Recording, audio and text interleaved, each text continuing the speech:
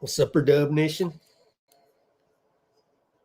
Yeah, John Morant, buzzer beater. Wow, what a way to come back, huh? His first game back from suspension. Wait a minute, where's that coming from?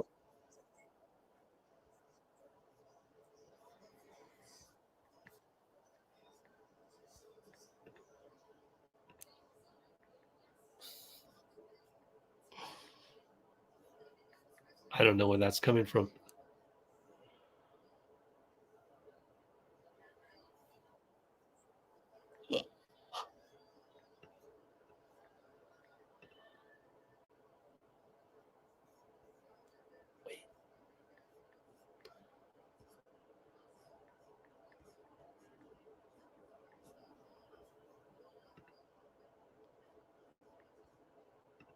Found it. It was on my other screen. I had to restart the computer and forgot that was on the other screen. Whenever it restarts and opens up your old windows, your history, it forgets. It forgets that you had it on mute, and I hate that. Anyway, we got a new article up here. Wiggins says he's in the doghouse. But before we do that, let's go back here. Referees, Curtis Blair, Mitchell Ervin. These guys are okay. They're okay. Derrick Collins, 23rd season, like never heard of the guy, and it's his 23rd season. That's part of the problem of the NBA these days. And I'm going to, I wanted to upload the pregame stuff, but it doesn't look like it's possible because I ran into a little copyrighted music thing. So I'm going to have to go back and reload that, and it takes forever to try and solve that issue. That's okay, though. I just want to double check that that is what the issue is. So give me a moment while we slowly. There's Usher. I mean, Ja Morant's dad. Okay, let's see. Checking. I already said there was a copyright. What the heck? Placement, learn more. That's funny.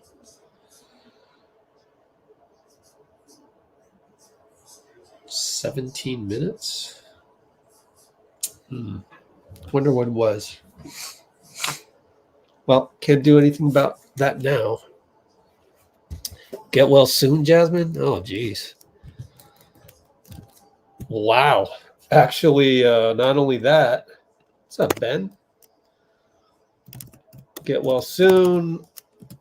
Plus, CP and Wiggs also have some strain of the bug, but they'll play. They've been activated. All right, John Moore Daxt. Okay, good to have you. Right, Dean? Exactly. New article now that I am free to discuss stuff. I'm not bound by my thing that is taking forever to upload. Oh, hang tight, actually. Speaking of which, says I'm sharing revenue. I don't want to do that. 112 to 135. Oh, all right. So someone accidentally recorded music. I think it was KNBR. Yep. Oh, it was Jason Dumas. He always does that, man. Indiscriminately. If they wanted to, they could shut down his Twitter account just from the music that he accidentally records at the arena. How do I know this? Let's Go Warriors was suspended twice in the last, well, it was like years ago, but oh my gosh, man. That's when I knew it would be some BS happening.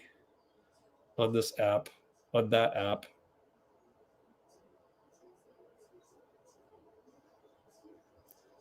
Them and the music companies do not get along. Do not get along. And that's even before Elon showed up. We'll see if that version works, but at least my edit is better.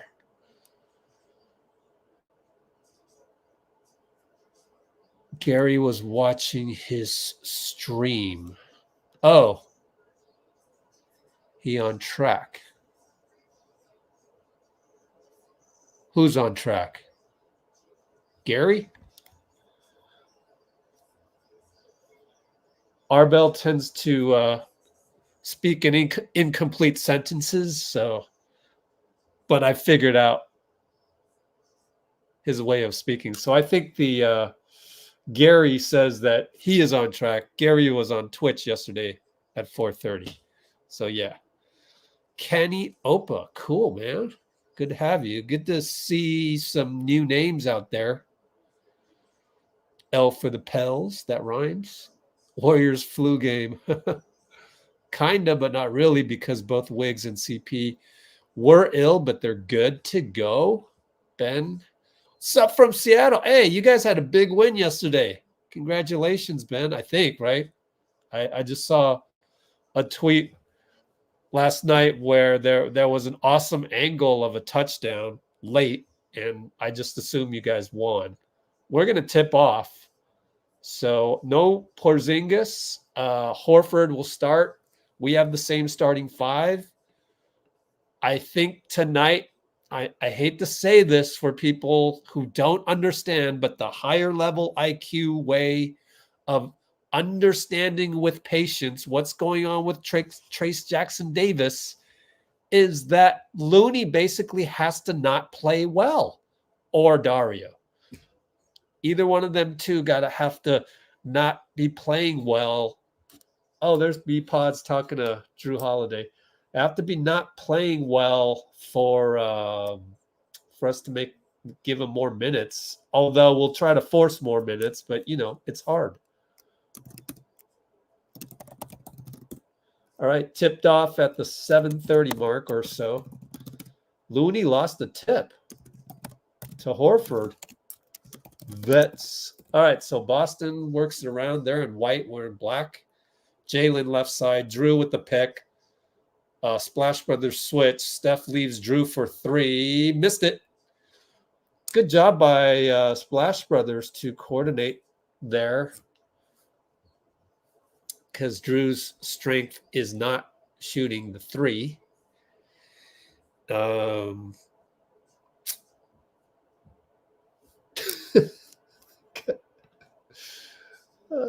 man.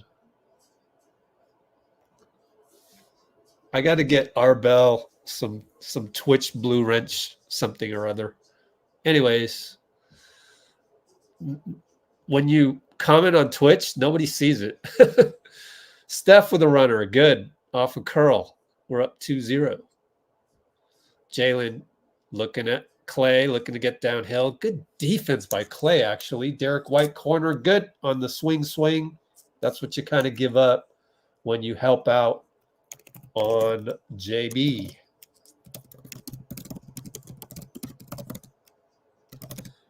Klay will try to answer.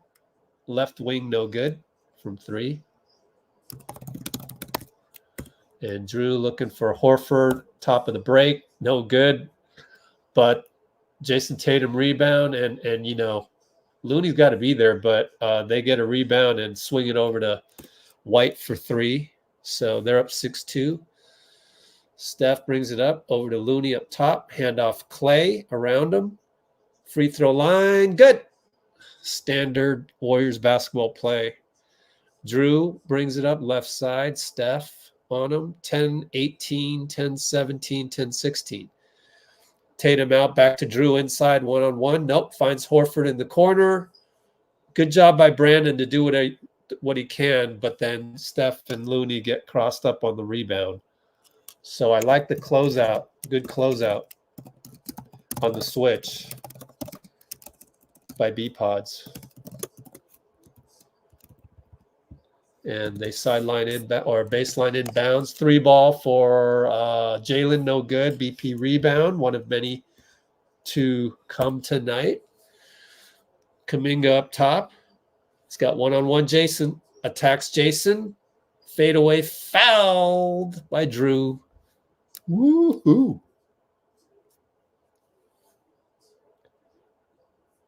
Why bro or woman on Twitch, YTF would I answer you at all?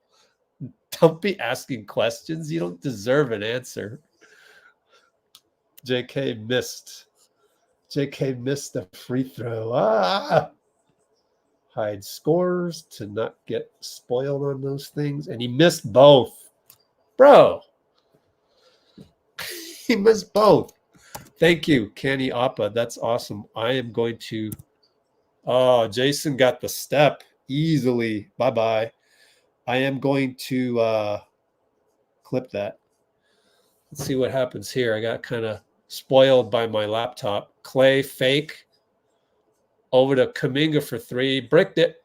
Looney rebound. Back out to Steph. Behind the back to BP. Sidestep 3 ball.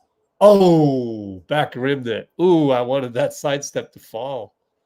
You don't see that a lot from BP. Anyways, Drew against Klay. Al with the pick. Al with the roll. No good. Looney rebound. Al blew a layup on that. Steph against Derrick over to BP left side. He's patient. He'll shoot a 3 because Steph said go ahead. Honestly, looked like Steph did. So he launched it. Didn't want him to hesitate, which is fine. Jason, 3 ball, no good. And Steph brings it up. Oh, lost the ball, but Looney's right there and up. That's Steph's fault to begin with. JT with the anticipation and dunks it. Come on, Steph. That'll probably be a turnover on Looney, though. Klay for a 3, line drive, good. Yep. That was not Looney's fault, although it kind of was. We wouldn't have been in that predicament without Steph being careless in the first place. So I'm going to chalk one up to Steph, or at least 80% of that one. JB fade away over Steph, good. All net. 12-7 Boston. They've come out firing. In fact, let's take a look at the shooting percentage. 45%, 2 for 7 on threes. Klay gets it blocked by Derrick, but Kuminga's there to leap over everyone for the lefty scoop. And I think BP just fouled Derrick on the inbound.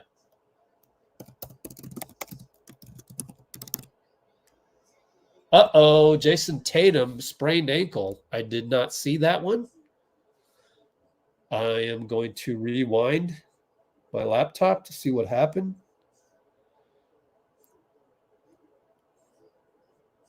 Oh, it was off the ball, and that's why JK was so open.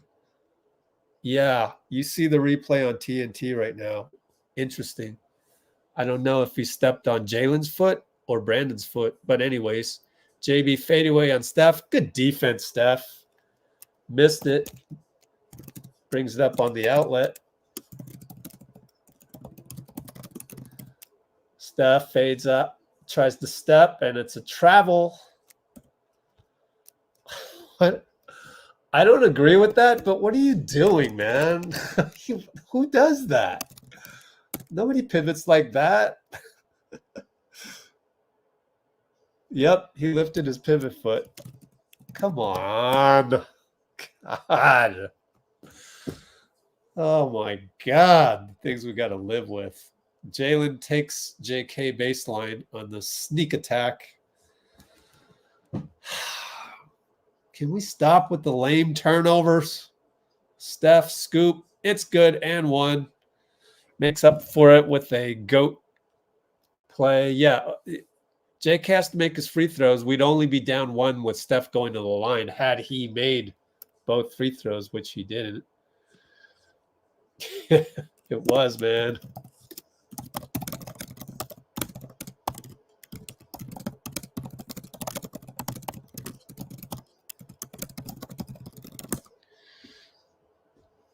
John Mordax. Look, we don't know each other, and you know, so far I've seen one comment from you, and the next one is, that wasn't a travel. Come on.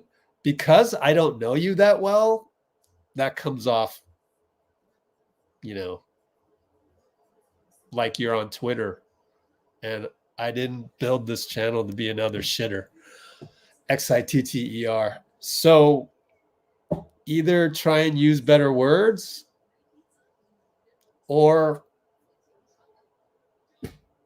this is not a good fit. So we'll see. We'll see. Oh, okay. Well, looks like John is the type of guy that we like to have on here, right here. No apology needed. It's just clearing the air. You know, me and Dean got into it last night, but it was just because we were texting each other. And we'll talk about that sooner or later. It's about Markannen.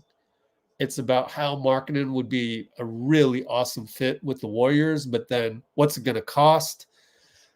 Ainge apparently wants draft picks. We don't have draft picks, so I'm like, forget about it. Meanwhile, Dean's like, no, don't forget about it. We need to think about this. And I'm like, nah, forget about it. So we got into it. So just another example of commenting and texting and sending messages on X or whatever they call it these days. Tough to gauge the general feeling of stuff. Anyways, yeah, Markannen. But I do agree. In a dream world, we are in the chase for Markannen as other teams would be. I think Markannen fits us more than any other team that would be logically tradable. He can't be traded to Sacramento. They already have Sabonis. He can't be traded to the Spurs. They want picks. They're not wanting to give picks to fellow cellar dweller Utah, right? Who else plays like us? Utah. Utah is giving up, I guess. They tried it. They tried split action off of Markannen. It's not working because they don't have the shooters. And you really do need dead spot type shooters. Clarkson is streaky, so he doesn't count. I don't know. Atlanta seems to want to go, you know, as long as they've got DeJounte, it's a different dynamic. The Bucks have Damian Lillard, who could theoretically find another shooter, and then you try some split action if you had a good four, but that's so hard to do. And Giannis isn't really that type of player. So Markanen would be the best fit in the NBA with the Warriors versus anywhere else. But, you know, I'm like, never mind, Dean. We can't do it. Anyways, are we in zone? Oh, CP came in the game, so maybe we are in zone. But Brissett gets a dunk baseline against said zone. I think it's a zone because CP came in and we're super small. But they don't have Tatum anymore. Look at Steph throw the ball to the other team again. My goodness. What are you doing, man? Gosh. Drives me nuts. Literally. I mean, used to be a coach, so those things drive me nuts. But Klay makes up for it with the runner.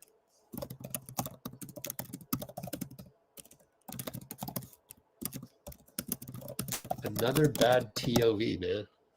Oops, I lost my monitor. What's going on here? Horford for 3. Oh, well, there's a lot of scoring. We're down by a touchdown. I lost my screen, so I don't know what I'm going to do. Lost my backup screen. Kuminga attacks and dunks past Jalen. Should have been an and one. Wow. Damn. No and one? Probably would have missed the free throw. Oh, well. Basketball gods. Oh, there's a Cornet for 3. No good. Steph brings it up. Don't turn it over, please. Yep, pretty close. You got it blocked by Derrick. Oh, man, I can't believe this, man. That's basically a shot turnover.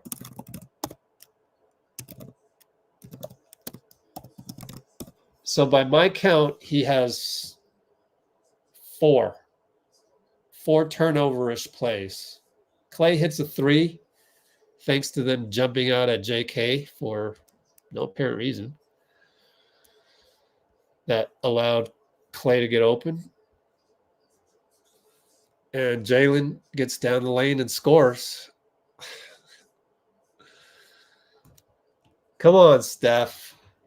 Let me try and remedy my screen issue. What's going on here, man? CP, lob inside of JK over to Looney against Cornet. Draws a foul and 1. Yeah. We're down 4. If we could just play a little defense, which part of the problem is throwing the ball to the other team, which then is very hard to play defense when you give them the ball with a running start.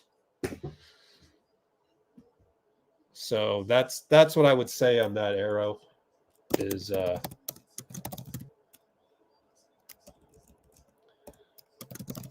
I think, but it could be wrong, but I think that the bad turnovers, the defense.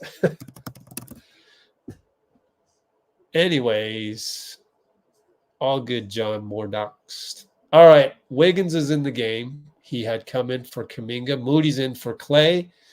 Derrick White, 3-ball up top. How does he get that so easily? Are we in zone? Hold on. Let me watch this. No, we're in man. I think Moody fell asleep. Steph trying to, wow, look at the defense. They're in zone. Whoop. Missed it badly, and Jalen 94 feet later and 1. Are they in zone? No, they're in help on Steph mode. Interesting. They're in help on Steph mode.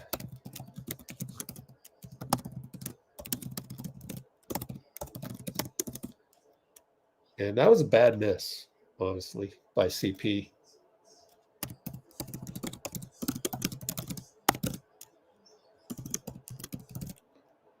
Yep, Moody couldn't get around the Jalen screen last time. I mean, that's not that tough of a screen to get around. So Boston, nice lead pass. Wiggins gets blocked, misses a layup. Oh, my goodness, dude. We're down 9. It should be a 4-point game. All the mistakes we've made.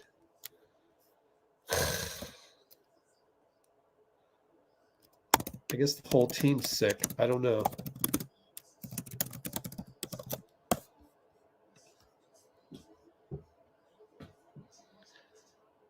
Okay. Jalen for 3 over Wiggs. Good. Catch and shoot. Jalen's like, oh, here's my chance. JT's out. All right. So Dario's in there. Swing over to Moody in the corner against Cornet. He wants to take him. Finds BP. Right corner against Jalen. Stuck. Drives. Big Euro. He scores. What a play. He just beat Jalen Brown off the dribble. Wow. That's amazing. Right baseline. Good switch by BP. Now it's JBBP up top. Good defense. Back rimmed it. Got his own rebound. Missed it was a half dunk, half layup, and he missed it. Good defense by BP, but then he kind of left him. Saric gets a 3 out of it. But it was good initial point of attack, and they're going to call timeout.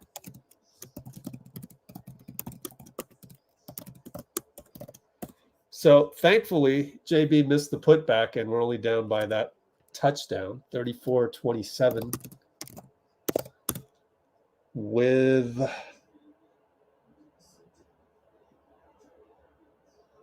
.219 to go after the Saric 3. I had thought that CP should have broke down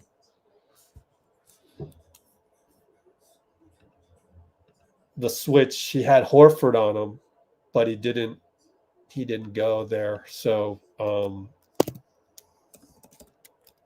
let's see. CP to Saric 3. Us time had Horford.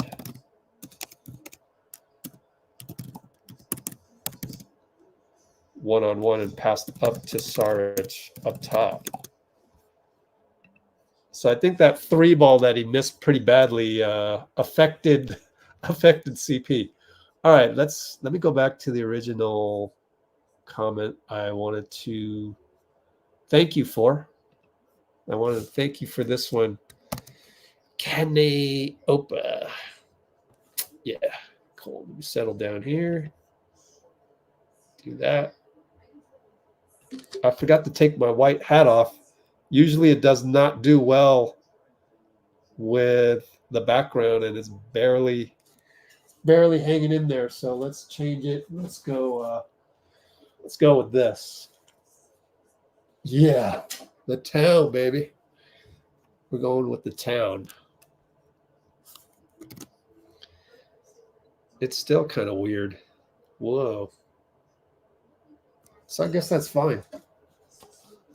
Since I wore this, I should have maybe changed the hat just because we're losing. But okay, that'll give me something to screenshot out later. Oh, so many Trace Jackson Davis hot takes, and well, basically not hot takes, but throwing Steve under the bus. And maybe throwing the likes of Wiseman under the bus. It's just a different way of drafting guys. What people don't realize is if you put Trace Jackson Davis and Wiseman in a gym and say go one-on-one, I mean, like, I wouldn't be surprised if Wiseman won. Right? So he still might be more talented.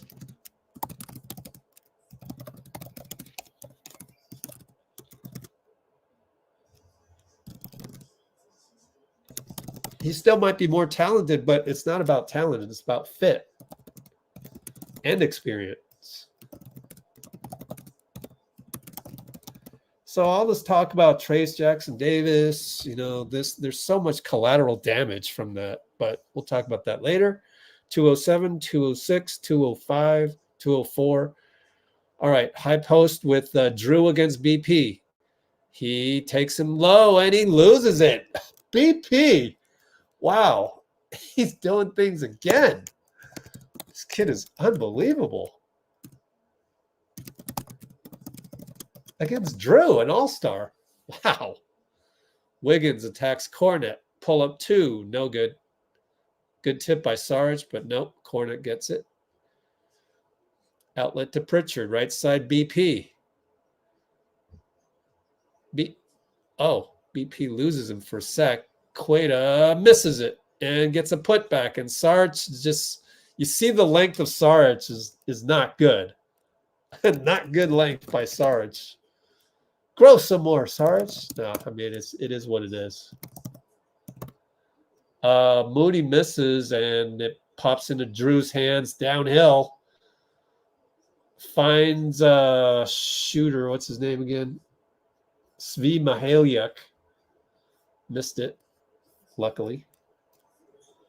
Ooh, 3 ball. Who hit that? Pajemski. Wow. God, he's so good. 53 seconds left.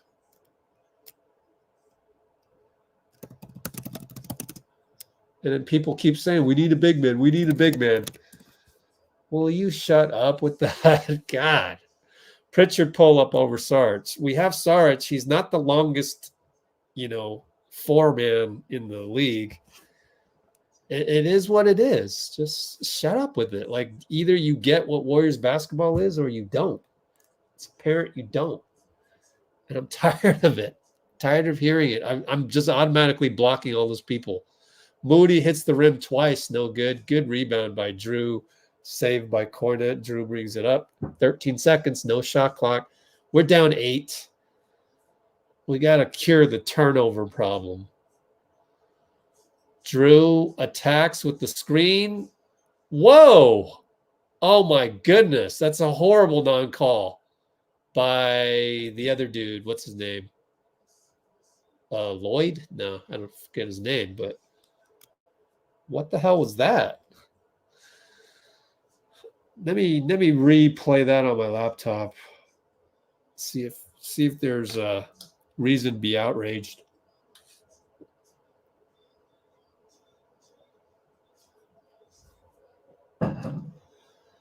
I don't understand that one. I mean, here, let me clip that for you guys. Like, I don't know what that is per se, but I know that's not a legal dribble. I mean, I know that that's something. That ain't nothing, and that's the problem with the NBA. Like, stuff if you saw this at the playground, everybody on the playground would be, all right, your ball, check ball. You know, that's bad offense. In the NBA, for some reason, it's okay. Why? Because Adam Silver built that. He doesn't care like I do. Like, do you think Adam Silver says to himself, oh, that's definitely going to be, clowned at the playground. That's going to be clowned on, right? Do you think that thought goes through Adam Silver's mind at all? No, not one bit. Not an iota. And that's the problem with the refereeing. There's no love for the game the way we love it. There's no sanctity. Adam. I mean, Adam's going to make you $1 billion, but he's going to F up the game in the process. His dictatorship is going to be sending out suspensions to people that you don't know. Just pick a number. Could be anything. Replay review time. Roll the dice every single time. Makes no sense. Like, total loss of common sense when it comes to, like, common sense things. And that's the regime that you have. It's a dictatorship. It's like any other dictatorship on the planet. Watch, we're never going to be able to attend an all-star game because I just threw him under the bus 1 trillion times. Who cares? I'm going to do some things next all-star weekend that, you're going to have Let's Go Warriors all over the place in San Francisco. But anyways, let's watch this travesty. Let's watch this travesty. Okay, so Chris is going to reach in. The ball comes out. I mean, can you do that? You got to let it go. You got to let it drop. I mean, come on. Everybody knows that. You can't catch it. You got to let it hit the board, hit the ground. What the hell are you guys looking at? Oh my God, man. It's an embarrassment. It's just an embarrassment. Like, Adam Silver's regime, as far as pickup basketball is concerned, it's an embarrassment. As far as making billions of dollars, dude, you belong. You deserve a statue outside Wall Street. You know what I'm saying? Stuff like that. You deserve a statue outside all the youth. Me, it's outside my house because you allow me to make money, but you're ruining the game, bro. You just are.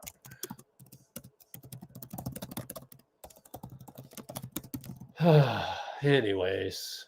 Oh, Moody gets a 3 to drop. Oh, thank goodness. We're down 7. BP giving Peyton Pritchard some pressure. Oh, say that 10 times. All right. So one thing I gotta check out here is how tall is Peyton Pritchard? BKRef.com, Peyton Pritchard. Drew misses. Basketball gods. He is 6'1". Why does Brandon look like 2 inches taller than 6'1"? Dario for 3. Suddenly it's a 4-point game. That's the modern NBA for you. But let me throw up a poll.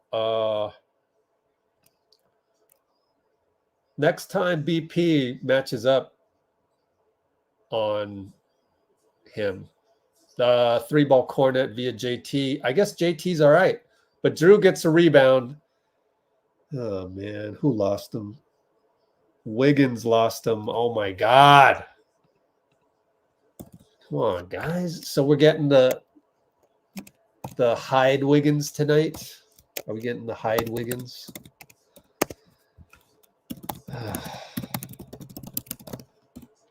My screen is going nuts today, dudes. I don't know what's up. It is haywire.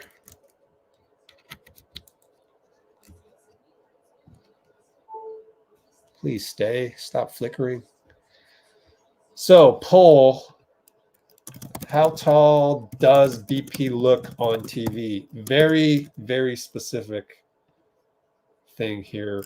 Let's try, especially when guarding Pritchard. Let's put some options up there. Let's get a real good, anytime I do a poll, it's never obvious. Just want to JT for 3, no good. So let's just do that. Pritchard for 3. Uh-oh, whose fault was that? Nah, he just got the lucky bounce. All right, we're down 7 again. CP deflected pass, but Moody got it. We'll shoot. Back rimmed it. Good jump by Wiggs. He got a rebound. Yay. You need to do one more good thing, Wiggs, to make up for the last 2 bad things. Moody, fade away. No good. Kata rebound over to Drew, over to Pritchard. Whoa, shoots a 3. No good. Doesn't have that yet, I don't think. I don't watch Pritchard, but that one shocked me. Saric will shoot a 3. Transition 3, good. So, like, everybody that wants a big man on that shitter app and on and the newbie people that are outraged that come to my channel, if you want a big man, you don't get those 3 points. But anyways, Boston scored way too easily. I'd want to look at that one again. Like, how are they scoring in transition like that? That shouldn't happen. After we score a 3, of course, our 3 was at the top of the break. But anyways, CP gets a, oh no, it's a foul. What happened? Foul on Brandon. Illegal screen. See, that's the thing. He's holding. They're both holding. I don't blame Brandon all that much, but you got to adjust. It's like those 50-50 calls.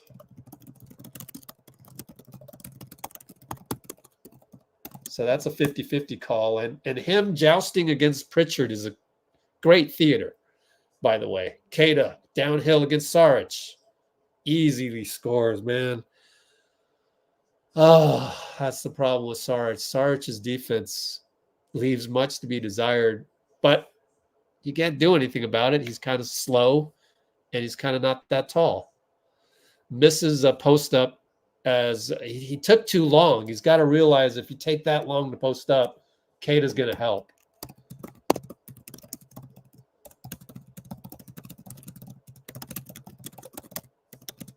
Pop a 3, Jason. Now we're down by 11 suddenly. We got to call timeout.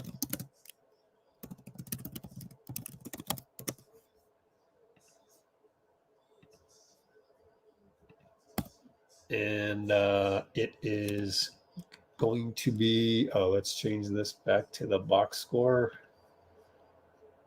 That's not the box score. There it is. 52-41. 8:15. 52-41, 8:15.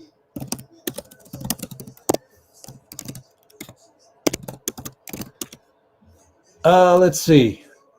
8:50, time for Steph to check in, and that's probably why we called timeout.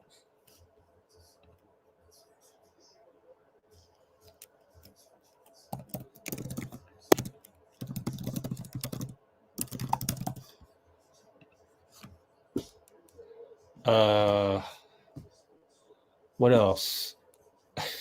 Name us Kata game. Well, if Dario's gonna try to match up with them all day, then yeah, Nemus is gonna eat. He's gonna eat. Okay, let me see how my video's doing. Maybe I could throw that up during halftime. Don't know. I do want to tweet out. Time to tweet out the link.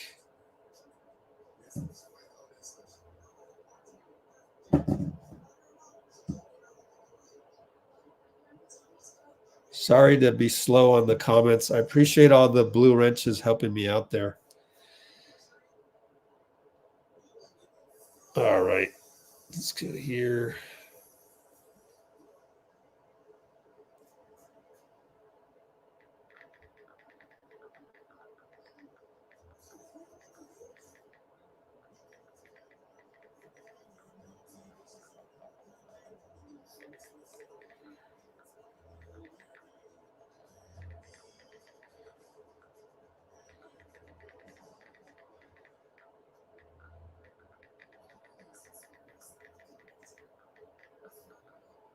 All right, hang tight.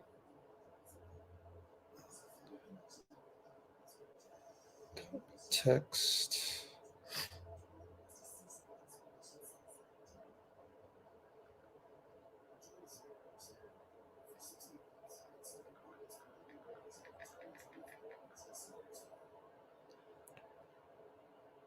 Boom, boom. Tweeted that out.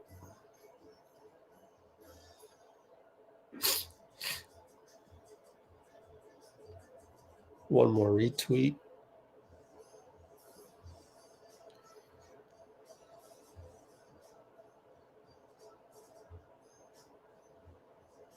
Copy that. Do this on Instagram real quick for y'alls.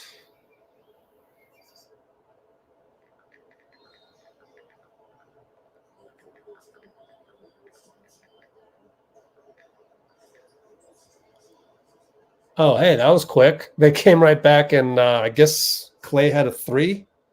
I heard Thompson.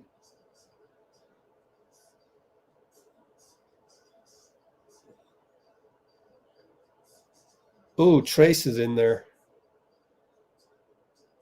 Yeah, that's just bad defense by Boston, who shoots a 3. Trace gets the rebound. Good to bring in Trace to just, say enough of the Queta killing us.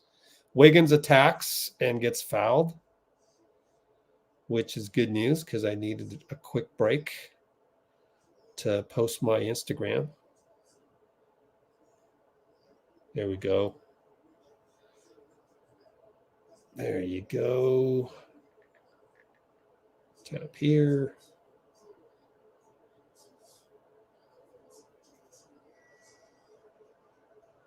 Appreciate you, Canny Opa,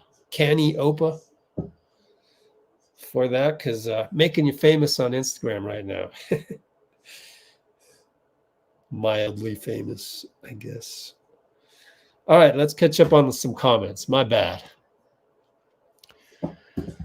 Let's get rid of the old score. And I lost my screen yet again, man. Damn. What's up with it, man? It's killing me. Yep. I don't know what's up. 3-ball Drew, no good. Boy, they love to shoot threes. They are launching all day long.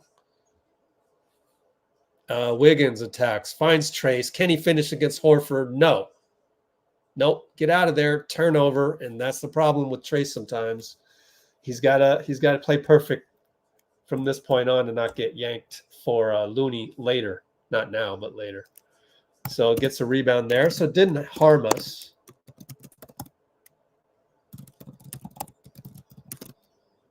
Steph will attack, and he misses a layup. Wow. I mean, that's still difficulty 7, but you missed it. JB decides not to shoot. Over to Drew. Over to Derrick White. Why is he so open? Missed it. Jason Tatum. Oh, because the attention's on Tatum. Jalen attacks back out to Horford. Over to White. Again, reloads from the same spot. Misses it. And a bunch of tip balls. And it's out on Steph or Klay. Jalen getting anything he wants over the shorter Steph. So hopefully that changes.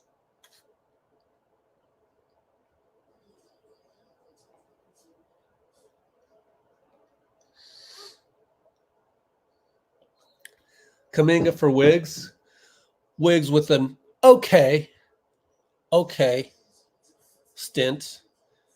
Drew gets past, but back out to Derrick. Shoots a 3. Great defense, Klay. Great defense.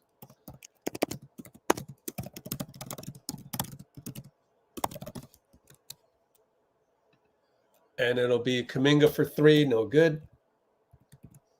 Trying to catch up on my notes there. All right. Jalen. Oh, tapped away by BP. Again, he's so good. Upstairs, the Kuminga, it's a bad pass. But we got numbers. And BP finds, oh, man, BP's so good. He's just so good. Wow.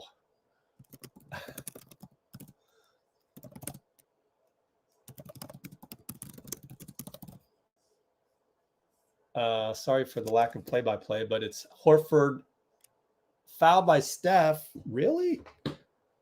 Steph can't believe it. Let me replay this. Up. My 15-second estimate went too far. Let me see this. I wish you could just jump back 5 seconds. Pretty decent defense by Brandon. I guess you can't go forearm in the back. Was that Pajemski's foul? Oh, maybe it was P. Pajemski. I don't know. I missed that one. No, that's not on Pajemski. It had to be on Steph, right? Let's look. Now I got to spoil myself and look at the play-by-play. Ted Curry, bad pass, turnover. What? Oh, no. Yeah, Curry. I guess you can't put your hand in the back or put your forearm in the back, I guess. Steph throws it away again. Jeez, bro. Good Lord, man. Again. And their 3-ball hits rim, out. We got to check how many threes they've taken. It's ridiculous. 23 threes. Klay baseline, not a good shot. JK rebound. I guess he can get a good shot considering a bad shot considering he was 5 for 7.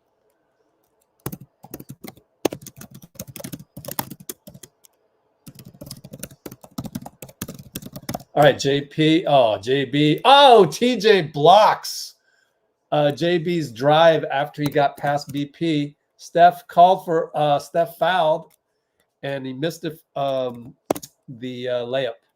Whistle blew, and Trace was there to rebound, but the whistle blew. There you go, Trace. So he's right back in the positive category after the turnover.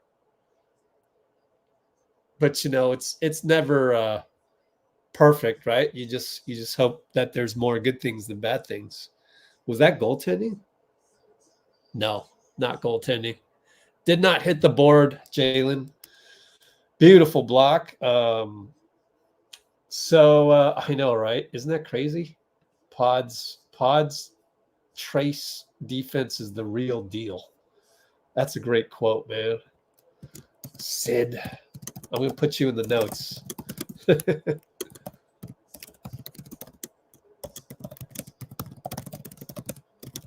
Is the real deal. And we'll allow the all caps for those types of comments. That is definitely allowable. All right, Steph getting good pressure on Jason. We're in a zone-ish. Might be man, but not sure. JK got the rebound off of another three. I believe that's 24 threes. They love to launch them. Half of them are threes. JK should be an and one on Derrick. He didn't get it, but he made it.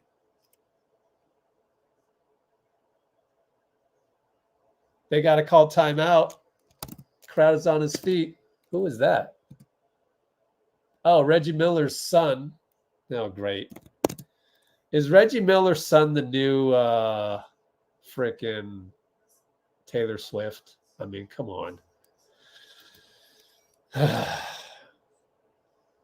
Reggie Miller's son's going to be Taylor Swift today at a Chiefs game, isn't he?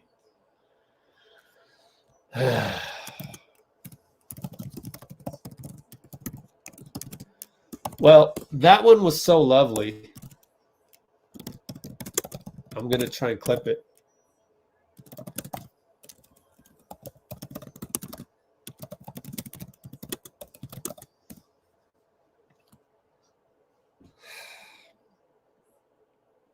We're going to have about 15 cut the camera over to Reggie Miller's son, aren't we? I'm just playing. I don't actually think we will, but if we do, I called it.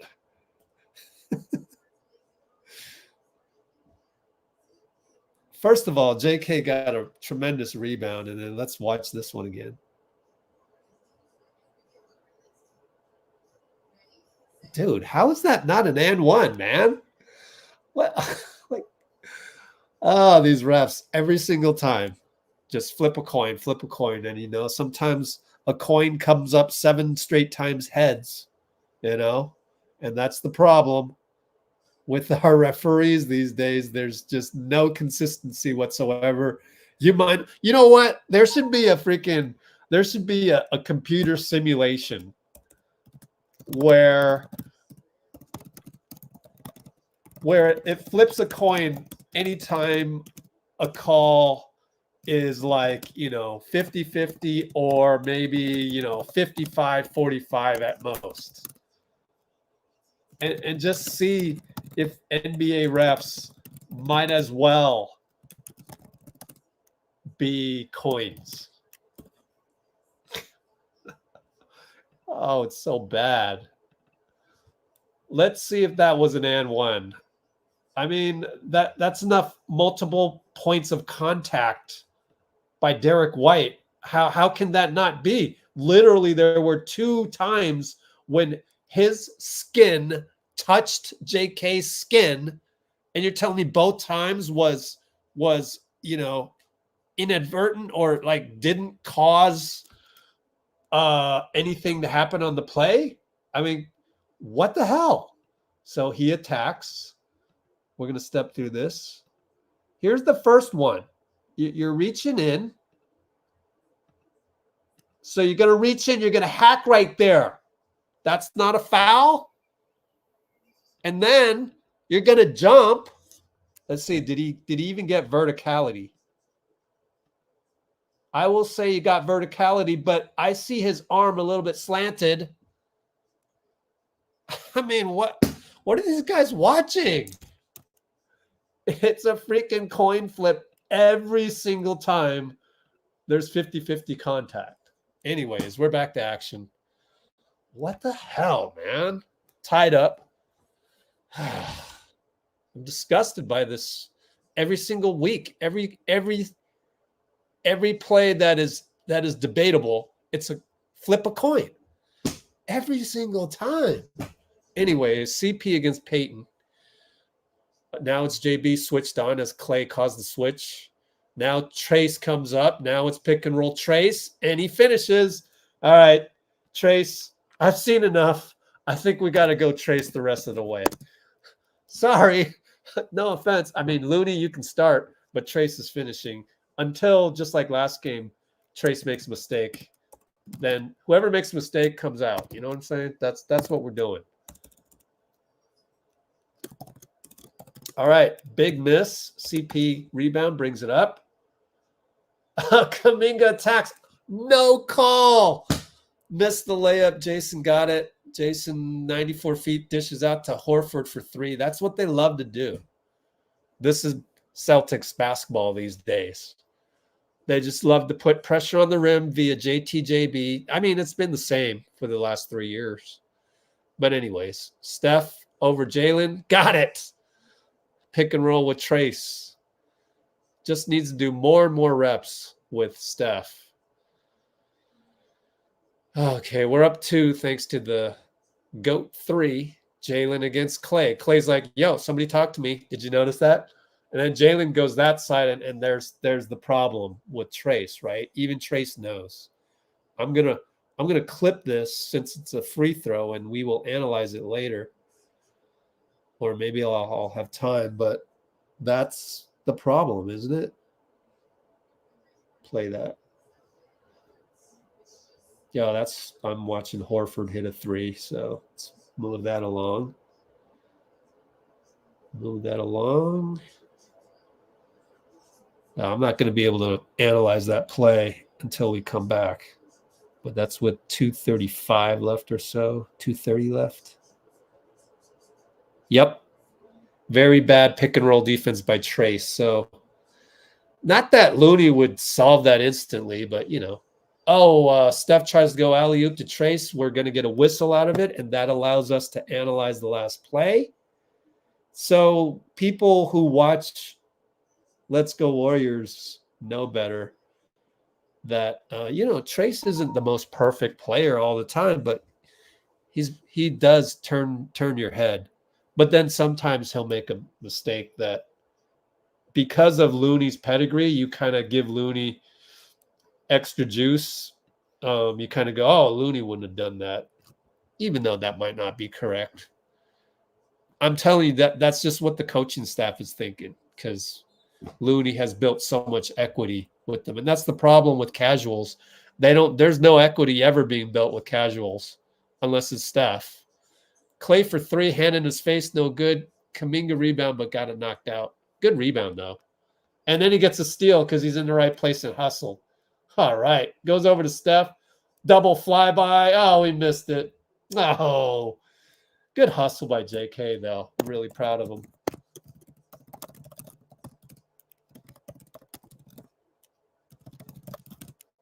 All right, so now we go baseline.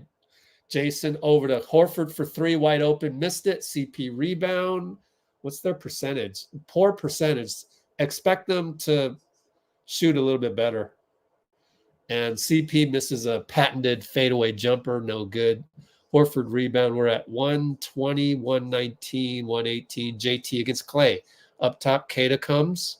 Switch to CP, double. That means somebody's open. They go to White. White. Oh, my. They called a foul on Steph. That's unbelievable.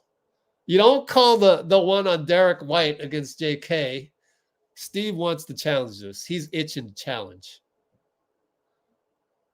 I don't think you would win an overturn, but, I mean, that didn't look like much. Like, that's one of those things. And that's another thing, right? That's another thing with these. How many fouls on Steph? I'll come back to it. 3 fouls. And they get a 3 out of it. Wow. That was a non-playoff foul, and I'll tell you the problem. Now BP's on the ground. He got clocked. Writhing there in pain. Let's see what happened.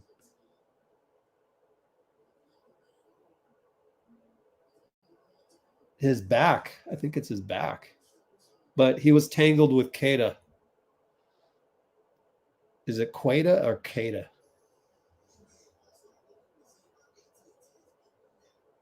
I think the initial screen on Brandon, which now that he's writhing in pain on his back, it gets me to think that was an illegal screen. Too little to call, though. But he's hurting, and that's the last guy we want down, not named Steph. But back to the non-playoff foul, that's kind of the problem. Like, you can't reverse that from the replay.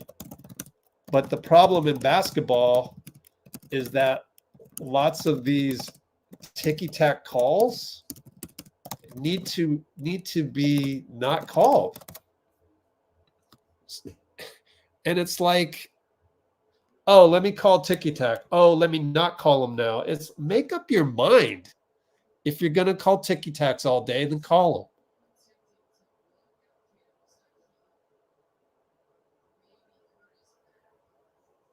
It was before that, guys. When Kata set the pick, they're not going to have a close-up on it. When Kata set the pick, that's when there was initial looked like BP felt some pain right there. Let me get a scoreboard here, guys. Yeah. CP gets the ball, and trademark fadeaway jumper is not falling. I'd love to get the stats on that.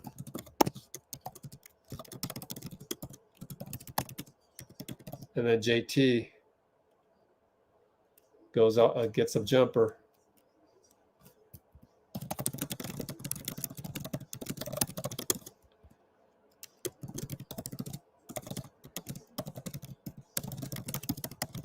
All right, so now we're down 6. JK for 3 over Kata. He hits it. I'm going to say Queta because I have a feeling I'm pronouncing it wrong. Now we got to play D. Wiggins on Jason. Here comes Queta. Trace traps him. Oh, nice defense. Okay, good. No call. Klay shoots it from 3/4. No good. Halftime, we're only down by 3. Not bad. Steph can play better. I'm telling you, how many is that? 4 turnovers? 3. So I want to show you. Let's do that, and let's open up. Oh, did I? What did I do here? Okay. So did we look at this already? Let's see. Yeah. This is the foul on Steph, which it's a momentum shifting foul. I mean, like, why can't referees kind of just have an idea if the superstar has 2 fouls already and there's about to be a ticky-tack foul, do I call it or not? You could really change the game if the superstar, you give him the 3rd foul. Like, why not know that? It wouldn't be that hard. You'd have to know Steph, you'd have to know Jason Tatum, and you'd have to know Jaylen Brown. There's only 3 guys that you wouldn't want to give 3 fouls before halftime unless it was totally warranted, like they were actually playing bad. And yet, like, they just don't have this IQ. And it bothers me. Like, it's so common sense that, like, a basketball guy would do this. Like, you put a gun to my head, you say, Rich, you go figure out the referee problem. What's wrong with it? Fix it. I'd have it fixed. Of course, also pay me $1 million. That'd be great. But, you know, like, I'll figure it out. But, like, there's no urgency by Adam Silver. He's sitting at home. He's got, like, 9 games going on, and he's having cognac. Like, he doesn't give a shit. And that's the problem. I'm just going to keep throwing him under the bus every time there's a referee problem. That's my theory. Go spread it. I don't even care. Like, if the NBA doesn't want to let me have a credential for All-Star Weekend or Summer League from this point forward, who cares? Like, they want to hold a grudge like that, you know, you're ruining the game. You're ruining the game. I mean, that's way more important than you know, than anything in the game other than making money. I get that. But how about making it 1B? Maintaining common sense of basketball. Because what's happening here, like, everything I learned at the playground, middle school, high school, you're undermining all of that. It's like any call that you would make or not make at the playground with a bunch of dudes from the hood or not from the hood. It could be, it could have been, you know, I'll just name it Ortega Park. It could be Stanford. across the street over here from me. Saturday morning run with Joe Lacob, or is it Sunday morning? 7 a.m. run with Joe Lacob or Kirk Lacob or whoever, right? Dude, they're not calling those. So why are you calling those? Good Lord, man. I just about had it. Like, it's not that hard to figure out, Adam. Like, just go to any gym near you. Manhattan, bro. I know Manhattan, bro. Adam Silver, bro. Just go to Basketball City. Just go to the NBPA. They'll welcome you with open arms. Oh, Adam, you're visiting us. Oh, yeah, I just wanted to check out the pickup ball here and what they call and what they don't call. Can you imagine that? That's the problem. That's like, you know, that's like me opening the door downstairs and finding a bag of, you know, with $10,000 in it. That's never happening.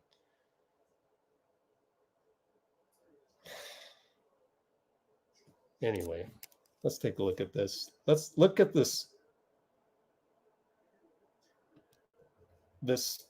travesty that we actually call NBA refereeing. I mean, look, Steph is gonna supply some contact, but it would never be called on the playground, period. Anywhere. Old man's run. There's probably a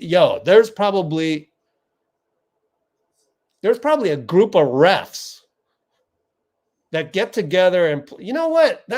That's what I would do. First thing, if I were in charge of refs, I'd make it mandatory, since we have 77 refs.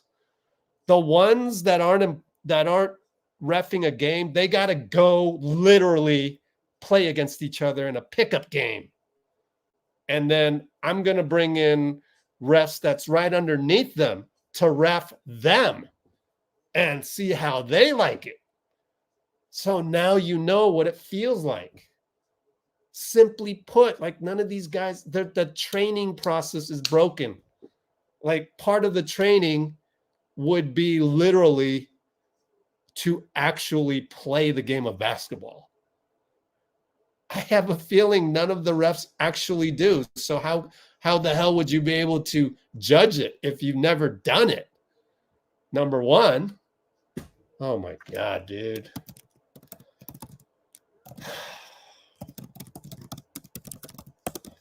Anyways, let's look at this travesty right here.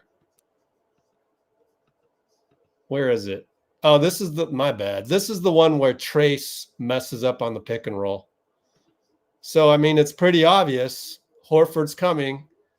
Horford is trying to figure out what side. The moment you see this, you should already be over here. But Trace messed that up.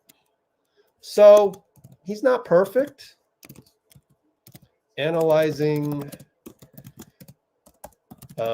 missed pick and roll versus JB at, where was that? 3 minutes 40. Okay, let me see if I can find the travesty of the call. I will do that. That's pretty easy. Just subtract 15 seconds a million times. Well, the good news is that it rained today here in the Bay, and so that's why it's not as freezing. I'm not freezing.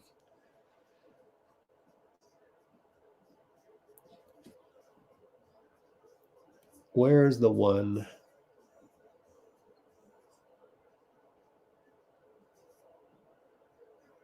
Is it that one? Where's Steph? Nope, he's not in the game there.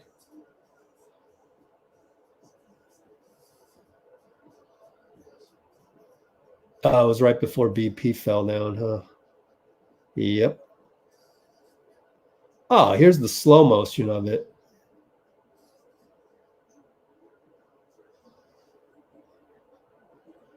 I mean, the slow motion is always going to make it look worse than it does in real time, but like, you don't just dribble right into a guy.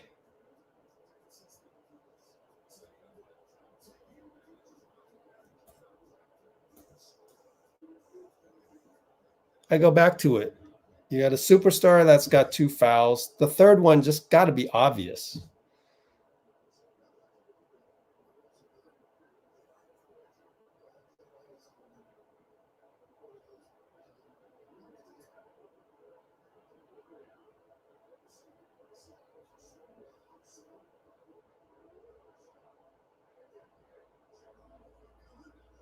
Which ref was that? Yeah, it was, what's his face? Curtis Blair. Light skin. What did Reggie say about it?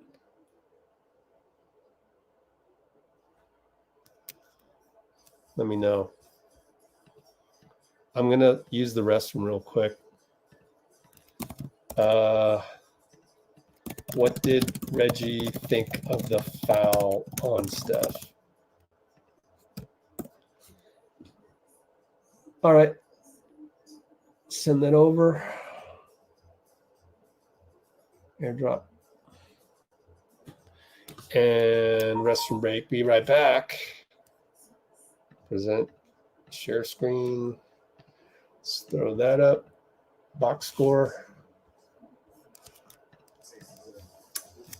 Do this. Restroom break. Be right back.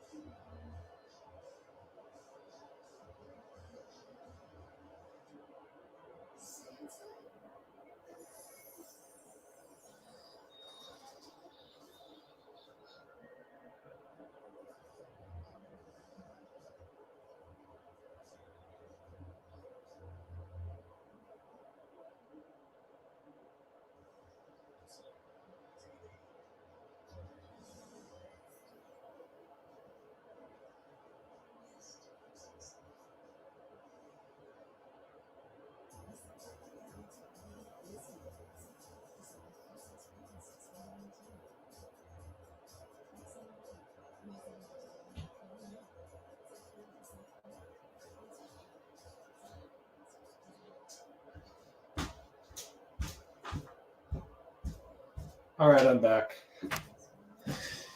Did you guys see Limbo Queen on Chase Center's Twitter? Chase Center. Check out Limbo Queen. This is nuts.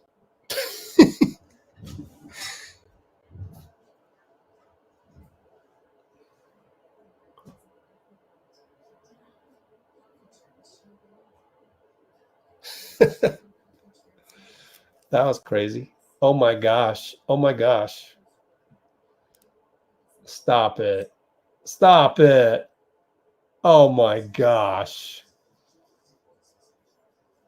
A freaking spinning plate? Oh my gosh.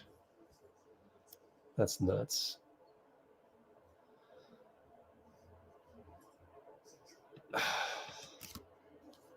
What are we going to do? Oh, we were going to look at that foul by Steph that was, I mean, in slow motion, it's a foul, but it's like, come on. He's got 2 fouls already, and, you know, come on. So do this. Here we go.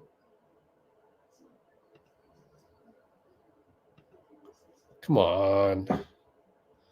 You don't give a foul to a guy that has 2 fouls. First half. I mean, come on. Changing the game at that point. There should be a replay here. I think in slow motion, it technically is a foul, but it's not enough. I don't even know if it is a foul. Is he moving?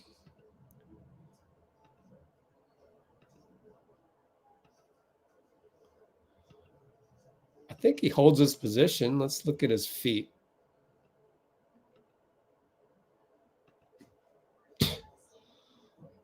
Like, let's go basketball gods style. Is Derrick White's move deserving of a foul? Look at his move. I mean, you kind of expose the ball after the behind the back. Your behind the back is too far.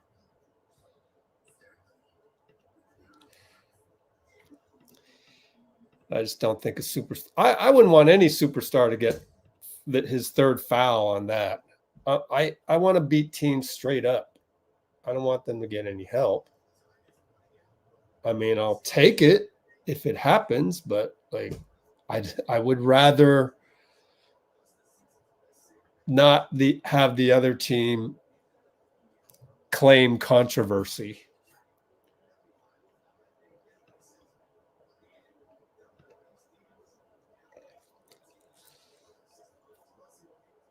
Okay, so he looks 6'3" or 6'4". I've been told Brandon feels like 6'5", but I'm not sure. Maybe it's his hair.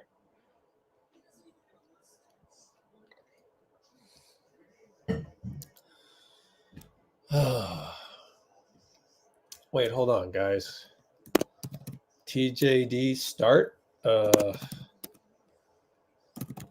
Doesn't Horford start? I'm okay with Loon on Horford. I'm okay with Trace closing the game. Closing the game too. It's tough because Saric might give up a 2 but make a 3, you know? It's not easy.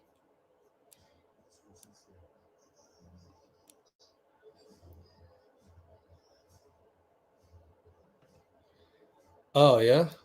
Interview Rasheed, Wallace, and Bonzi Wells had with the official that... Oh, Tim Donaghy? Wow. All right. Yeah, but that's the thing with the NBA. They got too much pride to go, oh, yeah, we're going to implement the suggestions of a referee we had to ban because someone had to take the fall in our screw up of that. Oh, man.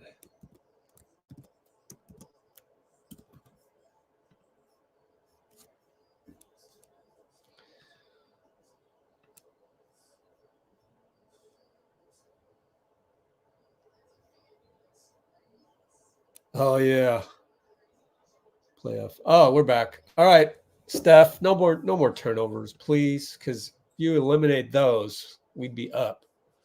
Down 3, 11:49, 11:48, 11:47. Looney in there against Horford, as I mentioned.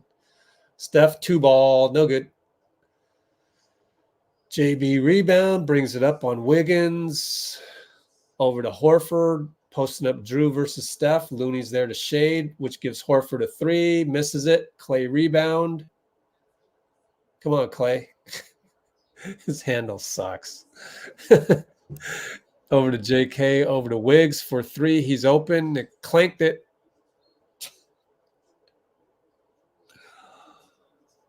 One more of those. Actually, we got to go with Wiggs because Pajemski's hurt, which is why Wiggs is in there. Freaking Wiggs, you knew that, huh? You knew you had, you know, no one to replace you for that one. But anyways, they miss. Wiggins rebound over to Klay for 3 and missed it. Guys, can we please run the offense next time down? Horford wide open, missed it. Please run offense. Please. Please, guys. Kuminga, right side. Looney up top. Looking for Wiggs. Do not shoot that, Andrew. I'm kidding. Klay up top. Pick and roll Looney. There you go. Pop a 2. It's short. Little disappointment clap by Klay. Bad pass, Horford. All right, we got a minute and a half of brick building.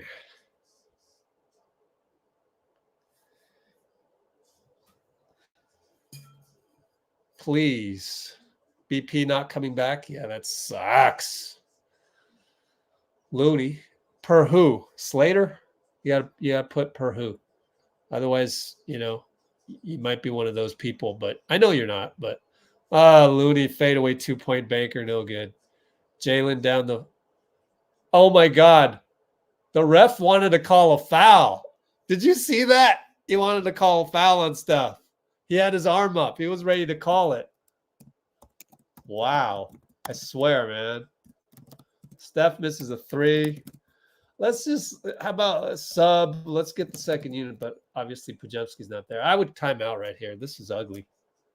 Timeout. Loon hangs his head.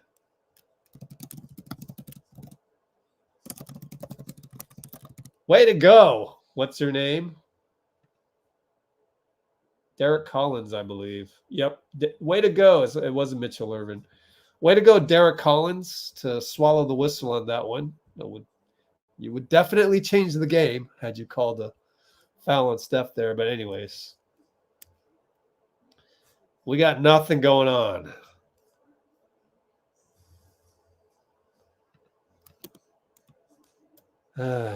What's the score? 69-62. It's not sickening. It's not that bad. It's not, you know, spread extremities.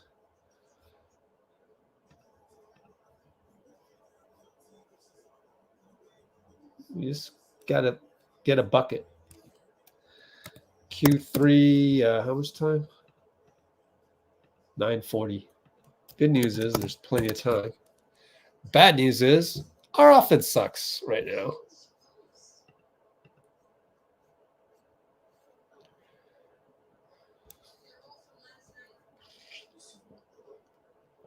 You know what I do?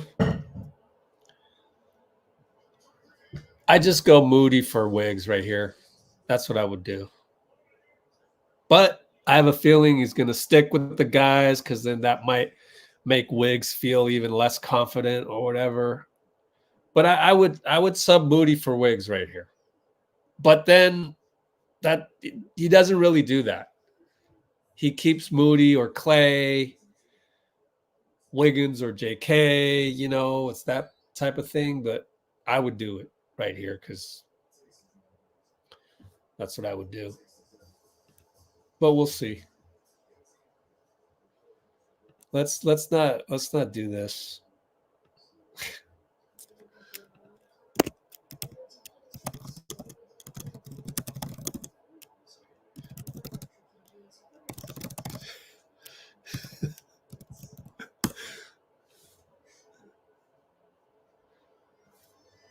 All right. As far as pods being out, none of you have done the journalistic integrity of actually saying where you got it from. So I'm going to look it up. And there we go. Per lower back strain, Slater, lower back strain for BP out rest of game. That's all you got to do. All you got to do. Just cut and paste.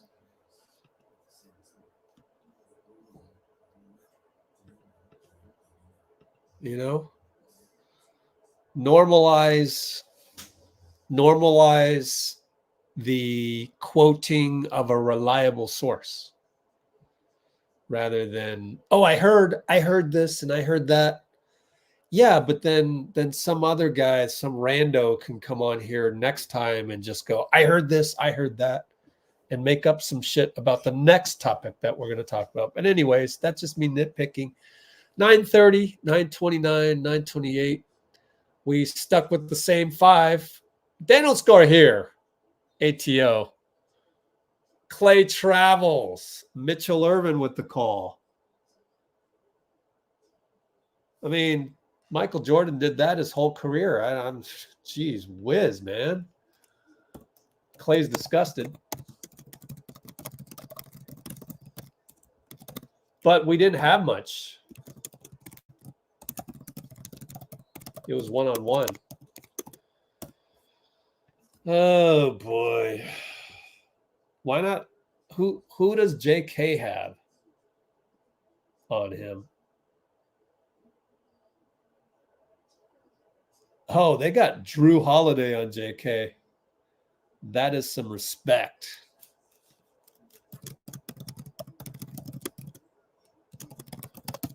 And Klay ended up fouling Jalen. Let me see what happened.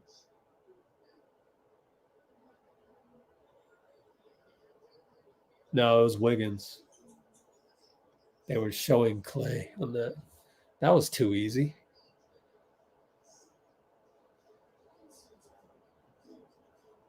Come on, guys. Steph shoots a 3, claims he got fouled. I wonder.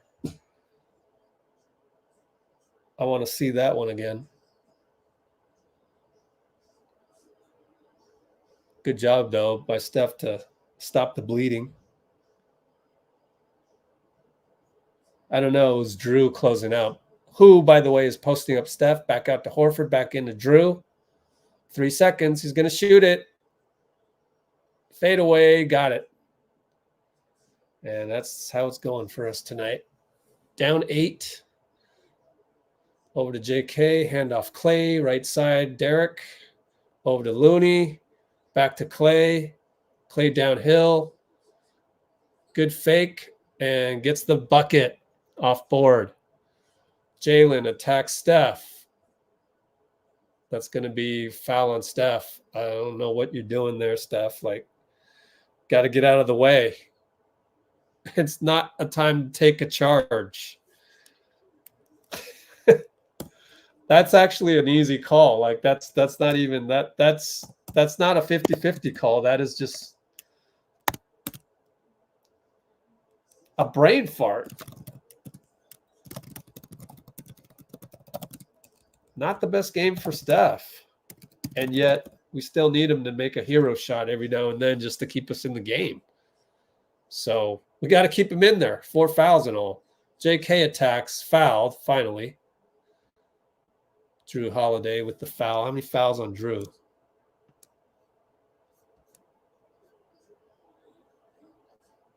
4. That's good. See, I knew I had a feeling he'd been fouling all night.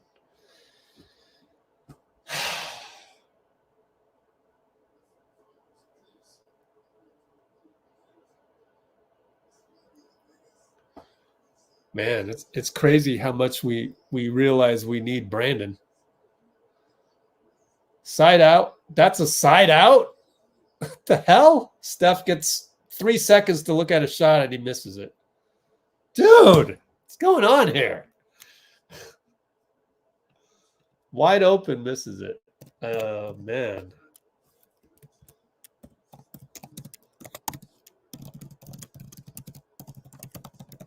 These are some big calls. And they score a 2-ball. Who was that? Derrick White? Yeah, Derrick White. Nice runner. Man, he's improved. Klay for 3, hits it.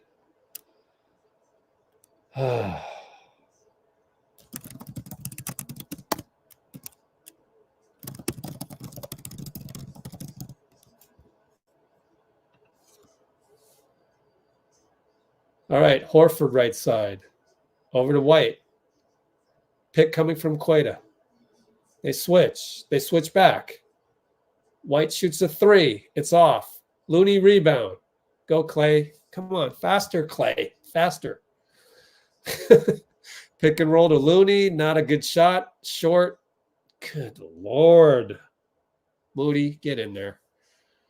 JK swats it from JB, but White's there. They swing. Tatum loves to shoot those. Hits it over Steph. Oh, well.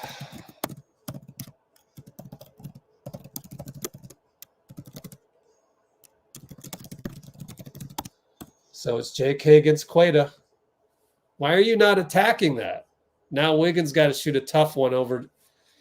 What the hell? Horford. Good Lord, man. JK decides to not attack Queta. That doesn't make any sense whatsoever. And then we leave Steph to guard JB by himself. No help. Someone's got to help. I think that's Klay. Klay decides not to help. This is a pretty low IQ game by Steph and Klay. Good Lord.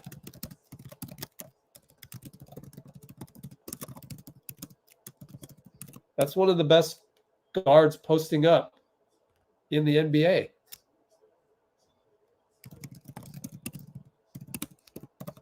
We're going to challenge this. I don't think we're going to win it, but let me look at the replay.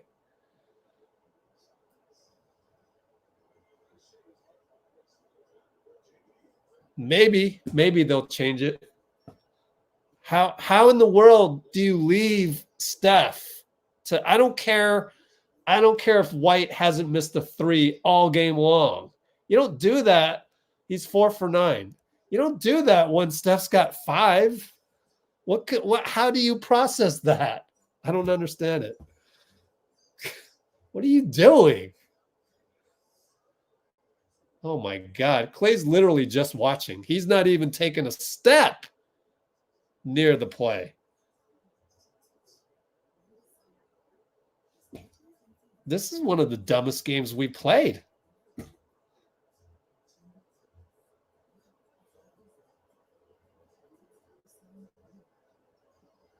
I don't see if there's enough to overturn this.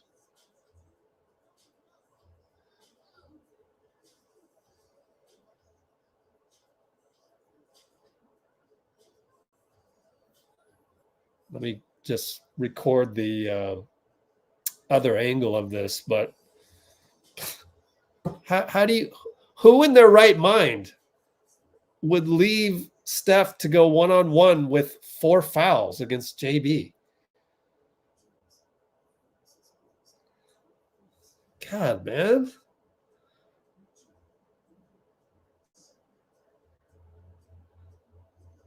It must be hard to do, but you have got to take out some of these guys. Klay has not been playing well.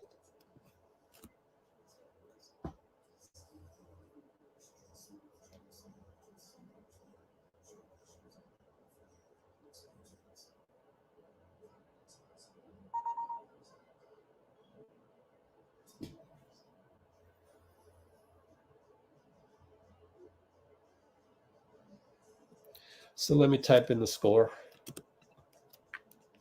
I mean, you might also want to play a little zone, but pretty atrocious way to come out after halftime. I'm sure Chase Center was pretty much empty. 6:07.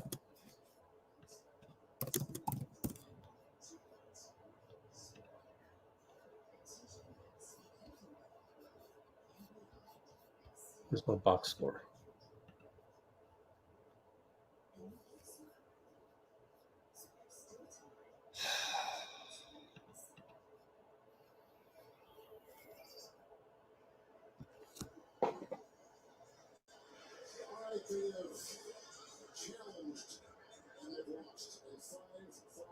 Lost the challenge.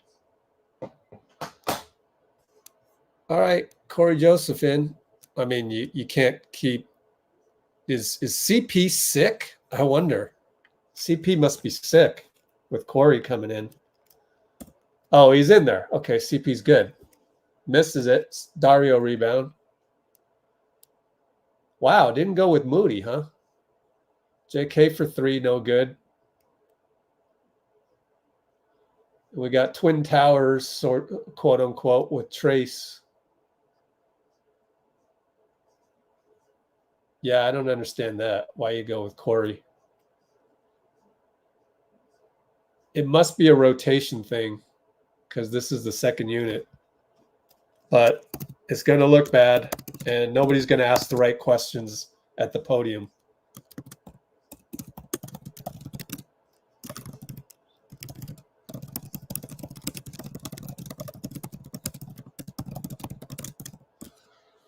Kojo for 3. If he makes a 3 here, it'll heal a lot of wounds and a lot of hurt, but he doesn't. Dario gets the rebound, and CP throws a brick. They go 94 feet. Horford scores, and this one's getting out of hand, down 17.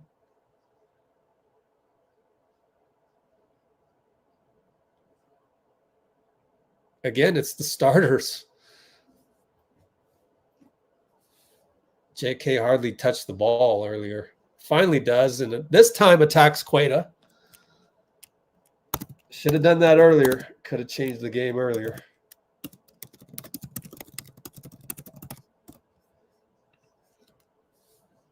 It's time to no longer go to Wiggins over yourself. You know what I'm saying? Do not defer anymore.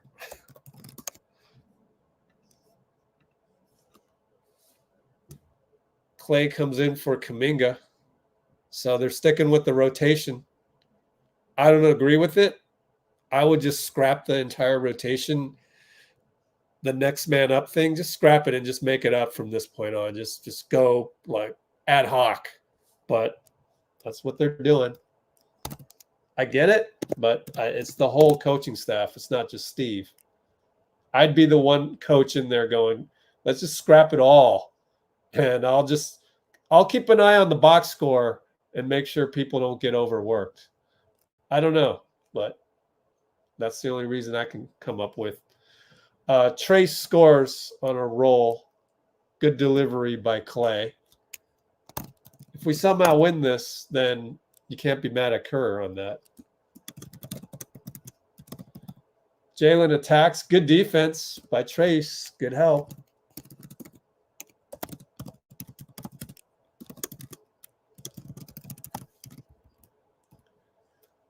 Trace finds Kojo. What a pass. Timeout. Missoula. 329, 87, 86. 76. 87, 86, 76? Or what? Yeah, 329. What happened at 420?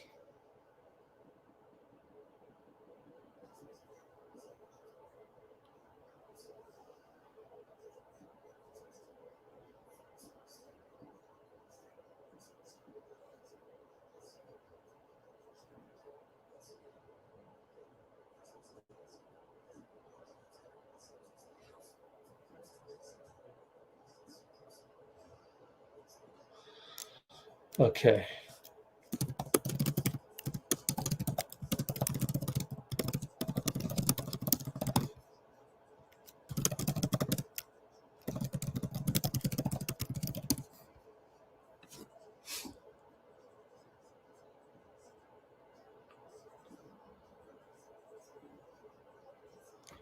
Okay, let's see. I mean, so it's questionable, assuming you want to ditch the rotation structure. If you understand the rotation structure, then I can see why.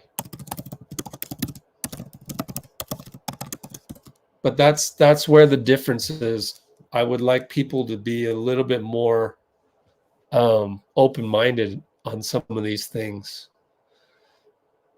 Yeah, I would have just ditched the rotation structure and just gone with Moody. But you have to say that. You have to understand that there's a rotation structure. right now. Steph is supposed to be in it, and CP is supposed to be in that rotation, second unit.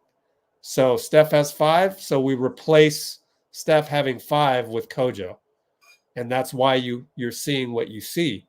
If they bring in Moody, then all of that rotation structure has to change. And it's hard to keep track. But I would do that. I would just say, screw it.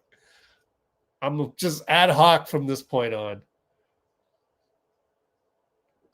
Anyways, they score down 15. Dario wide open, misses a 2-ball. Golly. What's he shooting? 3 for 6. Not bad. 3-ball, no good by Boston. They still live and die by the 3, huh? Klay. Over to Kojo. Spins. Banker over Pritchard. Good. Or over Cornette. Good.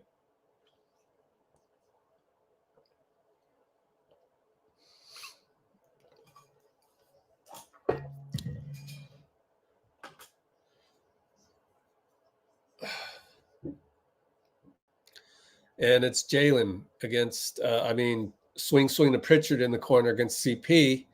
Queta trying to get position, and Cornette loses the ball on the entry. So it's our ball, down 13, 140 to go.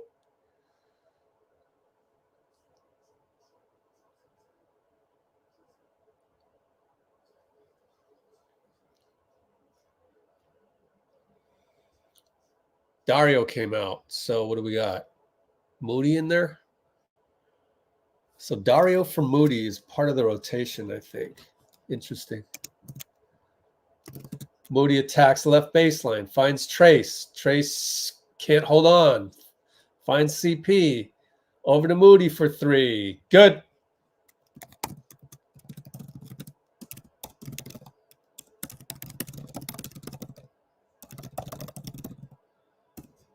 All right.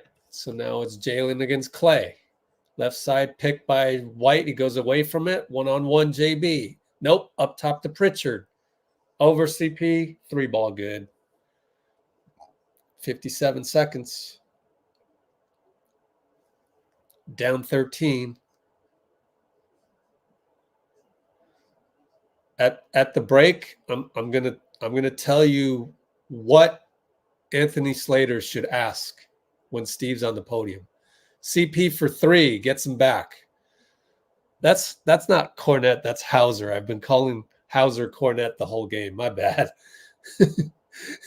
Mistaken white guys. My bad. They hit it. Was that White? Someone hit a 3 over. Yeah, White. Freaking hey, this guy. 5 for 10, right? 5 for 12. He's shooting a lot of 3s. Anyways, CP left open, shoots the jumper good. Finally, 1 for 3 on the patented CP elbow jumper. Only. Should be better than that. Should be 2 for 3. Anyways, JB, step back on Klay. It's no good, but couldn't time the bounce. And White misses at the buzzer. 11-point lead.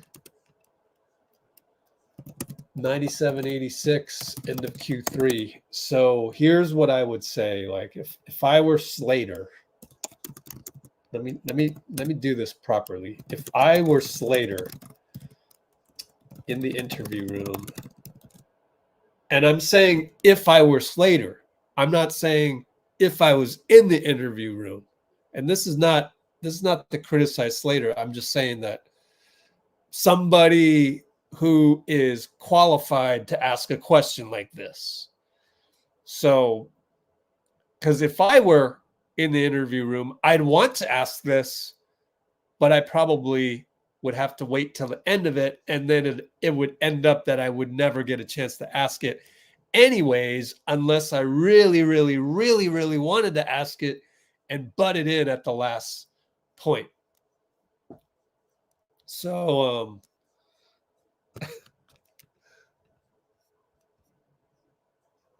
someone's like, I'm tired of all the remain positive stuff. We got the worst coach in the league. Why are you here then? If you don't want to learn, then go away. That's okay. I know you're outraged. I know it's not really Steve that pisses you off when you wake up in the morning. Bro, you know what's wrong? It's you. When you wake up in the morning, are you happy? Like, type it in. Type it in today to me. Like, put it in the comments. When you woke up this morning, what were you not happy about? Because I guarantee you did not wake up in the morning pissed off by Steve. It was something else. And then you, just like 99.9% of everybody out in society. So I don't blame you, quite frankly. We here on Let's Go Warriors, most of us are the 1% of 1%. We're the type, I'm trying to teach you that it's really not your environment. It's something inside of you that's not right. I don't know what it is. It could be that you feel like you're not good enough. It could be that someone backstabbed you. It could be that one of your parents abused you when you were a kid. It could be whatever it is. Something you felt that you have in this life has been taken away. And what happens is you want to lash out. You don't realize it, but you want to lash out. And so you pick an easy target. Who's the easiest target tonight to pick on? If you came into this game mad, who's the easiest one to pick on? It's easy. The same guy every night, because he's the easiest one to pick up. Look at him. He's on the TV. Look at him. Like, yeah, I could be mad at Steve. I could throw him under the bus. Why? Because he's on a flat TV screen, two-dimensional. He's on my phone, two-dimensional. He's not in front of me as a real person. I don't have to deal with him in real life. I don't have to respect him. So that's it.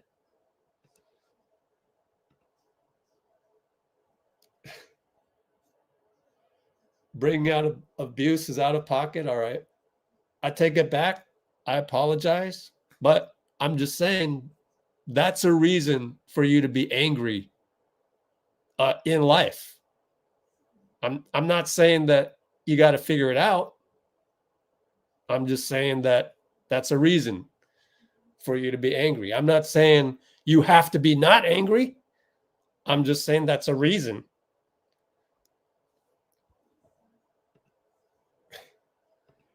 Don't tell me to calm down. You know the drill. Oh, man. Anybody else I miss?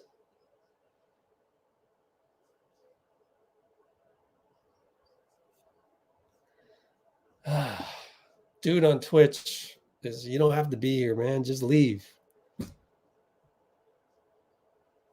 Anyways, wow, Wiggins got downhill and he scored. Yay. Yeah, I guess you had to bring back Steph. You know, he's got 23 plus 10 minutes will get him to 33.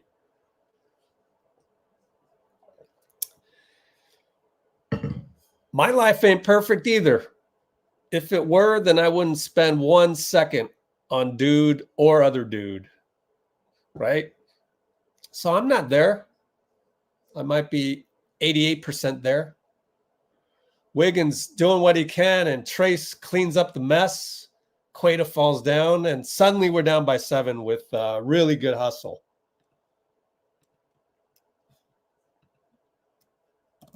So great start. Great start. Great hustle. Now they call a foul. No, they call it T. Defensive 3. Oh, man, defensive 3.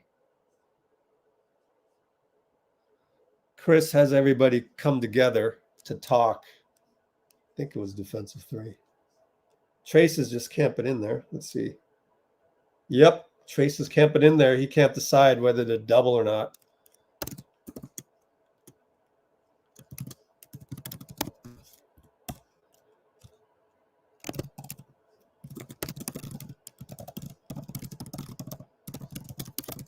All right, now we're in zone. Yay. That's what we're doing to avoid. Up, but they hit a 3, of course.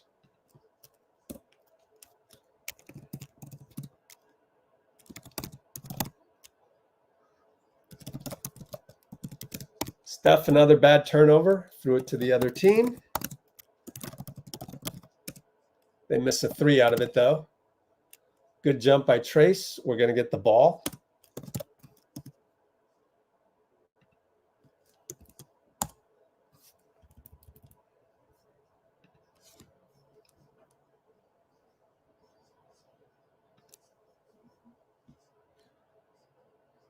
All right, CP, Trace, pick and roll, attacks Pritchard. That's a foul. They're going to call it a non-shooting, though. That is, what's his name again? Try to remember these guys' name. Derrick Collins.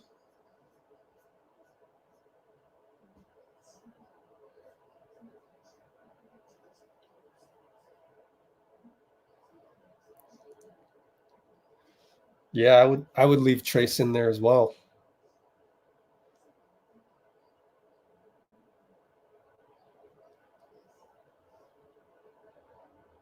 All right, so it took us a whole minute to do a side out. I guess there were subs. Anyways, Steph around a curl, gets the 3 over Drew. 9-11, 9-10, 9-09. And we're down 8. Pick and roll JT. Back to Drew against CP. He wants to dribble in. Almost got a steal, but then they swing to Hauser. Misses it. CP easy rebound. Outlet to Wiggs. Get him downhill. Got him downhill. 2 points. Touchdown pass. CP.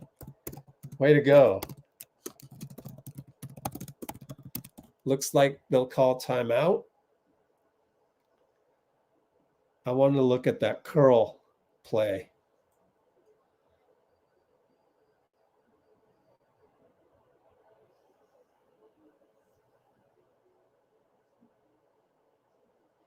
Let's do that again.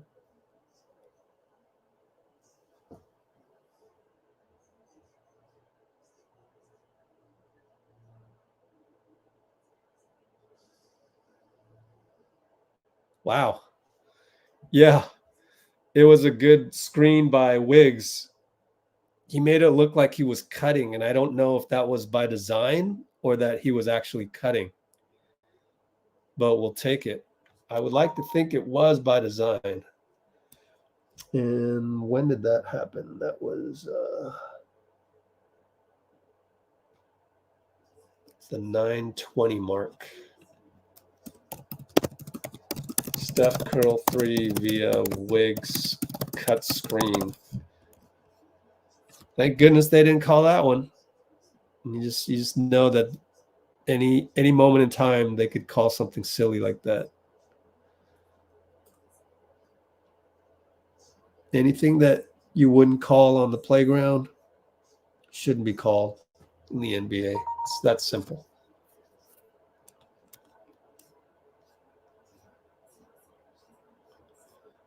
So here we go.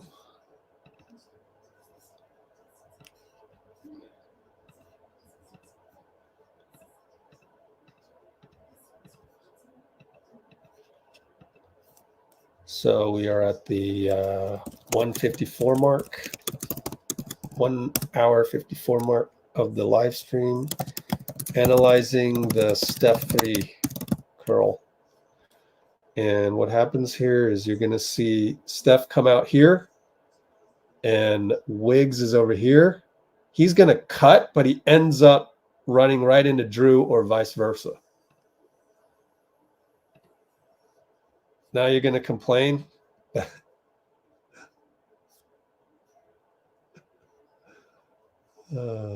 I hate it when people say, come on, man. He's just going to just take it.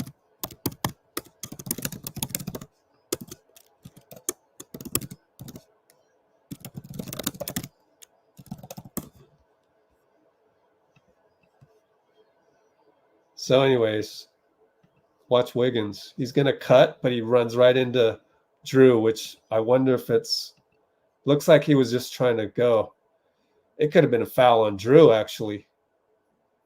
But it ends up being a look at Drew, though. He manages to close out still, but it's the world's greatest shooter, so made him pay. And Steph is turning it around. Maybe didn't have the best game up until now.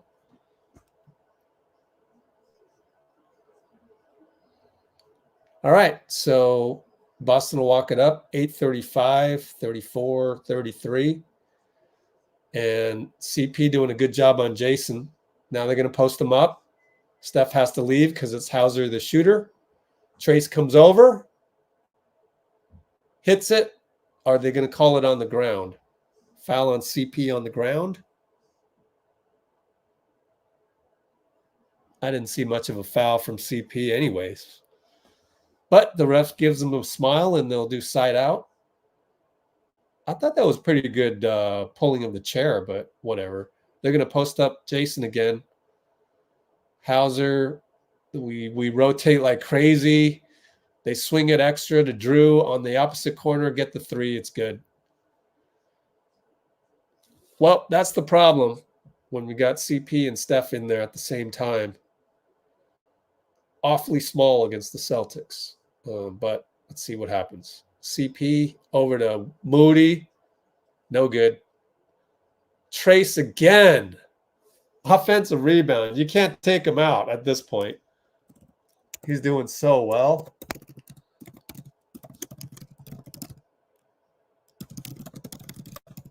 Let's play him the rest of the way. All right. That's Hauser for three. Missed it. Man, he's shooting blanks today. Lucky for us. Pritchard to reload. Hits it, but he stepped on the line.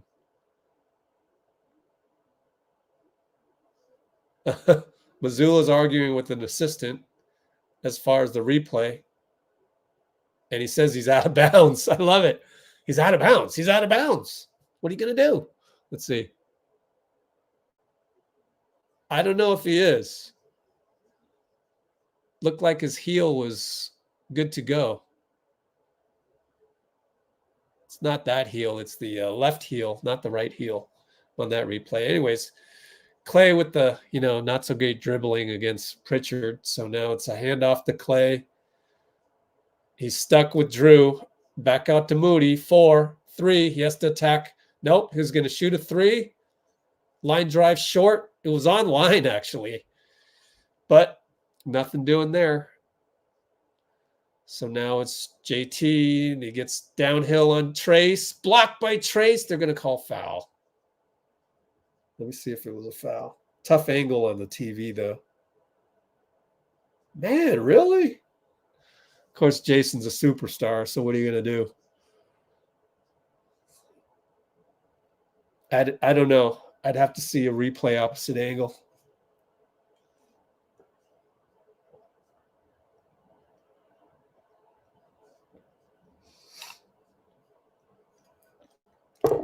So Horford comes in. And Trace goes out.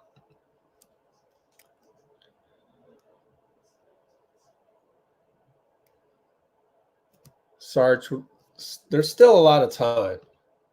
So I said I'd go with Trace the rest of the way. I mean, I was kind of joking there. I mean, there's a lot of time left. It's hard to play, 14 straight minutes or whatever he's played. 12. Oh, JK, nice downhill against Jace. And Horford fouls Moody from behind. Way to put pressure on the rim, JK. Way to put pressure on Jason Tatum, who, 0 fouls? Yeah, 0 fouls, man. That guy's managed to stay out of any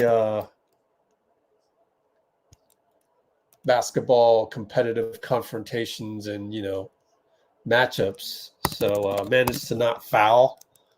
And that's what superstars do. They figure out how to get into crunch time, not in foul trouble. even though this one time Steph has.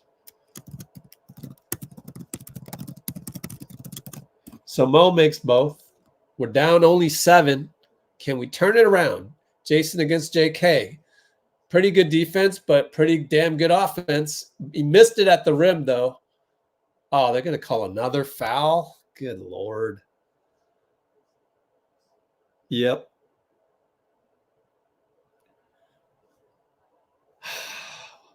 Well, with Trace going, how many minutes in a row did he go?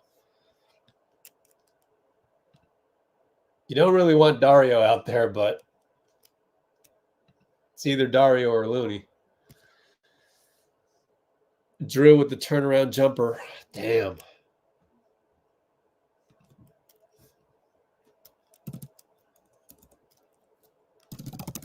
Steph gets the step on Jason. Scored a layup.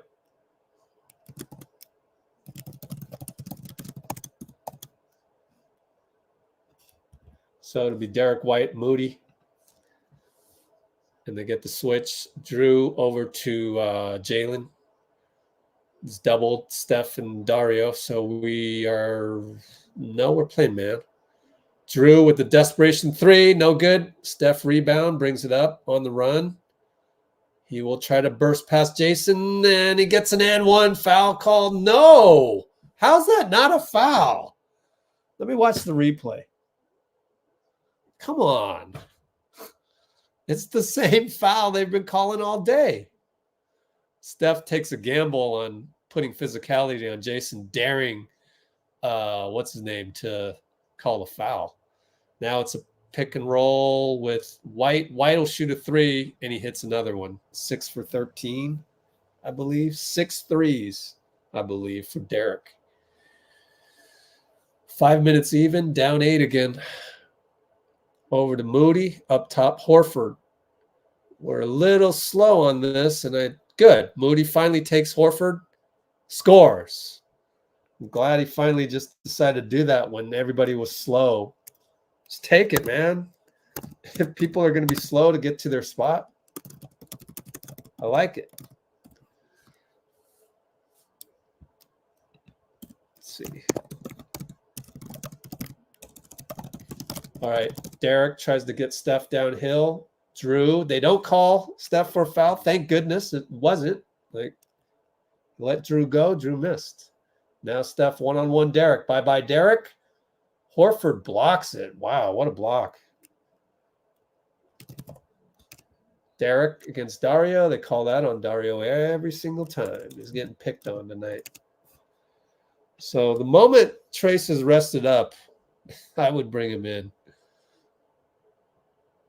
Got to look it up later as far as how many minutes in a row Trace played. How many fouls on Dario? Only 2 fouls? Feels like he's got 5. It's a rare instance where I look up at the stats and it's not reflective of what seems to be happening out there. Anyways, White shooting a free throw is too close to the bucket because he missed. Trace back in. Woohoo! 4:09 to go.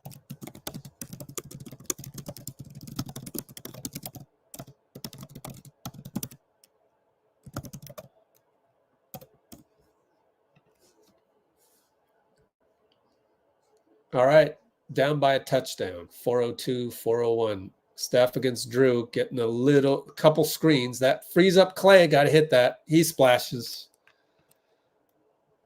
I'm surprised. I'm surprised they left Klay.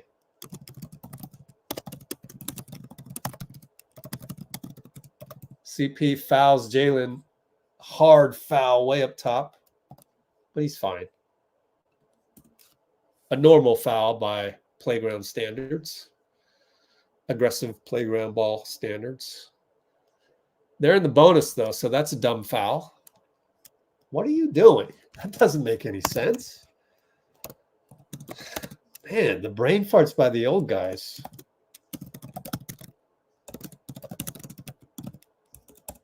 Did we want to foul him? No, he's a good shooter, right?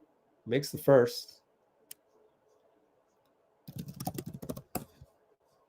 If you count up all the mistakes by almost every game, the vets make more mistakes than the young guys.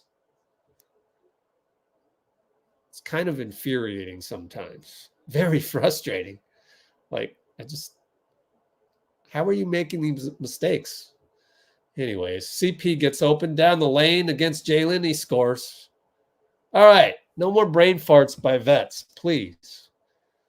If it's a brain fart, let it be on JK or Trace. Like, I can accept those. Jalen runs over Steph. Forearm too much. Not a good turnover by Jalen. Thanks. So, kind of goes to show you everybody makes mistakes.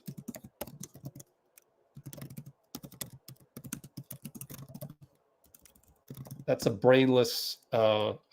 See that? I don't see Tatum doing something like that. Whereas Jalen is totally susceptible to those. But anyways, high pick and roll Trace. Steph will pull up from deep. He hits right in front of Joe Lacob. 1 point deficit. What happened to the guys that were commenting that we were trash and everything that I tried to delete real quick? Where's the dude on Twitch?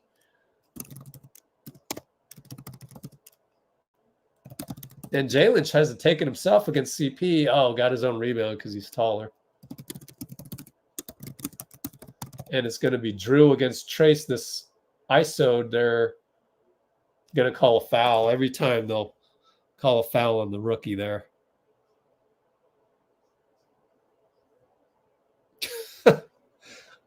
I don't know. You might want to challenge that one. What does the replay show you? My angles from the TV angle is tough. At least Brandon went out there. Brandon's good to go in terms of just generally speaking, but his back is probably tightened or something of that nature.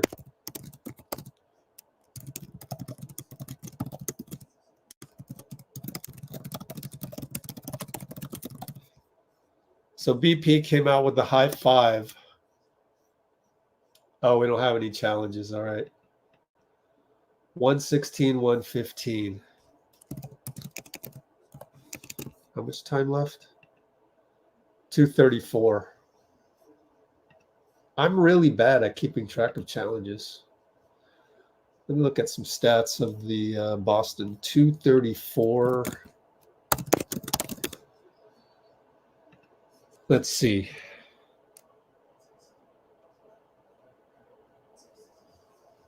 Six for 13, Derrick. He has stepped up. We've done what we can on JB and Tatum. So good job by Derrick White to step up. Man, I didn't know he could shoot like that. Some guys like playing the Warriors.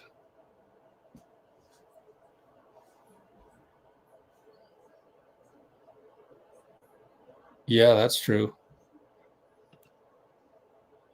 We can do it.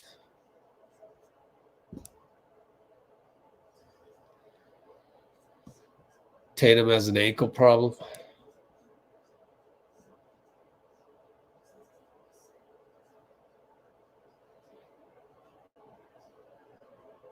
Yeah, it looked like Drew just fell, but we don't have the right angle on that replay. Oh, and you know what I noticed? Like in football, remember the which one were they reviewing like crazy in the Niner game? I forget. Maybe it was the one where Bell fumbled the punt, and they determined that his elbow was down, plus the guy had actually reached over and touched him. So the moment he got touched, the next time an elbow hits the field, he's down by contact. And they had that, but it was multiple angles.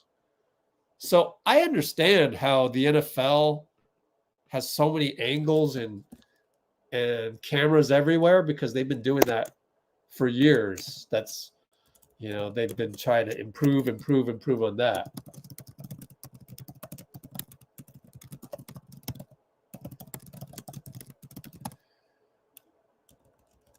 Why doesn't the NBA just invest in a few extra cameras? How hard is that? Just have one dangling from the ceiling of the arena. If the NFL can do that on a 100-yard field with nothing up top, an open arena, Adam, why can't you do that? Why? Explain that one to me. Under 2 minutes, you have to demand that everything be right. So I would take another angle of that. And if Drew just fell down and Trace didn't actually touch him, if it was under 2 minutes, I would have to just overturn it, period. Just get it right. Anyways, CP over to Klay. He's open for a split second, and he splashed it. So Klay has now tied the game. 212, 211, 210, 209. And here comes White against Steph. JT wants to set a pick. We got the switch. They want to go back to Jason, which they do. Just trap him. Well, JK's showing. They finally find Derrick. You might as well trap him. Derrick hits the three. Why don't you just trap him? And that's the thing that we're going to look on tape, and hopefully they teach JK. At least when you trap, you know the teammate on the back line knows, and they're going to just adjust rather than that, what just happened. Steph for a hero three. He made it. Oh, beautiful. That was incredible. Just one-on-one against Horford. I did not see how he got onto Horford because I was talking about the last play. My bad. And it'll be White for a three. No good. He's hit a lot today. 7 of them. And it'll be Jason with the long rebound. Shoots the three over JK. Pretty damn good defense, JK. Look at Trace. Oh, we can't get it. Drew got, oh no, White open. Missed it. They tip out again. Jalen with the best hops on the squad there. And they swing it around to Jalen. Good closeout, but oh, he blew a layup. He blew a layup, and Trace will get the rebound. What a rebound by Trace. We're tied up. What hustle. You love that. You love that. And it'll be Steph we choose to get Horford again, so Drew has to attack. Oh, he steps back on Horford. Oh, he missed it. And it's a tip off of JK maybe. Beautiful step back by Steph. Patented. Hey, it's our ball. Thanks. 29.6, 14 shot clock. Timeout. Probably Steve. I would say Steve called that. So tied 121. You know, I haven't said it, but we have no business being in this game. We have no business having a chance to win this game. So you got to credit the stick-to-itiveness of everybody. Oh, they're going to challenge? Okay, thank you. Appreciate it, Sid. I know we've had our differences tonight, but way to stick through it. It's been tough for all of us. But, you know, we're family, so we get over that stuff.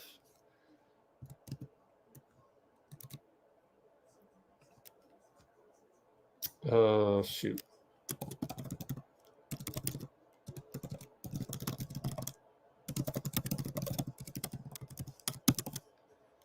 All right. Let's put the score back up just for people to know. Curry is tired. Let's see. 32 minutes. I ran out of characters in the description. Luckily, the comments has more.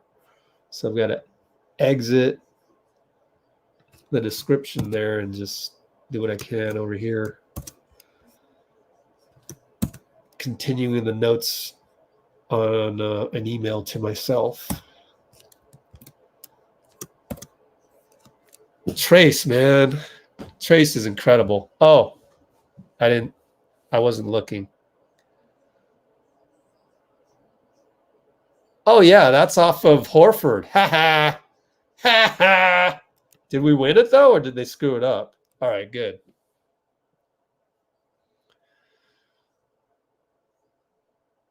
Yeah, I like this.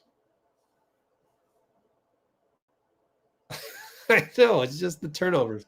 How many turnovers do we have?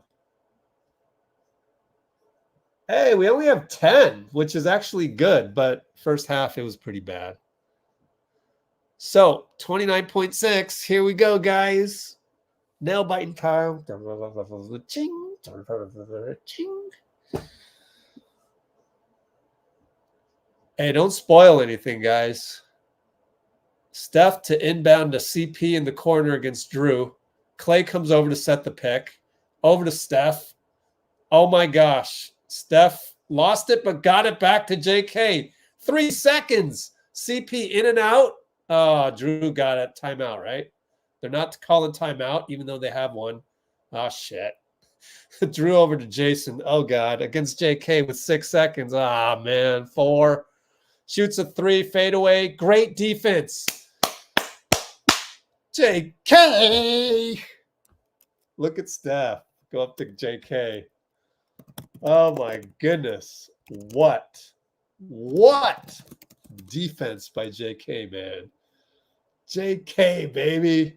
Look at that defense. Look at that. Look at that. He even jumped an extra time. So proud of him, man.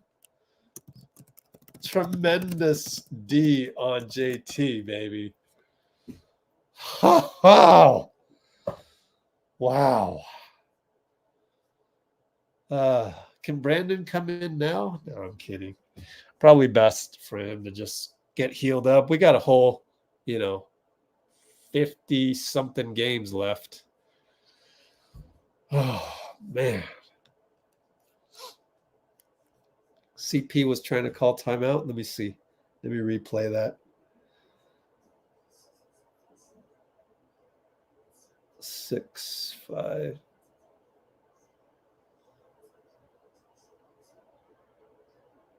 Yeah.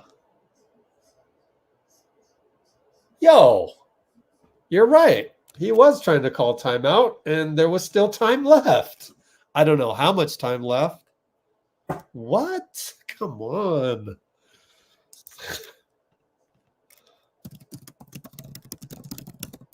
I'm going to replay that, and it's going to show the ref right in front of CP, isn't it? Okay, let me try and clip it anyways. Let's see if the ref was right in front of him. I don't like that ref, man. Light-skinned dude. He wasn't even looking at him. You guys take a look at the clock for me. I can pause it right at that moment, but both teams had 1 timeout left. Now it's a moot point, right? I think you get, I don't know, 3 timeouts, resets back up.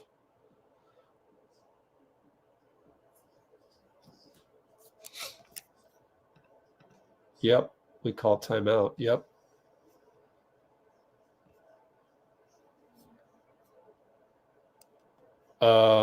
Here we go with the look at it here. Stop screen. I think I might have time before tip-off. Watch CP right here. Here we go. Timeout.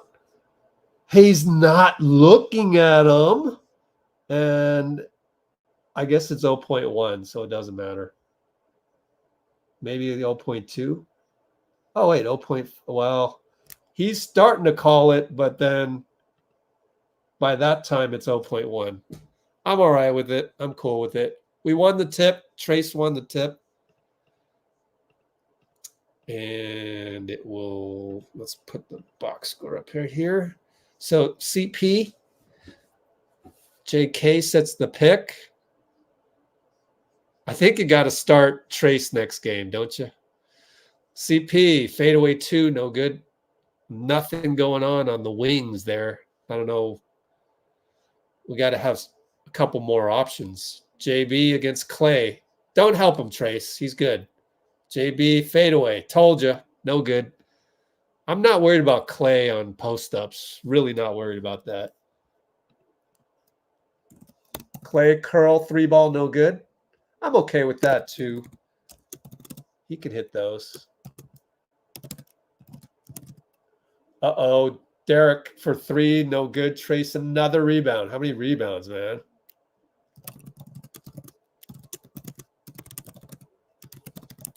All right. Steph crosses over. Why are you dribbling into him, Steph? Klay, fly by against Derrick. It's short, but JK got the rebound. Over to CP. Nope, bricked it. Oh, man. How many times have we had to look at that? Jeez. I don't mind it, though. When you draw first blood, I've always said, even when I was coaching in overtime, just go for 3. It's better to go up by 3. JK steals it from Horford. Free dunk. Yeah. Oh, man. JK. He's playing like a freaking all-star, man. Dude, this might be, you know, other than CP, I don't know. This could be our closing unit without Draymond for a long time. Anyways, Horford misses a 3 over Trace. Another good closeout. This kid, man.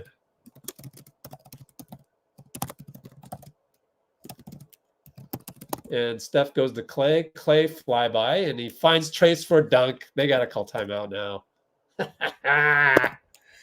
Nice. Bye-bye. They're just jumping all over the place because of Klay's ability to hit that catch and shoot. JB against Klay. Klay crowds him. Don't foul him, though. JB down the lane. Blocked by Trace. Blocked by Trace. He blocked a dunk from an all-star. What the hell? We have a rim protector, my friends. Klay with the dagger. No, he doesn't make it. But I'm okay with that. You're up 2 possessions. Might as well try the dagger 3. I'm okay with that. Honestly, I am. But JB comes right back and Euro steps CP.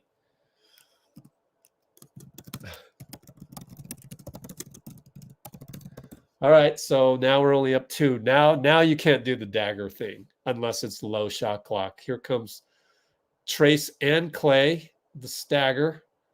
And it's going to be Steph against JB. It's going to get by him a little bit. Nope, bad hook shot. 5 on 4. Oh, gosh. Derrick. Oh, no. Horford for 3. Missed it. Rebound, CP. Out of bounds, Drew. The fan says, this way. And what's his face? Finally got a call right. Are they going to challenge this?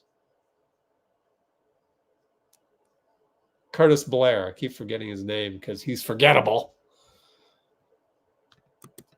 So what happened? Are they challenging this? No. GSW timeout. Cool. You don't get to challenge, I don't think, right? I don't know the rules on that. I'm a casual when it comes to challenges. But anyways, what's the score again? 125, 123, 131. 25, 123, 131. 131 or 121? 131, yeah. Got it right. Okay, let's show the scores. Wow. What an exciting game. Wow, we're seeing some guys really like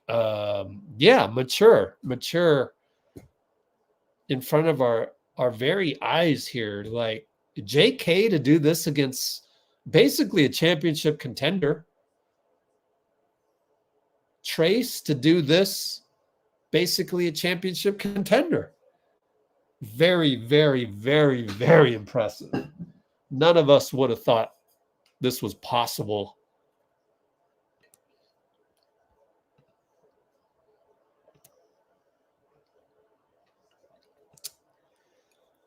I don't know if they have a challenge or not. I'm no good at these things. All right. Steph walks it up. 126, 125, 124, up 2. Him against Derrick. Here comes Klay to get him on Horford. And they trap Steph. Klay can't do anything with it, but he's going to get Jalen, and he gets blocked by Jalen. Klay. Oh, not the best execution there. And Derrick White gets all the way under the rim, but he has to kick it back out. JT against Steph. Finger roll, in and out. Horford tap. Horford can't hold on to it. Wow, great defense by Steph. Great defense by Steph. How did he do that? Wow. Wow, that's incredible defense by Steph. He stopped Jason Tatum. All right. Steph against Derrick again. Here's CP. Got him downhill against Jalen. Scores. Steph is so good at that. Just finishing. GOAT finish by Steph on a CP interference. Let's clip that as we have time. Wow. This could really be the turning point of the season, don't you think?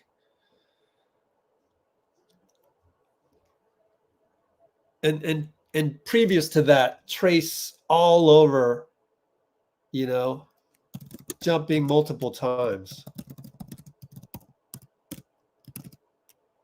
You know, we gotta give Steve some freaking credit. Where's the guy that was harping on me for being positive? Where'd he go, man? Are you still there? I told him to leave, but if he'd stayed, then my point would have been proven. Because if you're still mad at Steve after this play call, then there's something really wrong. 38.9. OTO 38.9. Boom. Boom, boom. I don't have time to run the replay, but we'll do it next time. Yeah, Steph with 5 fouls. Really locks in. All right. And it goes to Jalen, one-on-one, finds Horford for 3, hits it, splashed. We're up 1, 34.0, but now it's at 29, 28, 27, 26. Steph against White. Shot clock at 12, 11, 10. Trace with the screen way at half court. He crosses. Steph spins, throws it up. No good. Trace can't hold on to it, but CP grabs it over to Steph. High arcing 3. It's a rainbow 3 splash, and he does the night with 10.6. He does the night with 10.6. Oh, that's organized chaos. And it was enabled by Trace. Again, the tap. How did he do that, man? He's there every single time. Him and Brandon Pajemski are just everywhere. Man. Chaos 3, baby. Of course, you do need the greatest shooter of all time to execute the splash. That was the perfect parabola. That was oh my goodness. That was just incredible. 10.6 up 4. OT 10.6. Oh, wow, man. Wow. Yeah, you're right, Maram. Ready? Yep. Although the Western Conference teams are super good, but it seems that we usually play well against good Eastern teams, not named Cleveland early in the season. But anyways, that was an incredible parabola, man. Parabola. Who's he pointing at? Oh, he's pointing at Reggie Miller's son. Ha. Hey, good no call. Another good no call. Derrick misses from 3. Trace, of course, gets a rebound.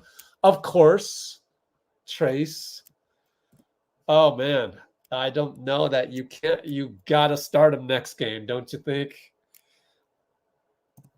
Oh, my goodness. This is the best win in a long, long, long time. And I'm gonna call it. Like, I'm gonna call it.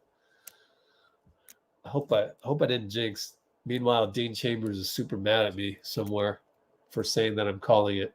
4.2 side out. We're not in the bonus yet. Goes to Steph. White has to foul him. Whew. He tells the crowd to be even louder.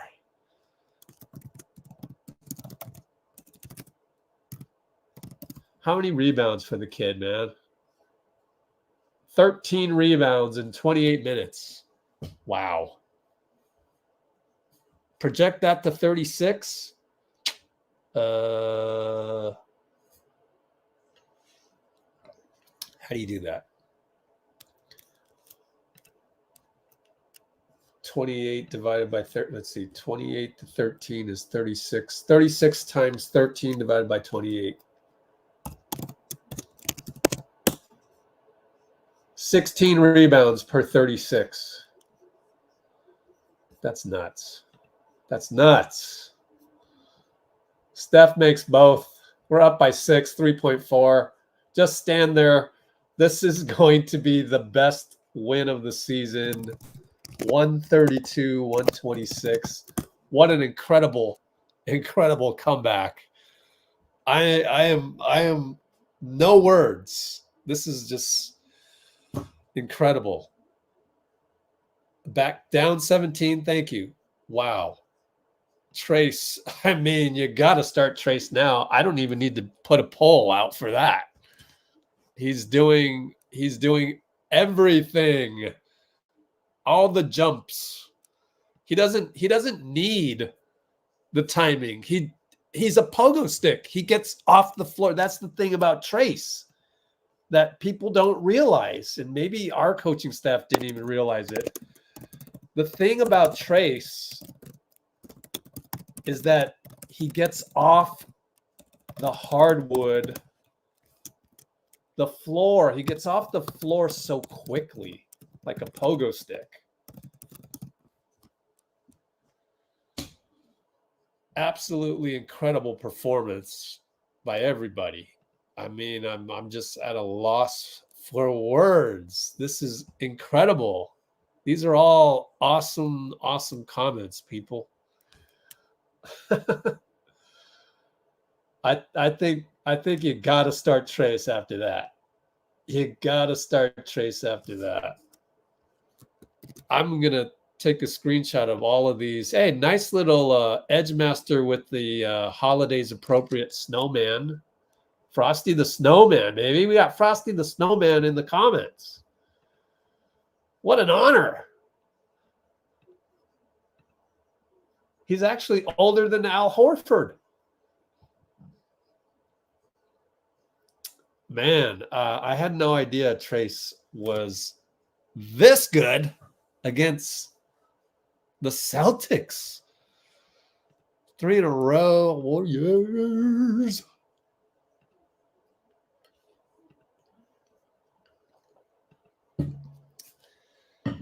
Oh, man.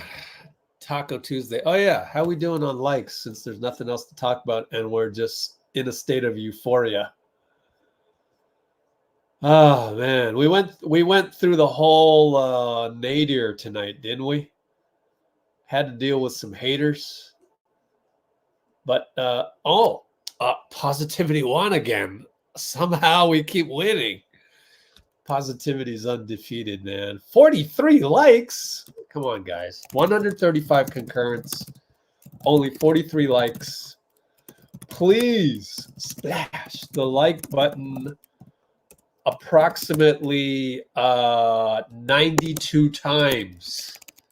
Let's get the likes equals to the concurrence. LeBron just tweeted. Man, I can't even like there's so many comments to highlight of you guys. I just don't even know. Perkins fuming on Twitter. Is he really? Suns lost to Portland. Right? Man, Maram ready. Love having you on here. Bruce is the MVP in the chat. Yeah. Oh, yeah? What was it? I must have missed it. Please do tell. JK with the steal. Oops. What's that? JK with the steal. We get 2 days to... Yeah. We get 2 days off to enjoy this. Oh, my gosh, Trace. Jaylen Brown said someone's too small. Oh, my gosh. Really? I missed it. Well, basketball gods got him back. Nicole's not sleeping tonight because, well, how can you? It's Miami. JK scoring. How many did he score? 17, baby. Oh, Chuck had to be sick tonight, huh? He just had to be sick. Wow, man. I cannot believe. Edgemaster's so excited he spelled go wrong. Oh, man. Then we get Jordan Poole on Friday. Whew, what an incredible win. Yeah, let's get... Where's Dean? Dean, come here. Let's see if he texted me. We can get a couple reporters tonight, probably.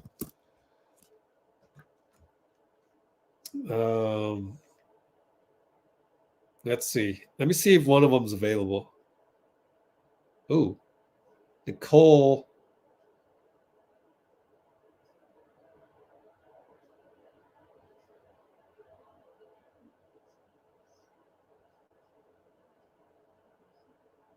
What?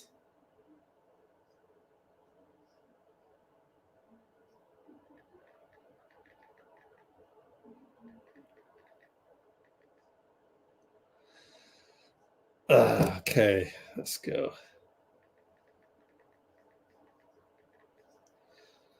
Let's get Vasco on here and all right, let's get another one.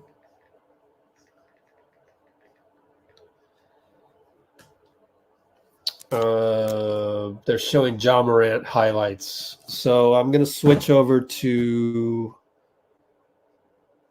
NBC Sports Bay Area post-game live.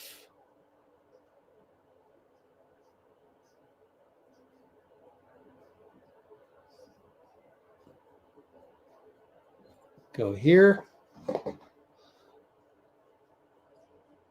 Switch over here as well.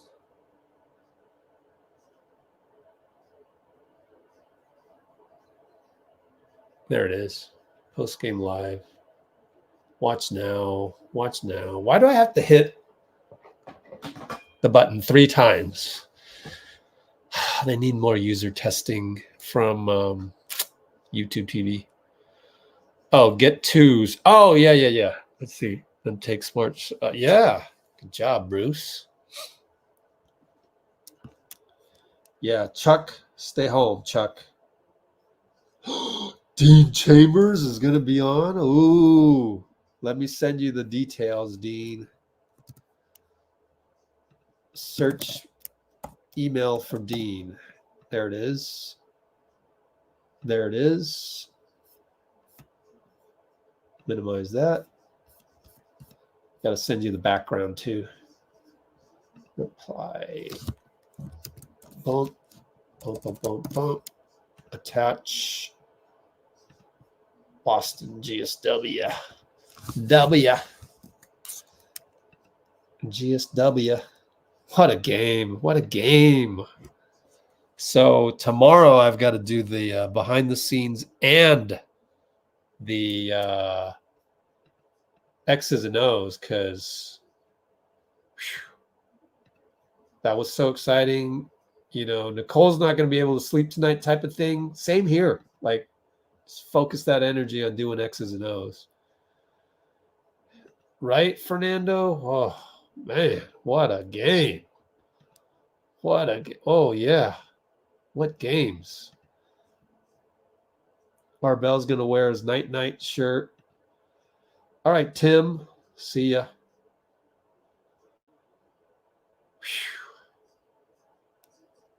Nighty-night night. Man, everybody played so well tonight. Golly.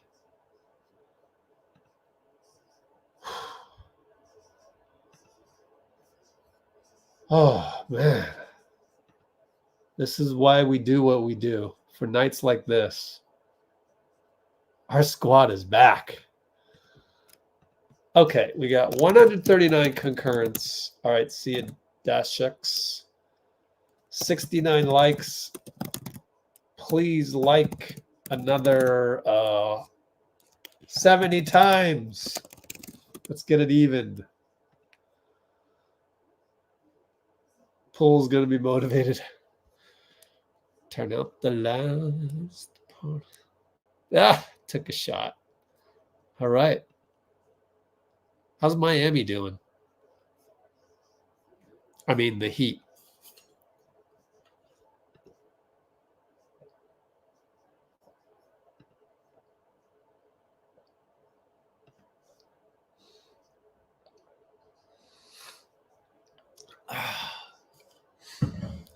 Yeah, CP.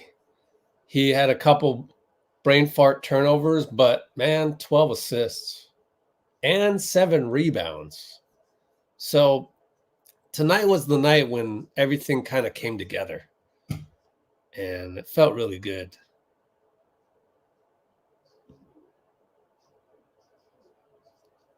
Mindset of the team. Oh, well, you've been pretty positive aside from that.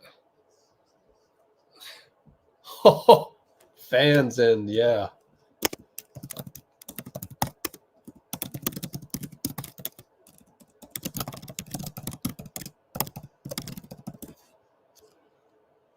Everybody played well, including JK.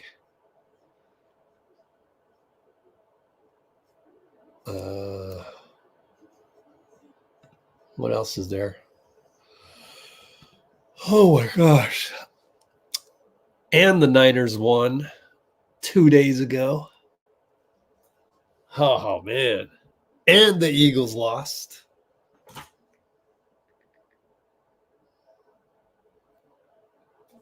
Let's see if Vasco got back to me. Nope.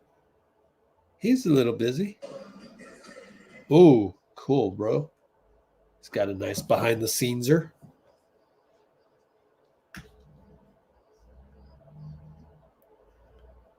Hold up. I want to record that one before I forget. In the heart of San Francisco Bay. Oh gosh. That's Instagram for you. Hold on. We got to get Dean on here, and we got to get got to use the restroom at some point and try and get Steve on the podium.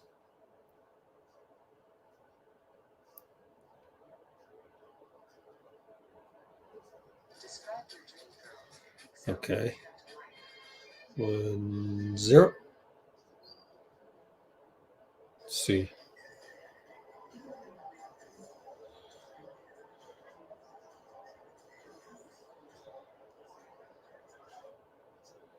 Trace Jackson Davis, baby. Oh, he's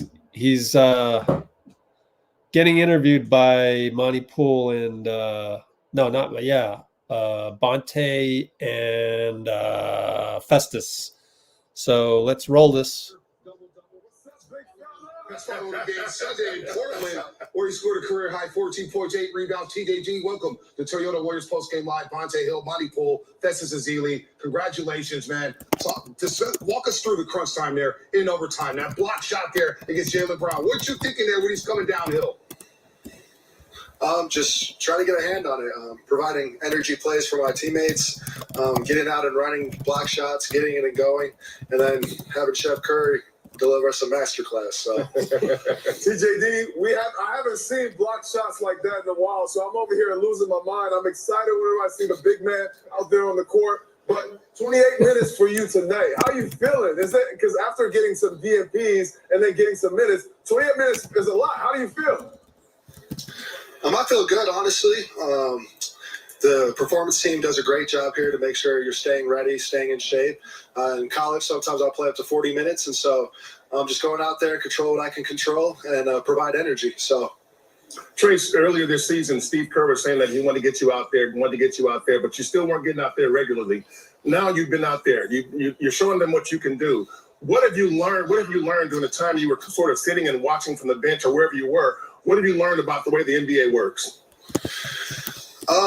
Just first off, getting out there. I trust my coaches and what they're doing, their philosophies, and just watching the game and seeing how coverages work, seeing how to get my teammates open. We got two of the best shooters in basketball. So really just studying it, where to be on the defensive end of the floor, how to guard ball screens. And my assistant coaches are walking me through that as well. So but always staying ready in the back of my mind. You never know when your name's going to get called. Well, it seems like you and Chris Paul had that synergy coming off that bench there. Can you take us through the pick and roll that you're running with Chris Paul, especially in that second half to get the Warriors back into it tonight? Yeah, after when we were in Phoenix, actually, he brought me to the side and told me different angles coming out of the pick and roll, what he likes to do. And then ever since then, just trying to help him get open shots or the lob. And I think that we've done a pretty good job at it. TJD, obviously you're playing with a guy in Steph Curry who keeps breaking records from the three-point line. Last game, he didn't make a three. And this game tonight, we said coming to the game, it was going to be one of those Steph Curry nights. What was it like playing with a guy like that, especially at the end of the game there? Man, he makes your life easy. Getting him a screen, get it big onto him, and let him go to work. And then sometimes you get an easy dunk when they both decide to double out. But he makes the big's life really easy. Isn't it great? I love it. I love it. Oh, absolutely. TJD, Klay Thompson told us the other day that he calls you baby T. We're not going to do that here. You're big T, according to us, with the way you played tonight in the last two games. Get some rest. We'll see you Friday night against the Wizards. Great game tonight. Thank you, guys. Appreciate it. Anytime. Trace Jackson, Davis Lit. Good stuff there. Waiting on Steve. Waiting on Dean. Dean, where are you, man? Let's see. Bruce says Curry with the shots makes me forget his turnovers. Yep. And then he also says about Kojo being a head scratcher. I get it, though. I get it because that's just plugging and playing into the spreadsheet of rotations. So what was supposed to happen there was Steph was supposed to be in there with CP, second unit, and there was probably another wrinkle to it with Podziemski out, or maybe Podziemski wasn't part of that unit just yet. Anyways, and so that's why I can understand that. So at that moment, I was like, nah, scrap the spreadsheet. Just throw in Moody in there and ad-lib the whole rest of the way. Ad-lib the whole rest of the way. However, somehow it worked. And so we can't really blame anybody for that.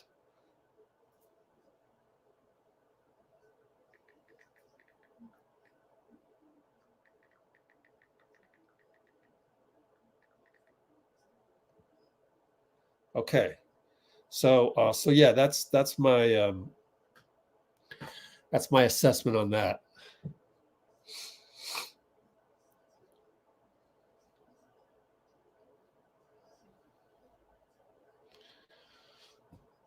Paul subbed out and Pods was out. I have a feeling Pods wasn't in that rotation anyways, and so what they did was the easy thing, which is, oh, Steph has 5. Let's just replace the rest of these Steph minutes with Kojo during that time. And that's what they did rather than tweak it any further. I think they're just really, they adhere to their spreadsheet structure so much, they don't really want to get in a position where they're making things up as they go. And I think that's what they try to avoid. The coaching staff does.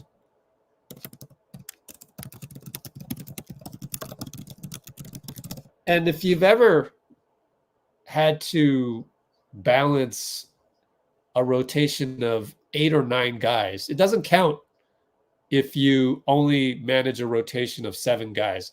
I know a guy that is a Warriors pundit. A couple times he even got a credential. His rec league team played in my league in San Francisco, okay? He only brought like 6 or 7 guys to every game because he knew that he wanted to play all the minutes. He's a starter. And the 6th and 7th guy were always scrubs just to come in, and they knew their role because they were scrubs, right? It's totally different for a guy like Steve when all your guys are good players. And then you have to balance it, and you have to – at that point, I can see how it can get a little crazy if you're going to bring in Moody instead of Kojo, but the script had it that Kojo was the 1, CP the 2, that kind of thing. And I can see why they would just do that in the third quarter to be stopgap. And then let's just get into the fourth quarter, where in the fourth quarter we just play whoever's playing well type of deal. And that's what they did. So,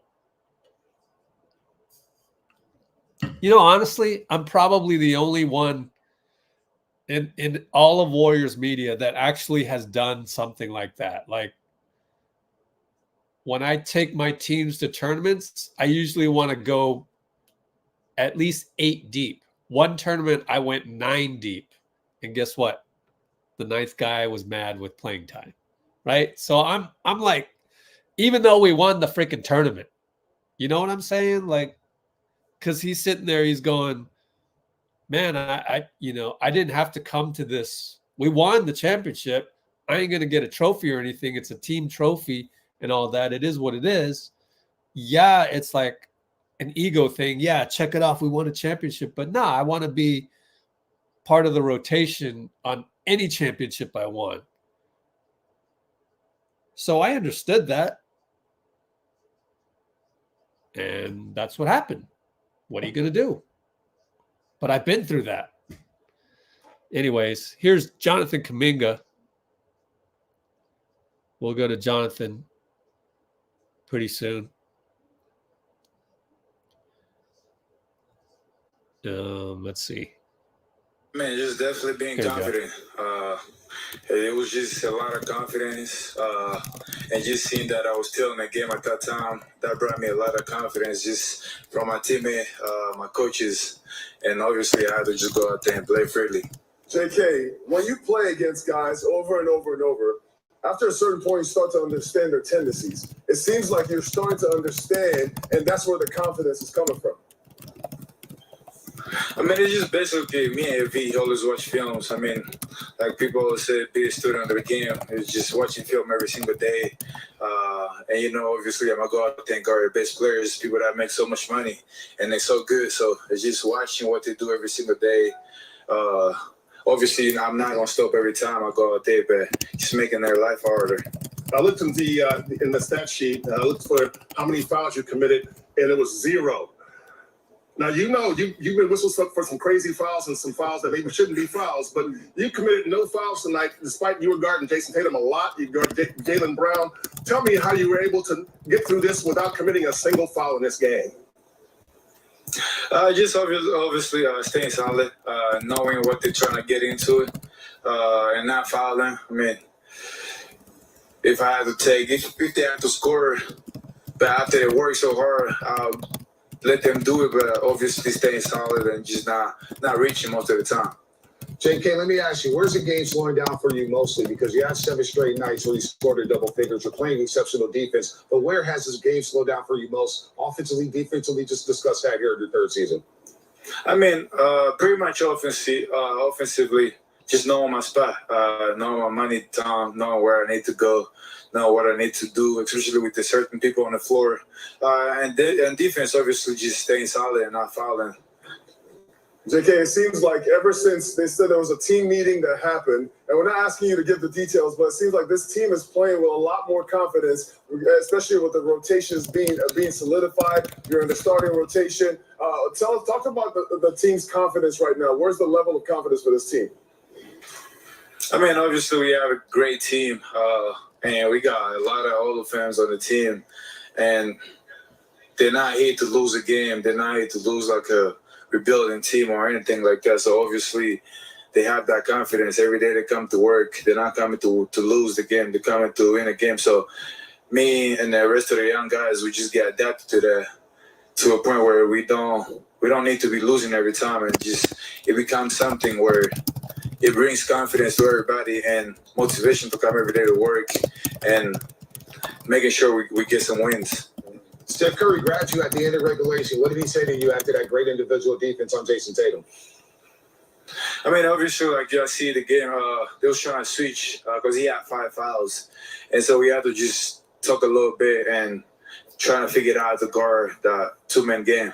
And you did a great job there. Steph Curry was fired up. We're fired up about it, and you should be proud of that as well. Good job, JK. 7 rebounds, 8 of 13. You guys win the 3rd straight and 6 in a row at Chasing them. JK, get some rest. We'll see you Friday night against the Wizards. Yes, sir.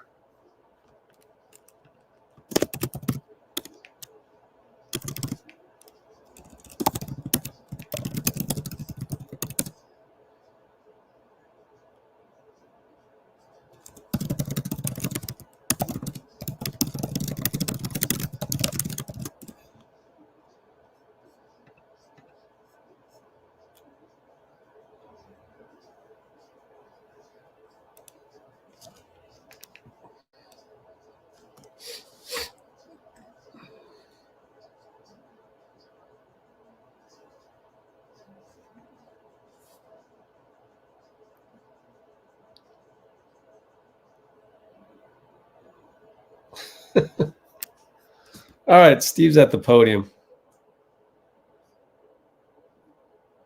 Took a while, but we got there, and I'll use it as a restroom break as well for me.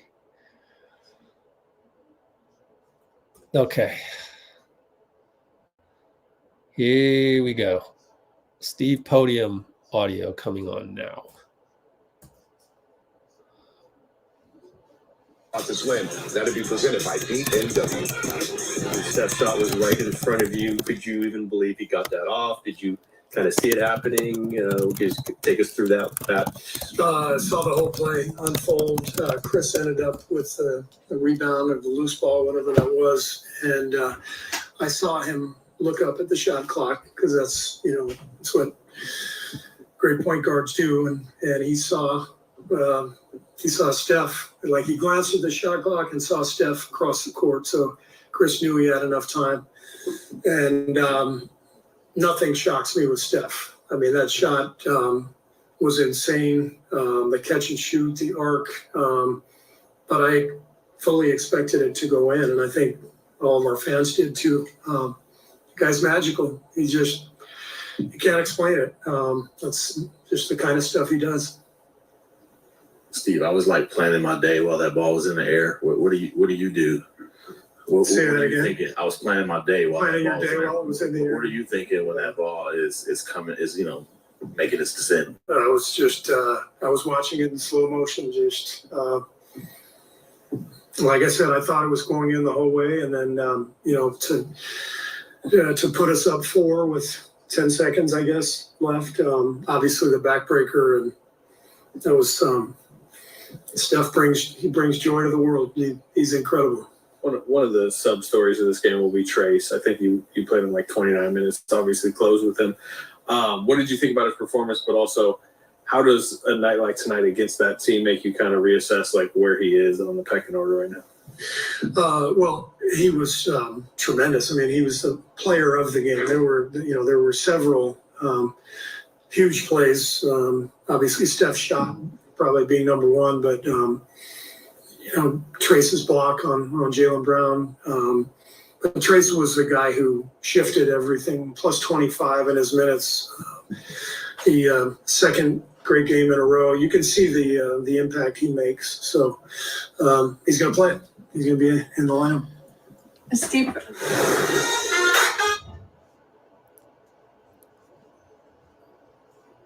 Trace will play.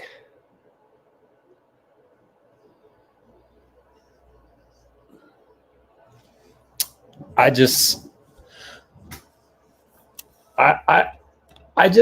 am a little bit more patient in the process. You have to get to a point where he plays better, and you can see it building. It's the whole metaphor of the NBA,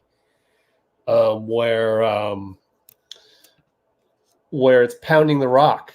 And so Trace pounds the rock, doesn't go down much. It's always upward. And there you go. So he's gonna be in the lineup. So that's that. Let's see what else we got.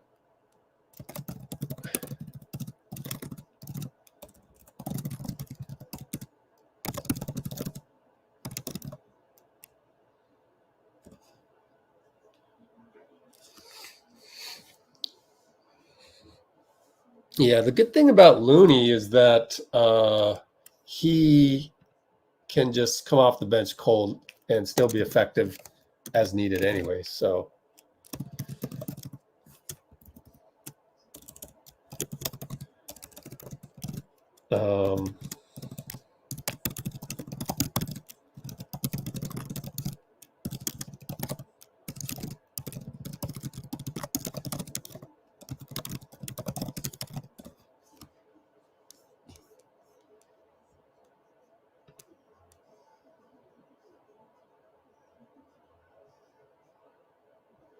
all right.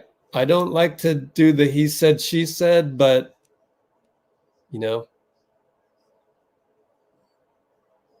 that's the thing. So I'm glad you brought that up, Ruckus, in terms of, wow, you quoted him pretty well too. You're like better than most people on Twitter right here. And you're doing that right in our comments, which is great. So I'm going to put that in the notes. I mean, that's what I thought too, generally speaking.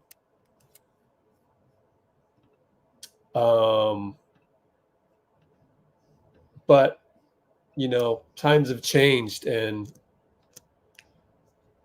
it's all about the I hope Shaq understands that. It's all about the almighty dollar more than anything else.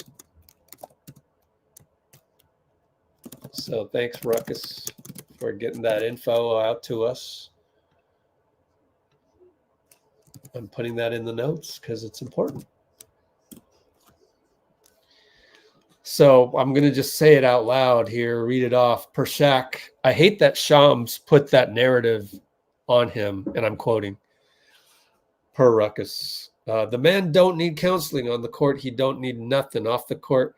He's a solid human being. He's a good man. Everybody has to have a certain character on the court. I mean, I was mean on the court. Off the court, I was a different person. Yeah, but times have changed, unfortunately. Yeah, thanks. Thanks, Bloomer. Yeah, it also it can never be measured in terms of you saying that having trust in the process. The problem is it can't really be measured that I'm trusting the process. It can't really be measured that this process was good for Trace to go through to achieve this point. So because it can't totally ever be proven, because nobody can jump timelines and jump universes and go back in time.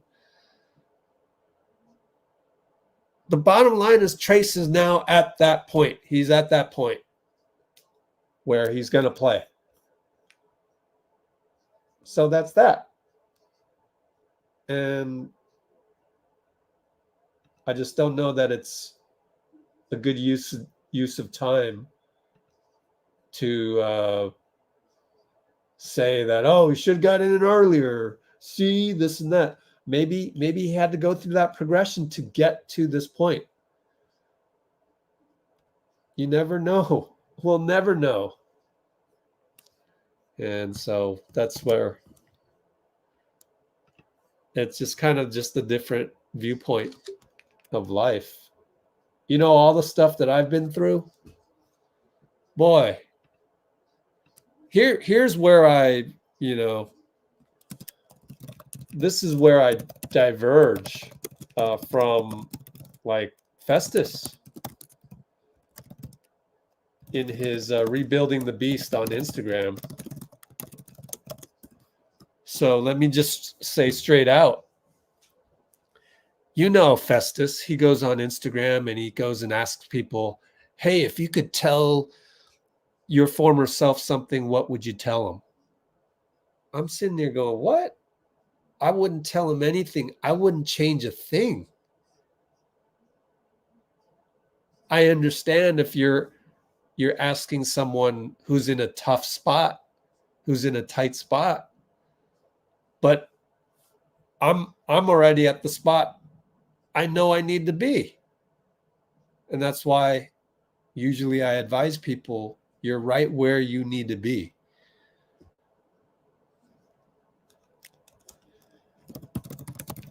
So the whole "you're right where you need to be" quote,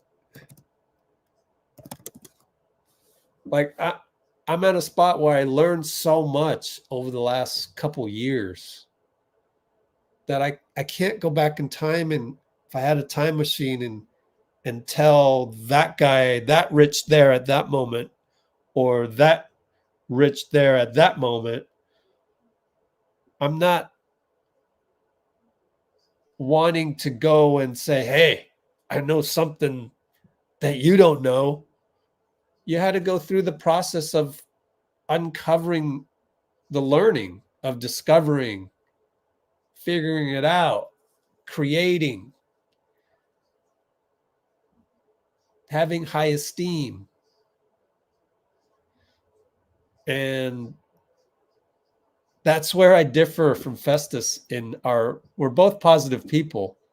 We've actually both had similar paths. I wish I could tell you the secrets. And I've talked to him about it.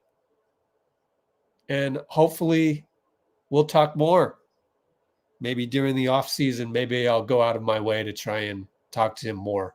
But I don't really need to. But you get to this point where you're like, of course, we are doing this right after a magnificent win. So it's easy to say this when everybody's feeling great. But in general, I'm a pretty happy person in terms of with my life. Inside, I don't really worry too much about my environment. And I think I have a pretty good hold on everything. And so why would I change that? Why would I change the path to get to this point? And it doesn't matter to me that, oh, well, you would have gotten to that point earlier in your life. Who cares? I'm here now and it feels damn good. So that kind of philosophy, I think, is translatable to the whole Trayce Jackson-Davis issue. Anyways,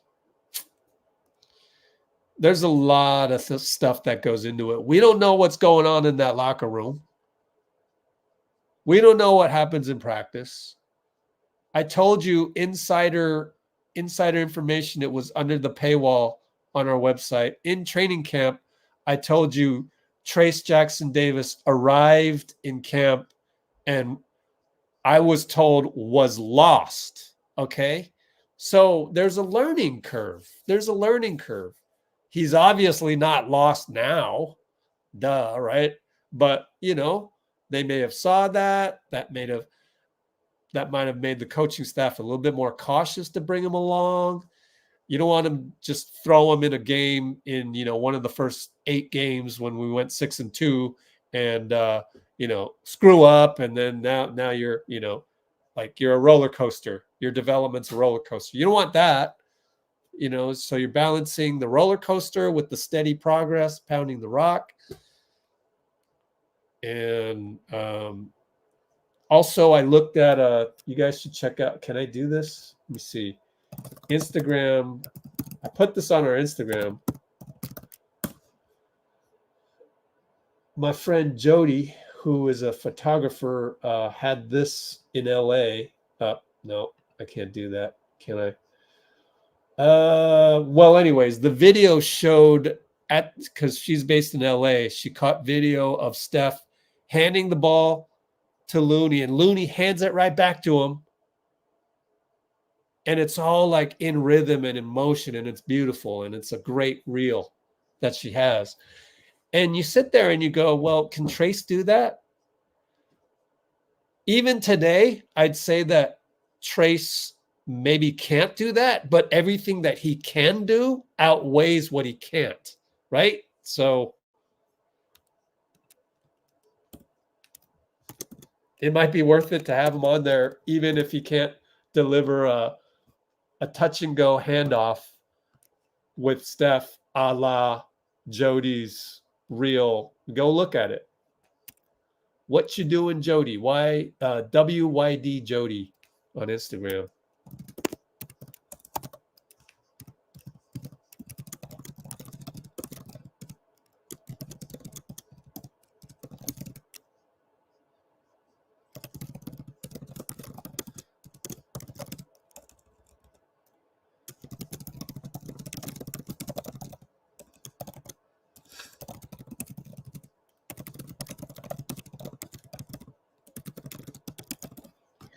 All right.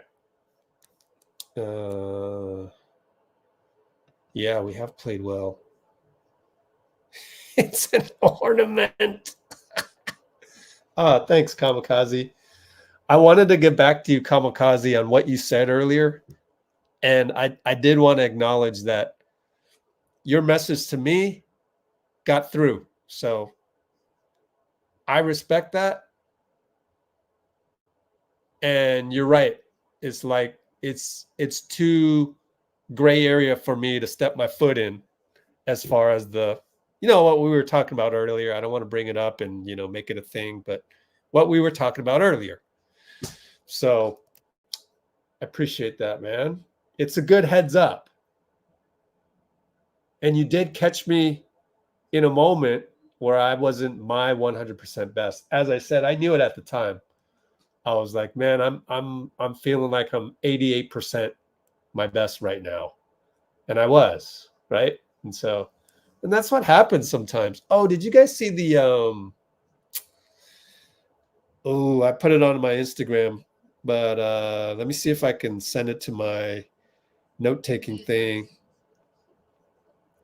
Oh, I don't have it there? Oh, come on. Yeah. I have it. Watch. I want you guys to listen to this. Hope it doesn't demonetize me or whatever, but let me put it in here. Let's see. I'll send it to my Twitter.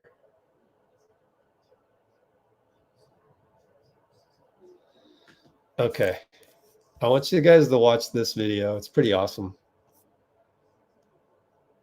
Copy link and send it over here. Is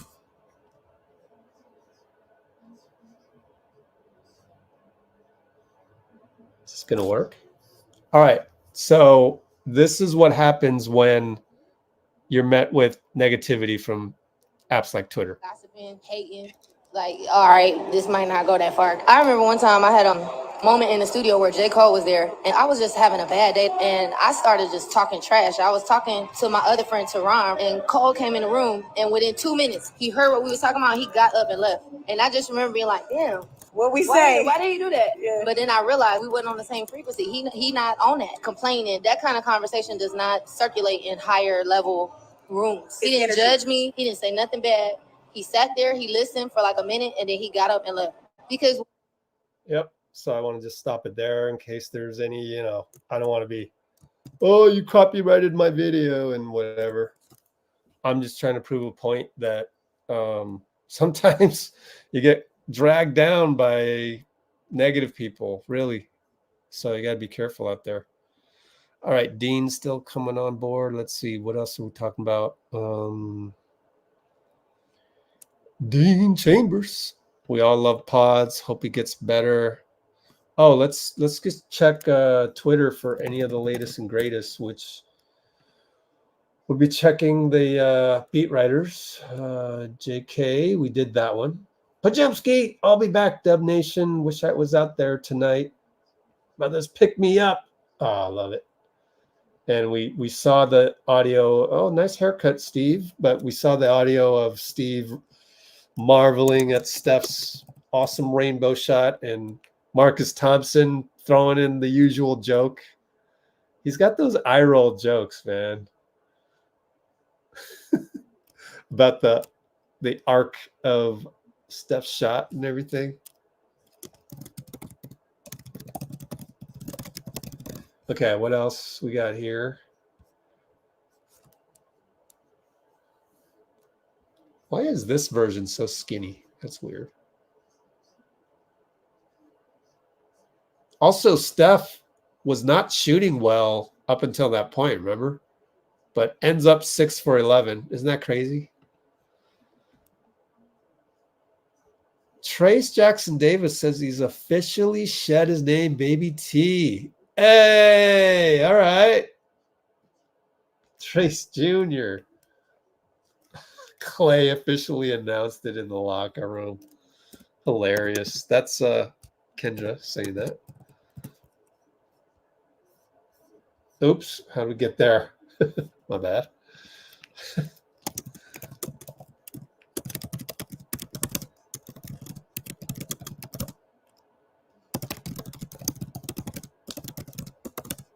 So now I got to fix it on my Instagram. So Trace Jr.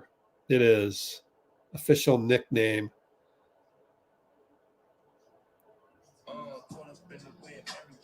Okay.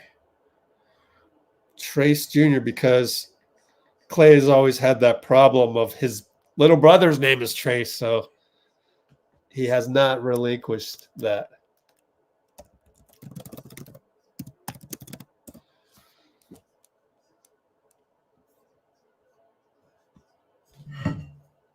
Okay, what else?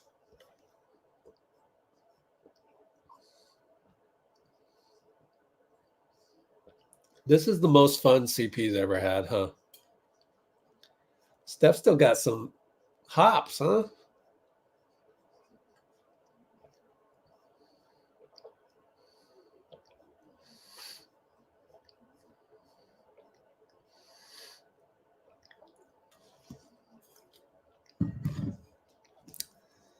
This whole the Warriors are desperate for size is not the narrative I would say. I would use some different wording in that because they've never been desperate.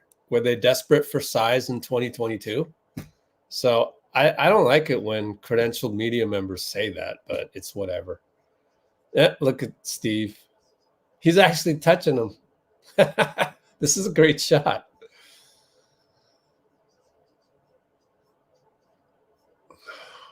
Yep, Blazers beat the Suns 14-13. And what are we?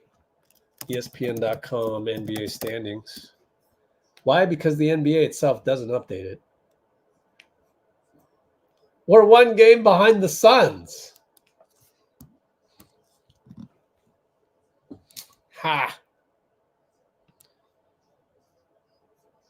I wanted to see the carnage. I follow a bunch of Boston Celtics journalists like Keith Smith and didn't get a chance to see what they said.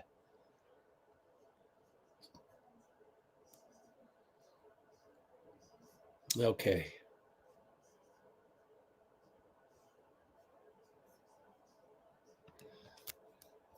I was able to do that one.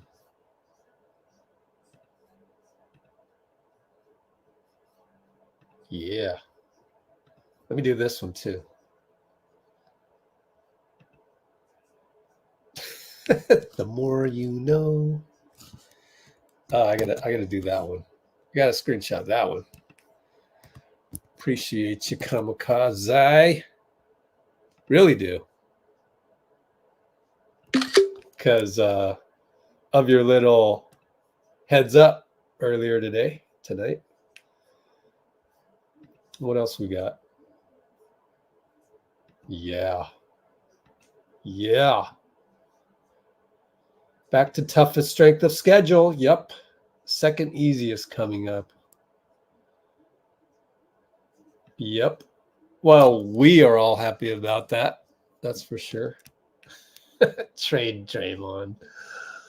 The thing is if you read my article, you could either read my article or you could just watch the video.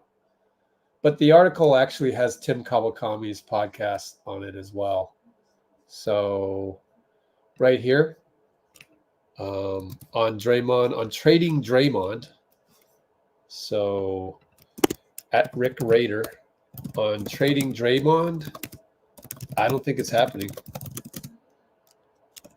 Mike MDJ basically says that's not happening. All right.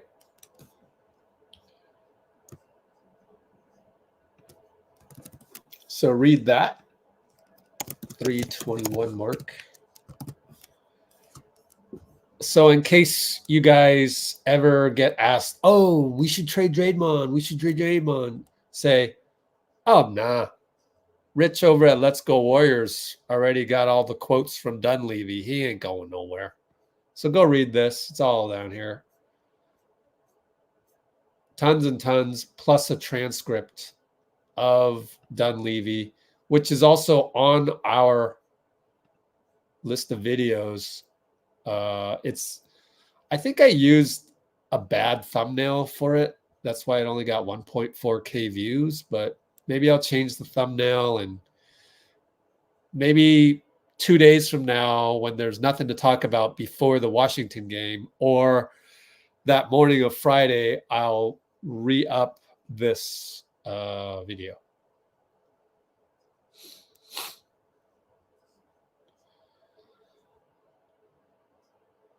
Well, what else is going on? The ornament. Yeah. Yeah. I give free therapy. Thanks, man. That's what I love to hear, actually. I think that's pretty cool. I love to hear that. All right. I'll take another screenshot. I wish Dean would come on, so it's not just me every single time, but do that. Thank you, Doug. Yeah, you know, I kind of figured out that's kind of my role here with the greatest team ever type of deal, greatest franchise ever. Just to remind people to have that gratitude every now and then.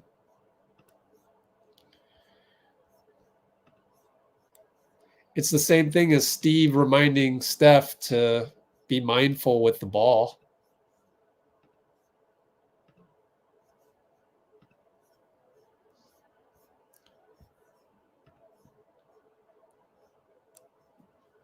Hope you guys got Made in Heaven the answer on pods.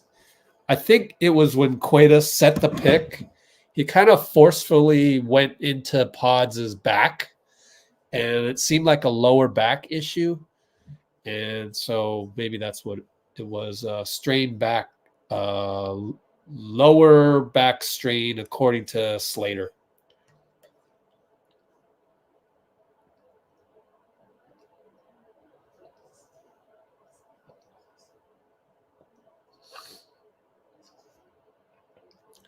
Yeah, that one from Marcus Thompson. But to Marcus's credit, it does liven up the podium a little bit rather than it being, you know, same old boring stuff.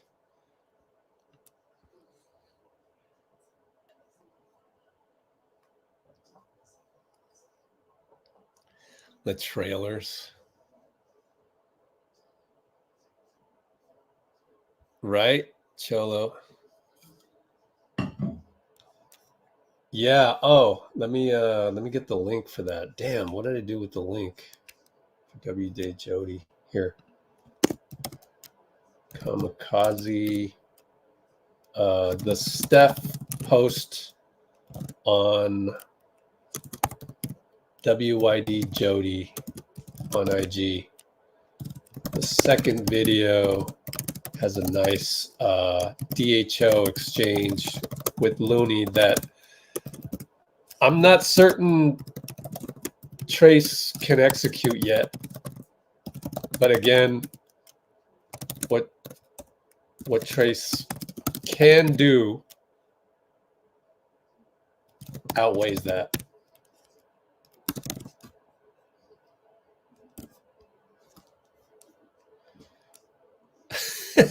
Joe, nice. Yeah, right.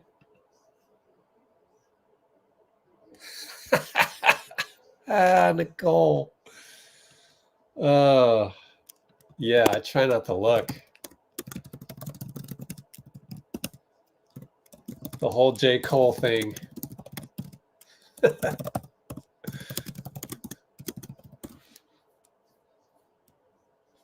When I see her tweets, I get up and leave the room, man. Oh, jeez.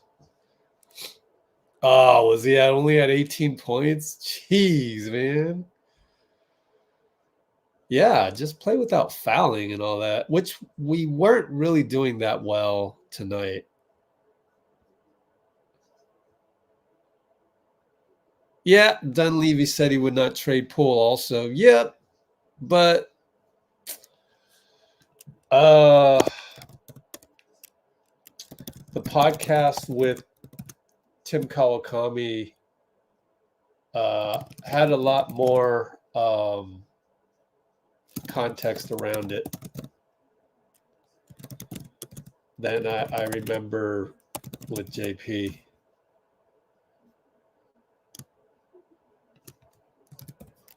But it's true, bottom line, he did say that with JP. So you never know. True, I'll give you that. I'll give you that. You never know.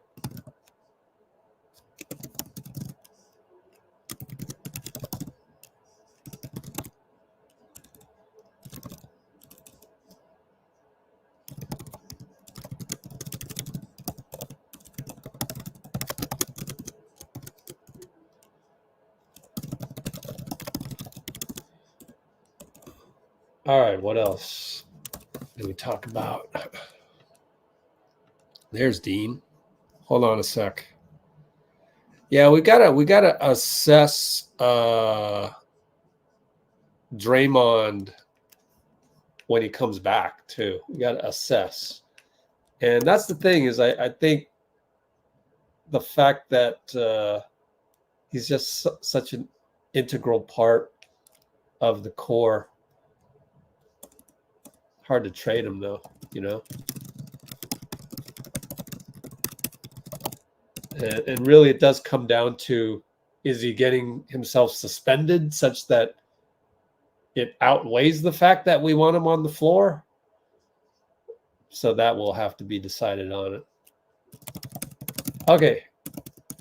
Let me bring in Dean and then I'll answer more questions in the comments. Hello, Dean.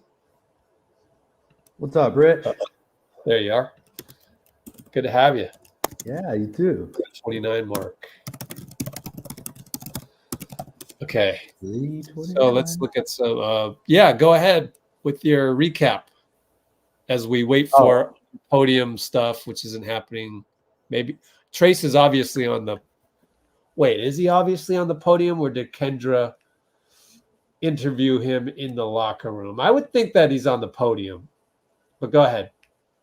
Oh, look at Draymond tweeted 1 minute ago. He did the night too with the Z's. Nice. Who finished with 15 or less? Tatum, I guess. Yeah, game 7 against Miami. Had to be. Yeah, Tatum. With the ankle, I was really sad to see that ankle sprain, man. As well as obviously BP, who's playing amazingly. Even my mom and dad, who haven't watched nearly the same amount, just were recognizing how, how great he was playing. So that's really unfortunate for both. Oh, there's sides. Trace. He is officially on the podium. As he should be. A pot of gold at the end of the rainbow. Yeah, at the end of the rainbow 3. Yep. Yes, sir. Man, so this is the kind of game where I think if you were really competitive and you lost this game, you'd still feel good as a Warriors fan, because they're the. I think the Timberwolves are now the best record in the NBA at 20-5. You're probably right. 20 and you can do conference. You can do conference on ESPN. Oh, sorry, league. I mean. Oh, okay. Oh, I got you. Mm-hmm. 25. So we'll see how the Timberwolves do next game. Obviously, they're 1 game behind. But who had the ankle sprain? Tatum. Tatum had the ankle sprain. They're. Huh? He did come back to play in the game. Yeah, he had it in Might late not have first, early second quarter or something like that, and was able to come back and play through it. I think it was late first quarter. But the Celtics, the Timberwolves, as good as they're playing, the Celtics they've made the finals, obviously, against us. They made a bunch of conference finals. They've been playing great all year long. Yeah. And to overcome so many things, including fouling, obviously, right? Steph played 17 straight minutes with 5 fouls, and he closed the game. To not have a good Wiggins game against a team like the Celtics and have the pieces to be able to pick. We hardly saw Wiggins in the fourth quarter, I think. A little bit maybe, but not much. He had a couple moments, but then he had a couple moments where it wasn't that great either. Yeah. Well, we had players playing better than him, and he's selfless enough, and the team is confident enough in the young guys where, as you were saying a couple games ago, you just start playing the best players you have. You don't close with your traditional starting 5. You just play the best players out there, and that's been Kuminga and TJD and BP when he's healthy, and Steph and Klay and CP3 these past 2 games. Wiggins may be sick with flu. Oh, I see. Well, he's still playing tonight. Wait, what? Oh, Wiggins was sick? So Doug Chang said Wiggins sick, maybe with flu. Yeah, he and Chris Paul were questionable with illness, but we never found out what exactly that was. Yeah. It could just be, it's December. It could just be a bug, going through the, probably more sick by, well, that's just, I don't know how you know that, Doug, but I guess we'll see. Just answer comments. Oh, and DVDV is requesting that if you answer any questions in the comments, to be sure to say what the comment was while you're answering it. Okay. Why? Because of the audio. I agree with that, because I am thinking of seeing if it's a possibility, if it's not too much work, of getting our post games turned into audio podcasts, and that would be helpful. So all right, you want me to if you're reading something in the comment, if you're reading something in the comments and you're answering a comment, just say what you're talking about. Yeah. That's okay. All. Cool. Sounds good. Yeah. So Cholo's saying stop. Cholo Benez is saying stop throwing Wiggs under the bus. You're not talking to me, right? because I wasn't trying to. No, I wasn't definitely. trying to throw Wiggs under the bus. Just saying that we were able to replace his production, and Steph going crazy for JK. He was cheering like mad at the end of regulation because Kuminga played such good defense without fouling on Tatum. So that's all these are signs of the team really starting to get confident and feel that synergy, I guess, is a good word. Feeling the synergy between where everybody's going to be and where they like to shoot and where what kind of defense is best, and you felt that all game. And the other thing you felt was, or that I felt at least, was and my dad mentioned, because I watched it with my dad and my mom and dad. I think it was near the end of overtime. The Celtics missed a bunch of shots around the rim and got rebounds. My dad was like, man, they're getting lucky, with the Warriors are getting lucky with them missing. Obviously, that's kind of true. But the response that I said was, no, they're playing really scrappy, and that's creating luck. Like that's how you get a lucky bounce. Is crazy as it sounds. If you just scrap and hustle all the time, you will get those lucky things more than if you are waiting for the ball to come to you. You don't box out as hard as you can or whatever, because you're piling mistakes onto a lack of focus, maybe. And I think that's a great development for this team, which has struggled to stay focused. And obviously against the best team in the East and the best, one of, if not the best teams in the whole league, that focus is really there tonight. But there was also the ball just bounced the right way because the Warriors put in so much work behind it for the most part. Obviously, hello, Amy. Thank you.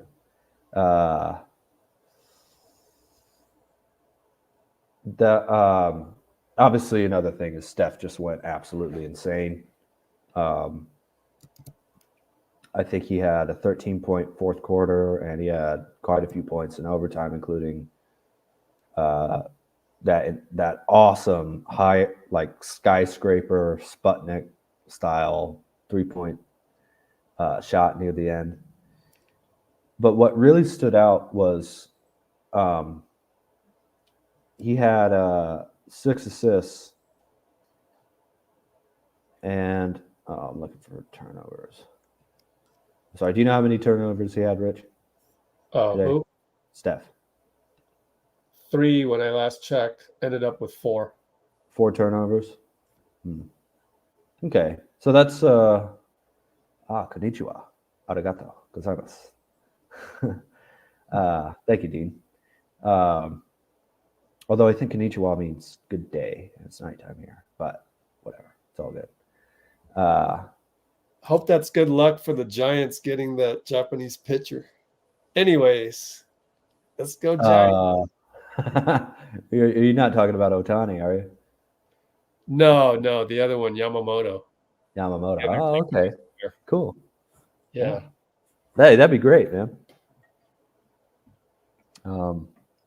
But I thought 4 assists is a little more than I thought he had. I think a lot of those were earlier on in the game.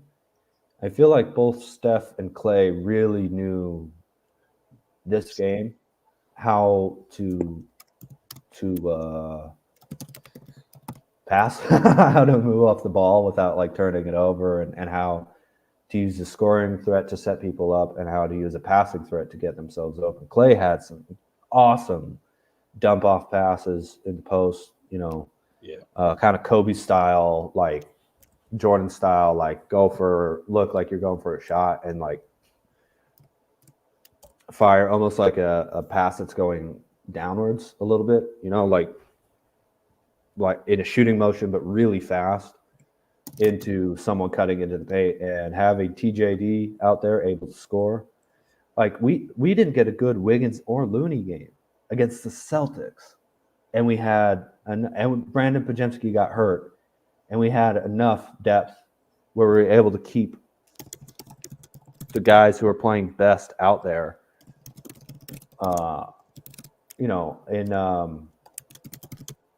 for a lot of minutes on end. And even Moody, was a couple big 3-pointers, but sorry, my cat's playing in the background. A couple big 3-pointers, but Kojo and CP3 worked out. I was like, oh, I'll put in Moody for Corey Joseph, and then Corey Joseph started hitting these like spin jumpers against like Derrick White and stuff, or somebody, and that was a sign of everybody all playing together in a very flow state, and Curry really cleaning his game up a lot today. On defense, not fouling out, and on offense, not having too many of the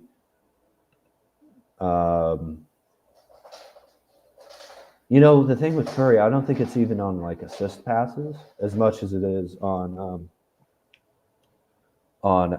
just the swing, move the ball around type pass, or he just throws it to someone and doesn't notice the defender, and he really cleaned that up, and that that opened up his whole game, right? He started making those passes well, and that allows him to effectively get off ball. It allows the team to not have so many difficult transition possessions. And man, he looked like motivated playoff level Steph all night, which is awesome. Klay playing great, huge shots. Got his 1 or 2 heat checks, not his 5 or 6. And that's. I'm gonna go. I gotta go do video work. So take it away, Dean. Keep going. Okay. So 12. Oh, Doug Chang says CP3 had 12 assists and no turnovers. Beautiful. That's a beautiful stat. Oh, we play the Wizards next too before the Nuggets, I bet. So little Jordan Poole reunion. I'm sorry. Let me go. I have the box score up. Let me go back. Real quick. Maybe you guys already know this, but we'll see. It's at home versus the Wizards. Great. So, Klay, 6 of 15 from 3, which is great. 9 of 21, a little inefficient, but +7, 4 rebounds, 4 assists. This game was crazy. We shot a combined total of, both teams shot a combined total of 31 free throws, but 108 3-pointers. The Celtics took 114 shots today, made 47. We took 109 and made 50. Tied offensive rebounds, won the defensive rebounding battle. One more 29-28 in terms of assists. Only had 10 turnovers the whole game to their 8. 2 less stocks, steals and blocks for us.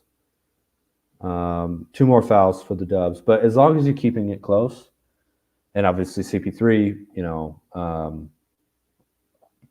just big plays all game. Got you, Rich. Let's go to that in a second. Just going to finish out before we go to the Trace Jackson Davis audio here by saying, like, man, this is what it looks like every time when the Warriors play focused, but not. So okay, so we got a couple minute delay on the TAD thing. Gotcha. Okay, but this is what it looks like when the Warriors play with energy and with not just depth, as in like, yeah, let's put it that way. Not just depth as like a plug-in for when the starters are out, like a traditional bench would be, but real, like, we're going with starters who we feel played well last game, but it's whoever plays the best gets to close. That's difficult. I think that's really difficult to adjust to if you're used to more stable minutes. I think even the strength in numbers Warriors would almost always start and close with like the same guys, right? For the most part. I mean, there'd be a couple games, but it feels like every game this season we've had different guys step up, you know. And next game it could be, you know, because maybe the Wizards have more perimeter scoring and maybe a little bit less rim protection. Oh, we have to point out that I'm sure Rich has already mentioned this, but we have to point out too that the Celtics were playing without Kristaps Porzingis today, so we haven't seen them at their full strength yet. But 2-3 minutes only. Okay, cool. So sorry, Rich is saying the Trace Jackson Davis audio will only be about 2-3 minutes, and that's in a couple minutes from now. So gotcha, Rich. Thank you. But man, it was also just the confidence today.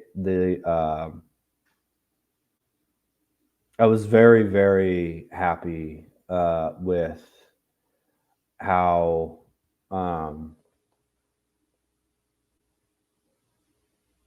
I got to admit, sometimes during the end of a close game, especially this season, one of the reasons we've lost a lot of them is the teams stiffened up a little bit right at the end of the game, you know. And it's not like a rookie team that's never been there, where the moment's too big. It's just that they clench up, you know, they've gotten a little out of the flow state, you know, near the end of the game, and that is not what happened tonight. They looked relaxed, calm, and part of that is there's no shame in losing to the Celtics. But the other was just that I think probably part of it's the more meritocratic thing rather than the feeling of like, or let's put it this way. Everyone who closed the game was only there because they meritocratically deserved it. Like Klay wasn't in because he's Klay, or Steph, obviously, because he's Steph. They were in because they were playing great. And Kerr basically went with that. Outside of, you know, having to have a couple of matches, you can't put in CP3 at center, of course. But I think that was a very important thing that led to that flow state that helped us so much winning this game. Adina Gon saying, glad Boston lost and Steph gave them the night. Yeah, he says here Jaylen Brown gave Steph the too small gesture when Steph got his fifth foul with over 6 minutes to go in the third.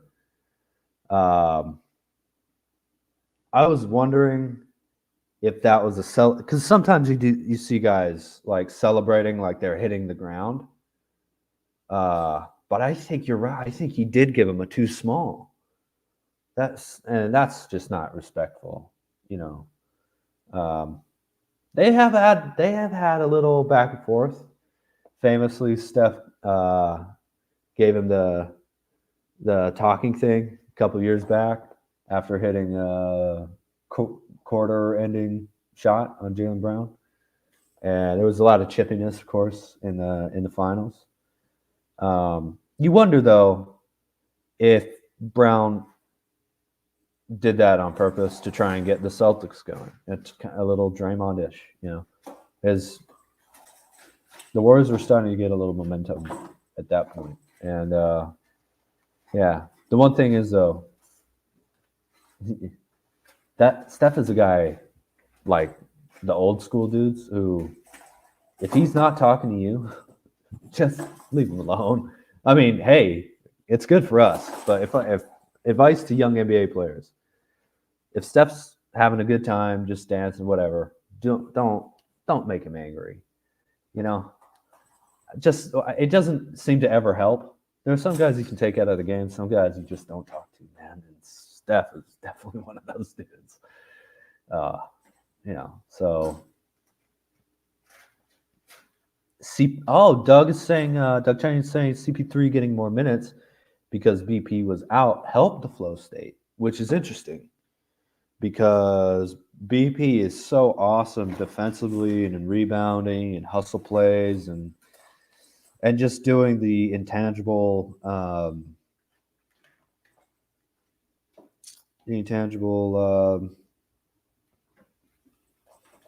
kind of sacrificial, put your body on the line type stuff that I don't personally agree that BP being out was helpful.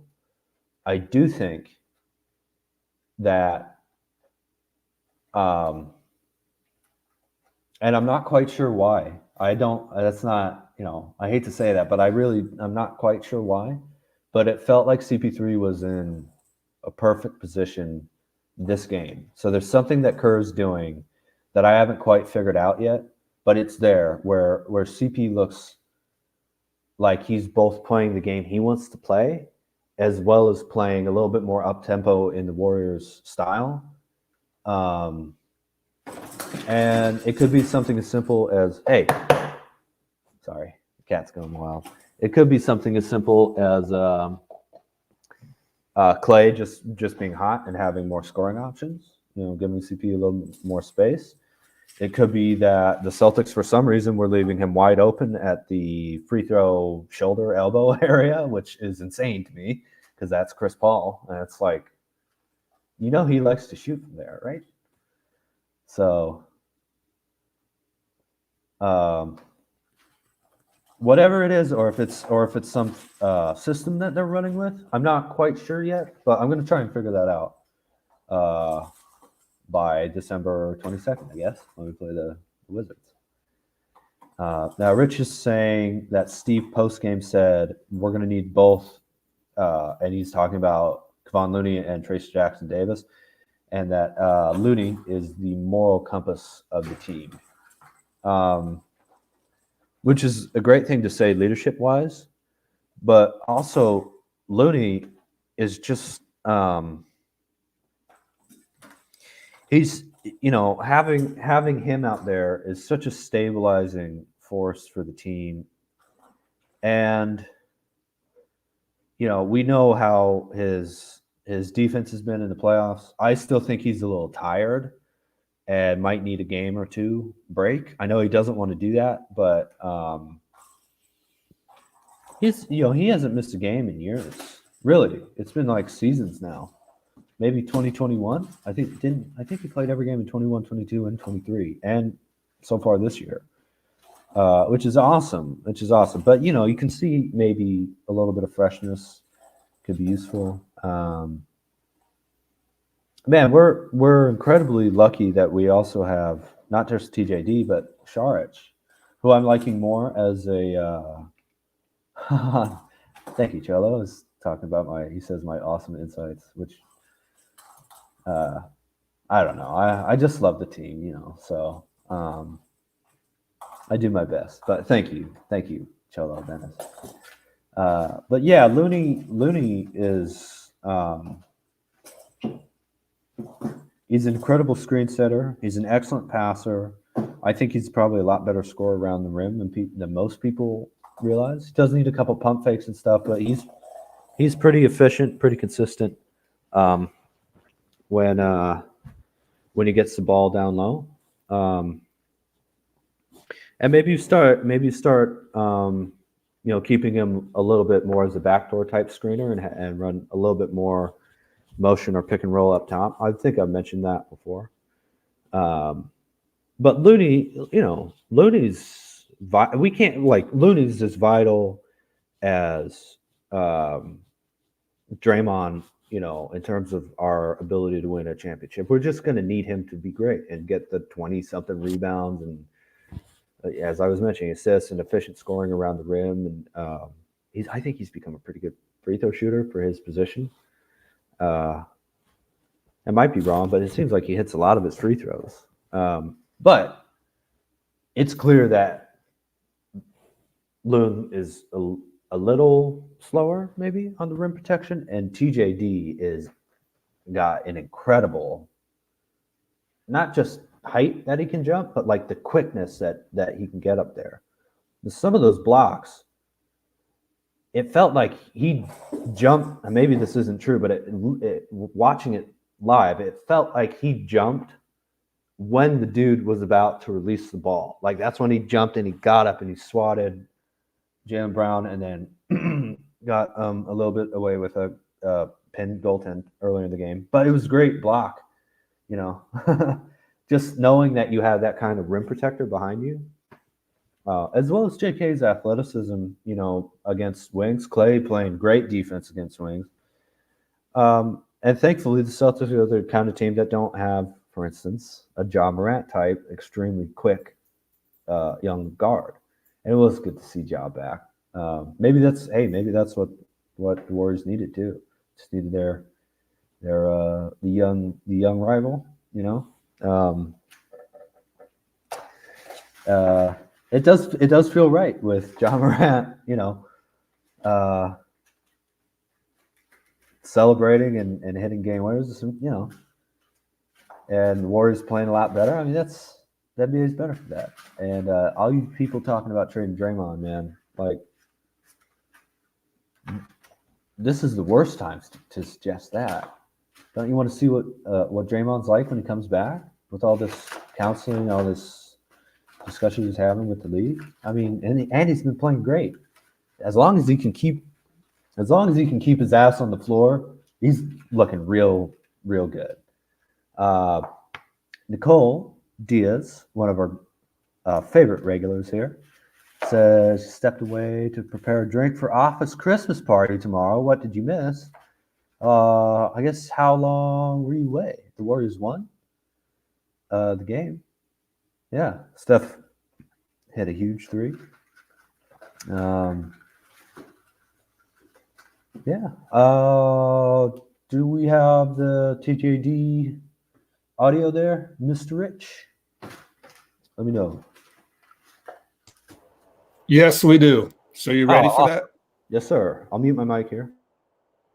Okay. Let's go to that. What am I doing? That's your baby T nickname now that you got the logo? I have indeed. Klay announced it right when we got in the locker room, so I think I'm Trace Jr. now.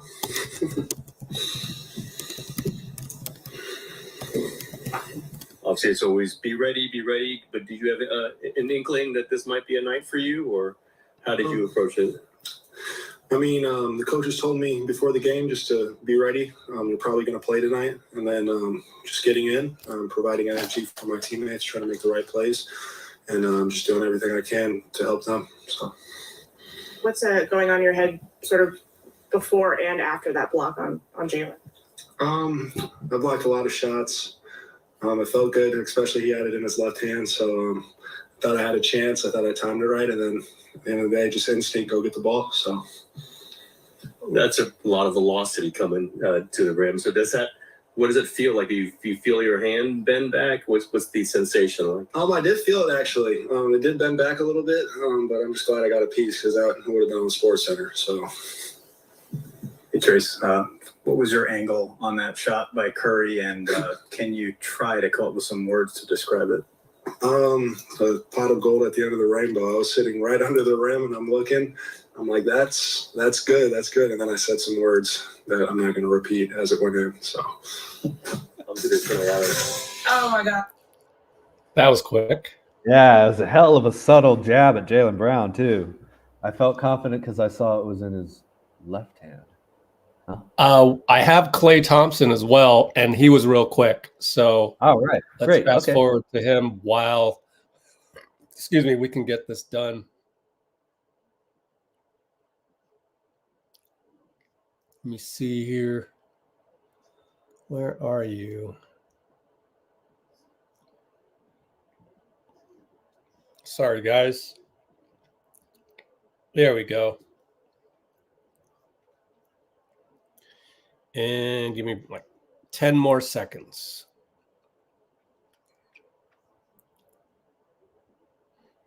Okay.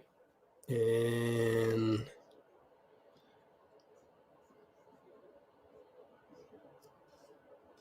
Okay, and obviously, I think he played like 29 minutes. What does he bring to you guys? A vertical spacer, a shot blocking presence, and a big, strong, physical big man who is incredibly athletic. Trace Jr., very athletic. Did you declared in the locker room that is now his nickname? That is his new nickname, correct? Because I only know one Trace in my life. That's Trace Thompson. MLB player. Father to Roman. What do you think of a win like this? We know this season's been a little bumpy to start. What do you think this could do for the rest of the season? We knew this already, but Steph shot was right in front of you. Could you even believe he got that off? Did you just give kind of everybody see it happening? confidence that we can Just take us through that. continue a great win streak here and put us in a right to ship. And most importantly, that we have the ability to beat anybody from the best teams in the league to the bottom teams. Nice. I'm out here. Hey, Klay. You've seen Steph make all sorts of shots from all different angles. What's your reaction? What are you thinking when you see that high arcing three going tonight?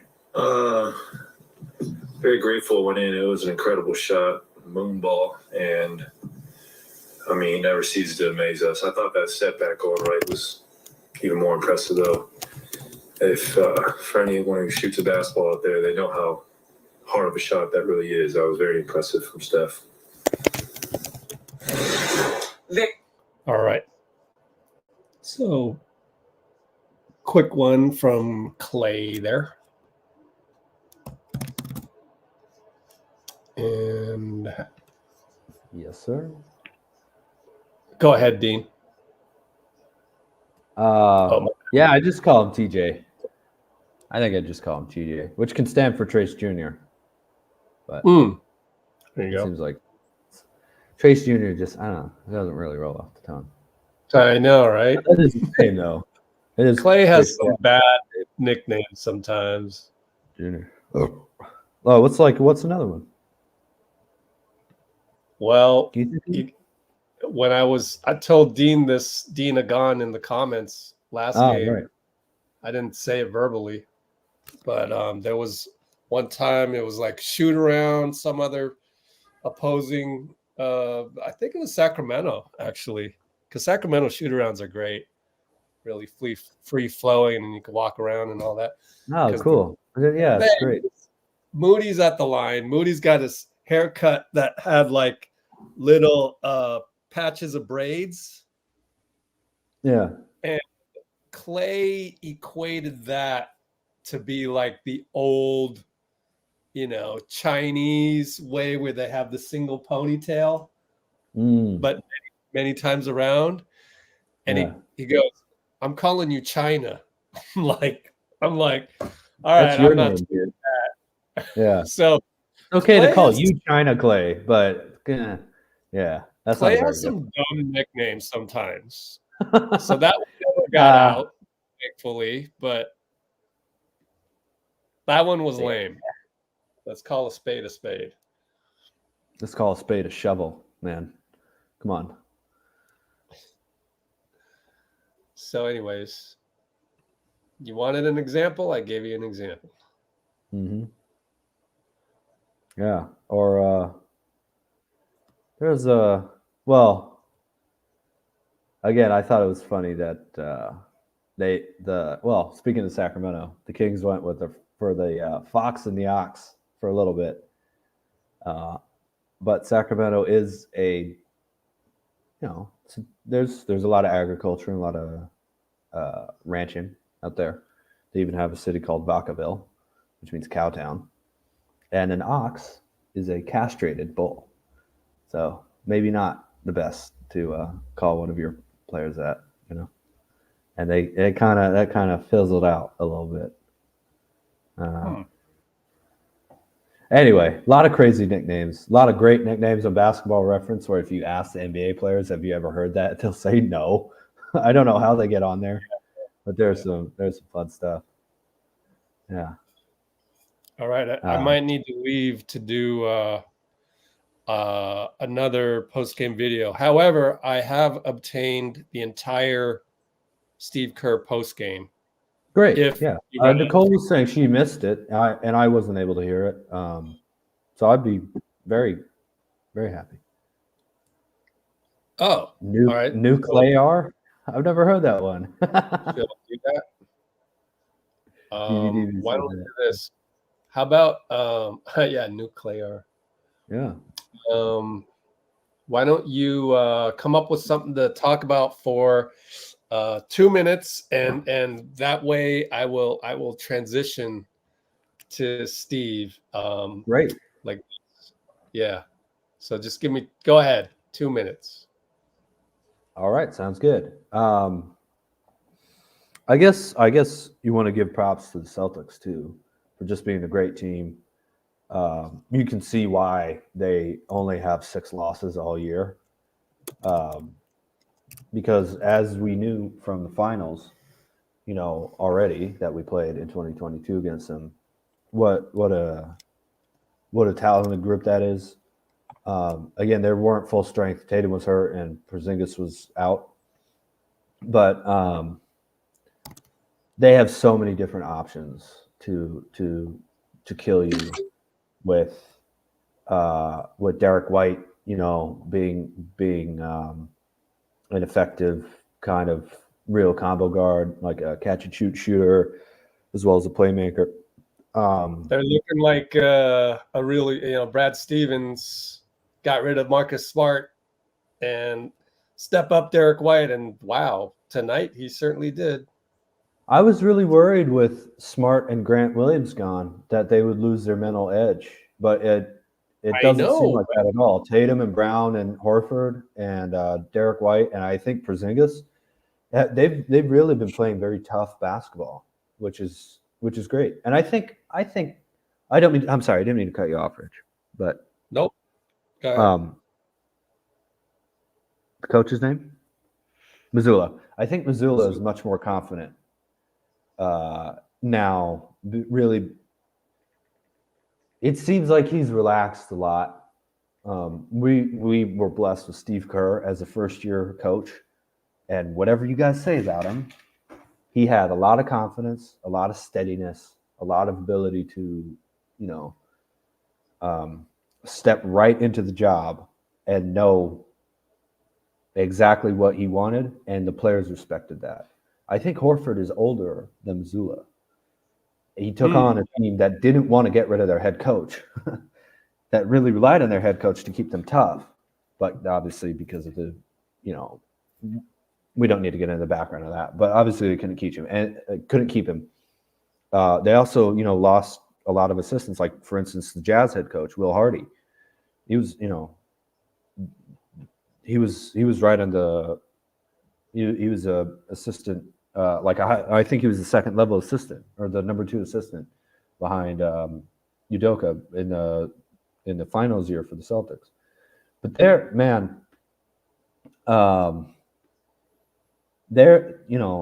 an example of also sometimes, just like the Warriors are looking more and more like it, of sometimes just you don't throw a guy into a situation, but you ask him in the NBA to step up to that situation that you need.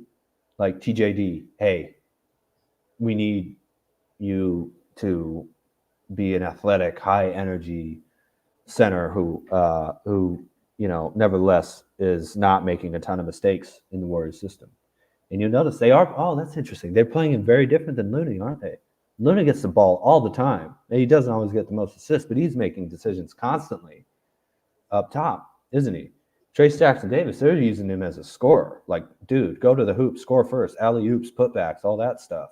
Roll hard, So that's a great adjustment. And I've heard from various sources a lot of criticism of Coach Kerr not playing the young guys. And I think that's fair. They should have played, and he's starting to play them more.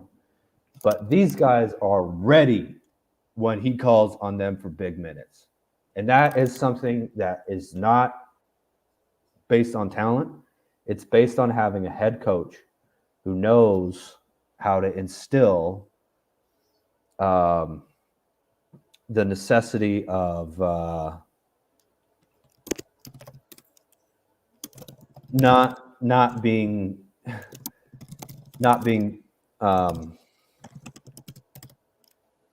random or not being I'm not explaining this well. He knows how to create a really meritocratic system where guys know that they've earned their time rather than just randomly getting a shot. And they know, I think, what he's expecting them to do to earn those minutes. Like Kuminga, the better defense you play, the less you foul, the more you rebound. But I'm a really good slasher and scorer. We need guys who, yeah, but you're not going to go as far as this great athletic slashing scorer who can shoot if you're messing up your rebounds, you're messing up your defense, and you're fouling too much. So maybe he errs a little bit too much in that direction, but it's not just insanity. And we need to understand what a great basketball mind Steve Kerr is. If you have critiques, this Moody should play more, Kuminga should play, yeah, we should have done that earlier in the season. But you have to point, you can't just say, oh, because Kerr's an idiot. You have to point out why he's doing it. And I think this was a masterful performance by Kerr today and these past couple games, And it's a sign of trust that we didn't have in the young guys last year. And it's hard to suddenly, this year, when all last year was the vets saving us and the young guys, just really struggling, basically, to now suddenly have to do a complete 180. And hey, the vets are struggling. We need these young guys to get us going. And I think Kerr has been a little slow, but mostly once he finally has trust in that player, it feels really, really deserved. Also on the masterful part, let's not forget, how did Steph get on Al Horford, the matchup we wanted? I didn't see it. He noticed it, but I didn't see how. He brought CP3 in a different action because he knew Steph that had the ball. If he brought Klay a la Portland at home, we had already seen it. The Celtics were trapping Steph, but he wanted to keep the ball in Steph's hands. So he brought CP3 to run the flare screen. Does anybody notice this stuff but me? Why CP3 instead of Klay? Because they had been trapping and then adjusting to that. So why wouldn't they trap Steph with CP3? I don't know why they didn't. But they didn't. So we'll have to look into that. But it was a different look. It was a different look than before, and that was the main thing I was happy about. All right, so we'll spend the next 8 minutes with Steve, and I'm probably going to go to the other room to do the other video work, but I'll be able to hear Steve over here. So okay, I'm going to do something real quick. You can either stay or take a break. All right, so Dean will take a break, and I will just start Steve. Where is it? There you go.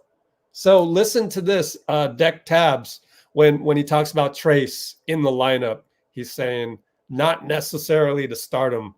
And there was a little exchange, not an exchange, but you'll see with, I'm going to guess it was like Slater and Kawakami and Marcus Thompson huddled up to kind of go, wait, did he say that he's going to start Trace or the line? What does that mean? And then he clarified, and it was kind of neat.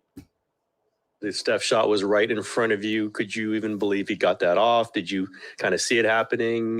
Just take us through that. I saw the whole play unfold. Chris ended up with the rebound or the loose ball, whatever that was. And I saw him look up at the shot clock because that's what great point guards do. And he saw Steph, like he glanced at the shot clock and saw Steph across the court. So Chris knew he had enough time. And nothing shocks me with Steph. I mean, that shot was insane. The catch and shoot, the arc. But I fully expected it to go in. And I think all of our fans did too. The guy's magical. You can't explain it. That's just the kind of stuff he does. Steve, I was like planning my day while that ball was in the air. What do you do? Say that again. Thinking? I was planning my day while planning that ball your day was in while it was in the air. What are you thinking when that ball is coming? Is making its descent? I was just I was watching it in slow motion. Just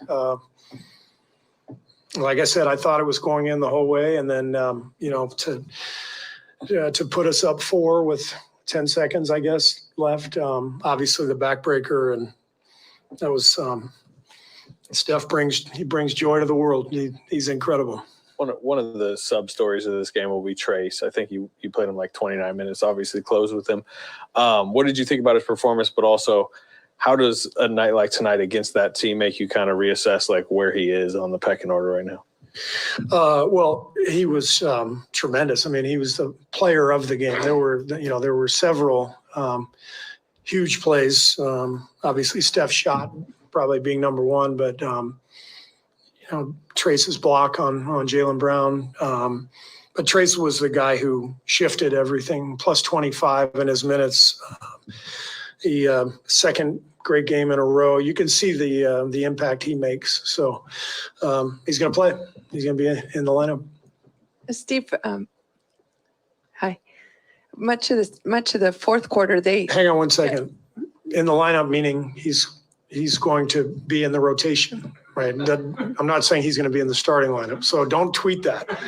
Lineup just means there's lots of lineups. Trace is going to play. All right. I just saw I saw these guys over here. Yeah, I could see you guys like scheming up something. Janie, sorry. No worries. For much of the game, they had a big shot to answer. And then down the stretch and in the overtime, you guys, the defense seemed to get the stops. Even when they did get an offensive rebound, you were stuck with it. And what can you say about the defense down the stretch? I thought our guys just fought. They hung in there the whole time and fought. And, I thought the close of the third quarter was really a big deal to get it to 11, giving us a chance. And, I just feel like games like that where you fight and compete over and over again, sometimes the ball bounces your way. I thought Boston had several great looks down the stretch that they probably normally make. Ball didn't go in for them, went in for us, but we were also due for a game like that. We've lost several games at the end where, things didn't exactly go our way. So loved the poise. Thought Chris was a hero out there tonight. He was really sick before the game and didn't look right in the first half. I wasn't sure he was going to be able to go in the second half, and he was just spectacular on the whole second half. So a lot of guys really stepped up and helped us get this game, and it feels like this might be the one we need, right? This could be the game that kind of helps right the ship, and hopefully we can settle in now and really get some momentum. Yeah, you kind of walked me right into my question. Just given the context, the quality of opponent, the emotion kind of from the game. You saw Steph get really happy for Jonathan after that stop he had on Tatum at the end of regulation, I believe. Just what can a win like this spark for you guys? Well, I think everybody feels great down there. That's the first thing. You want your team to be rewarded for a great effort, and so they were rewarded tonight. And we've got a great group, great chemistry. These guys really like each other. They compete for one another. The early part of the season has been strange in a lot of ways.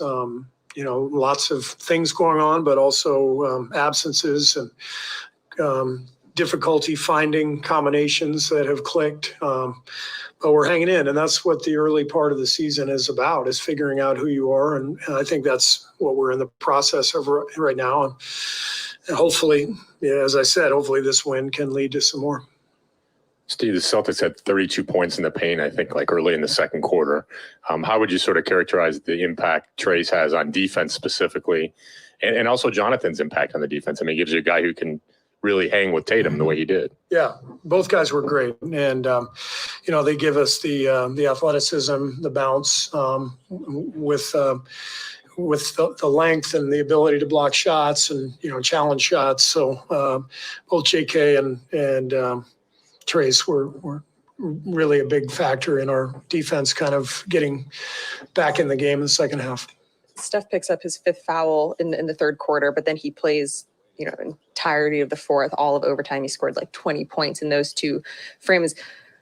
Is there ever concern that he's going to pick up that 6th foul, or is he a guy that you just really inherently trust? I mean, he took a charge here late in the game. Do you ever get a little, should we? I always believe you just play your best guys in foul trouble. If they're on the bench, they're not playing anyway. And it's hard to find your rhythm sometimes if you sit for 12 straight minutes and then come back. So our plan the whole time after the 5th was to take him out and start him in the 4th. And, and sometimes that can backfire against a team. They were trying to go at him to pick up that 6th every time, and everybody does that. And sometimes it takes you out of your offense a little bit. But mostly Steph just did a great job of defending without fouling, and then obviously, really got cooking there in the 4th.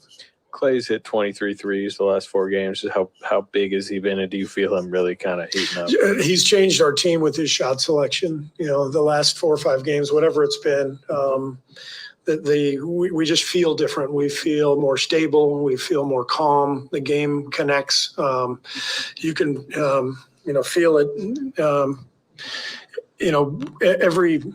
Every bad or wild shot seems to turn into a layup or a 3 at the other end. And we always talk about the game's connected. If you can get good shots, you're going to have better floor balance.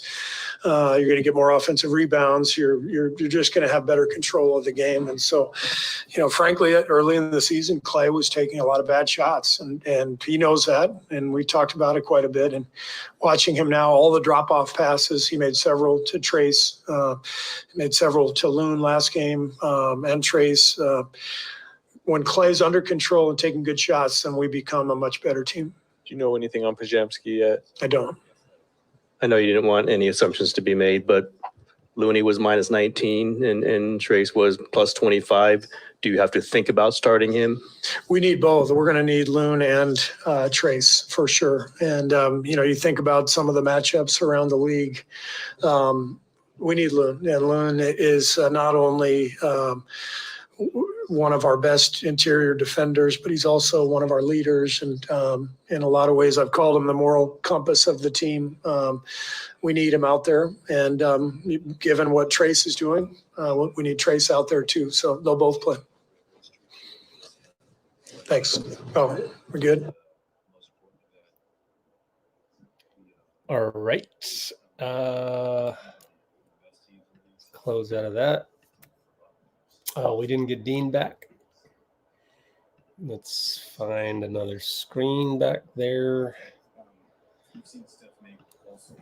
It didn't give me enough time to work on the next video, unfortunately. Let's see. We got Trace Jackson Davis. Oh, yeah, we got. Actually, no, we did. Yeah, we're in good shape.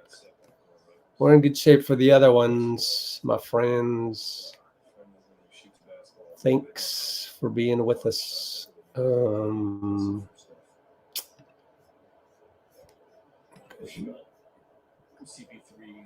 ability to find people. He had that little drop back. Okay, just hang tight with me here because I got to do a whole bunch of different things. It's hard to deal with. A lot of moving targets here. And let me take a look at this. It's just a joy to play with him. He makes my job so easy, and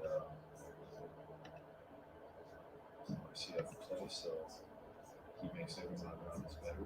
And, Chris Paul.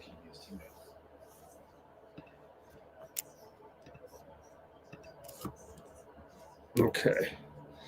Don't think we got the paper airplane from Klay. Sorry. But I got to do a couple more things here. Just need to wait on that download.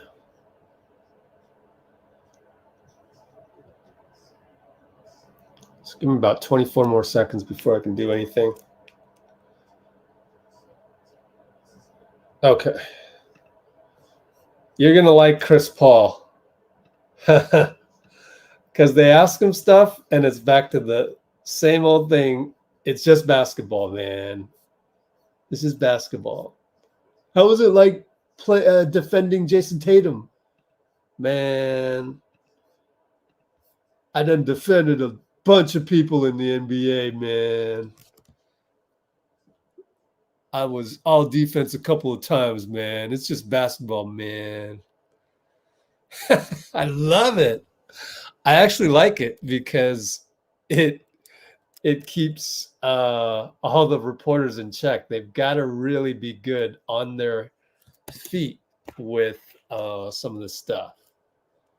Like, be prepared to go in depth on that.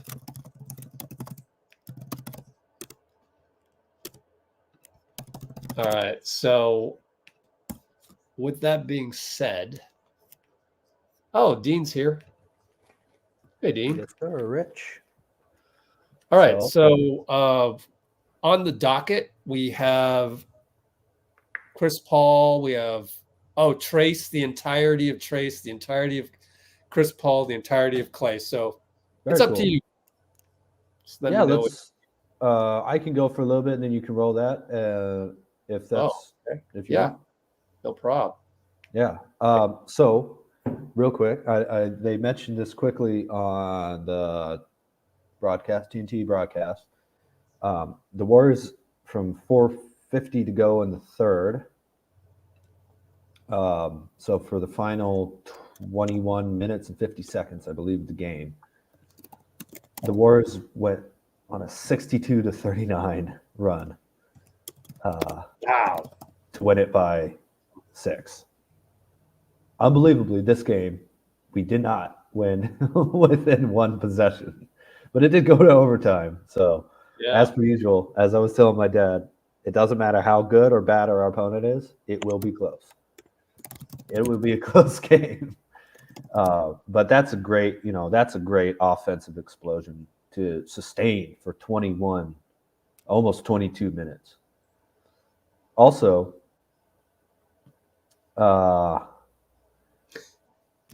Nicole's happy that the Celtics fans are also upset at Jalen for pulling the too small too early. Steph, hey, too small? Okay, night. But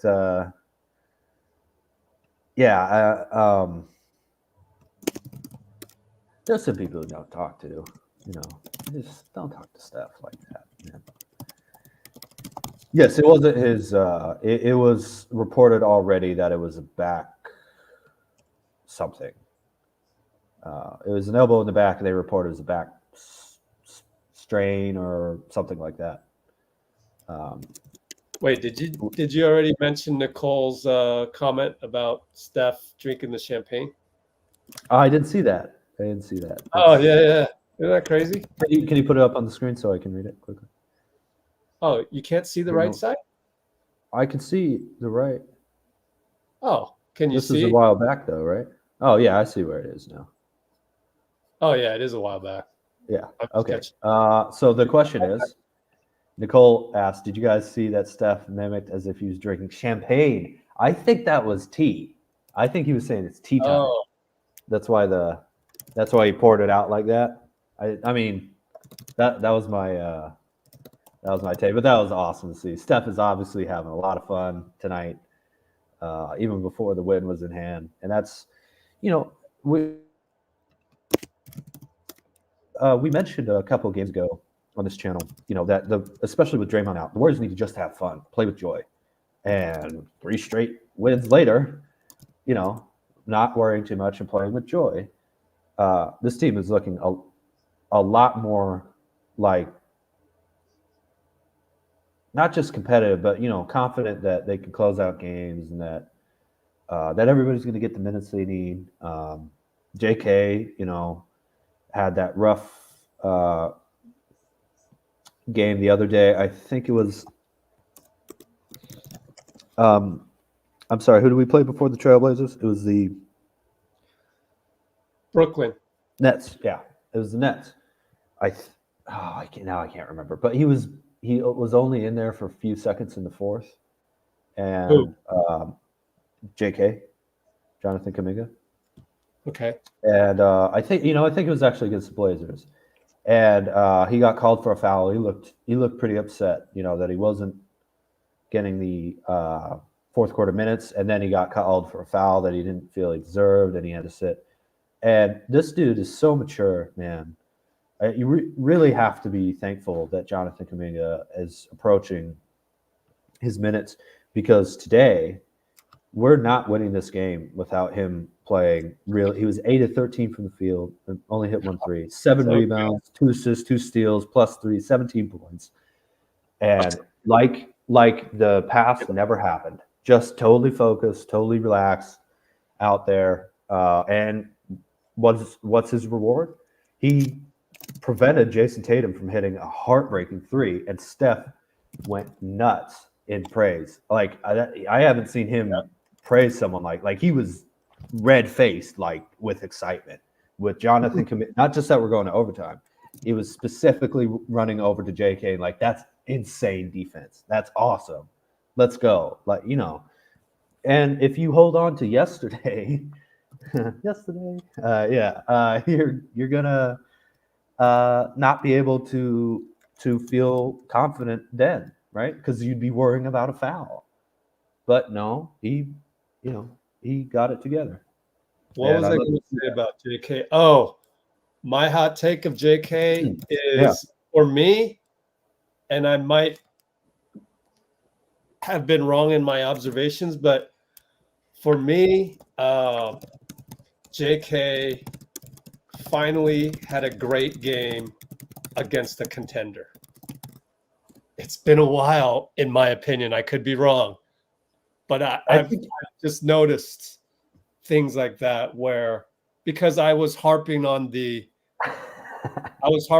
Shea has 4 fouls. Shea is guarding you. It's the third quarter. You got the ball in the high post. Attack Shea, and he didn't. Yeah. And even against the Clippers, he turned the wrong way to then get double teamed by Zubats when he could have turned the other way and shot the jumper, which isn't really in his game yet. But tonight against the Celtics, you did it, man. One turnover, no fouls too, as Cholo's pointing out. No fouls, 1 turnover for JK. Yeah, I think he's played really well, but I was talking to Rachel. Her name is Rebecca. You know that I know that. Her name is Rebecca. I just keep accidentally. I like Rebecca. I know your name. I'm so sorry. I was talking to Rebecca about that last game. The difference between prospect type play and young vet or consistent young, already having usable skills. We saw both today. JK has played well, but he played great today, as you were saying, which is, we need both, but it's great against us also, against a team, the Celtics, that is famously stacked full of awesome wing defenders too. Mm-hmm. He's not forcing anything offensively. It seems like sometimes he should a little bit more, but that Brandon Pajemski rebound like eye fake wraparound pass thing that he did, where JK got a dunk. That was awesome. The pump fake and leaner finger roll shot was awesome. The defense was great. Not fouling, not forcing it, but really playing it. Just awesome JK game today. Awesome. Right. Would have loved to see more Moody, but that's not what we needed. And Moody's awesome because he understands that. And he'll be ready, as always, you think? Also, DBDV gave a little pastiche of yesterday. He said, yesterday, all our troubles seem so very close. But I don't think they're going to stay. Whoa, look at you. Yeah.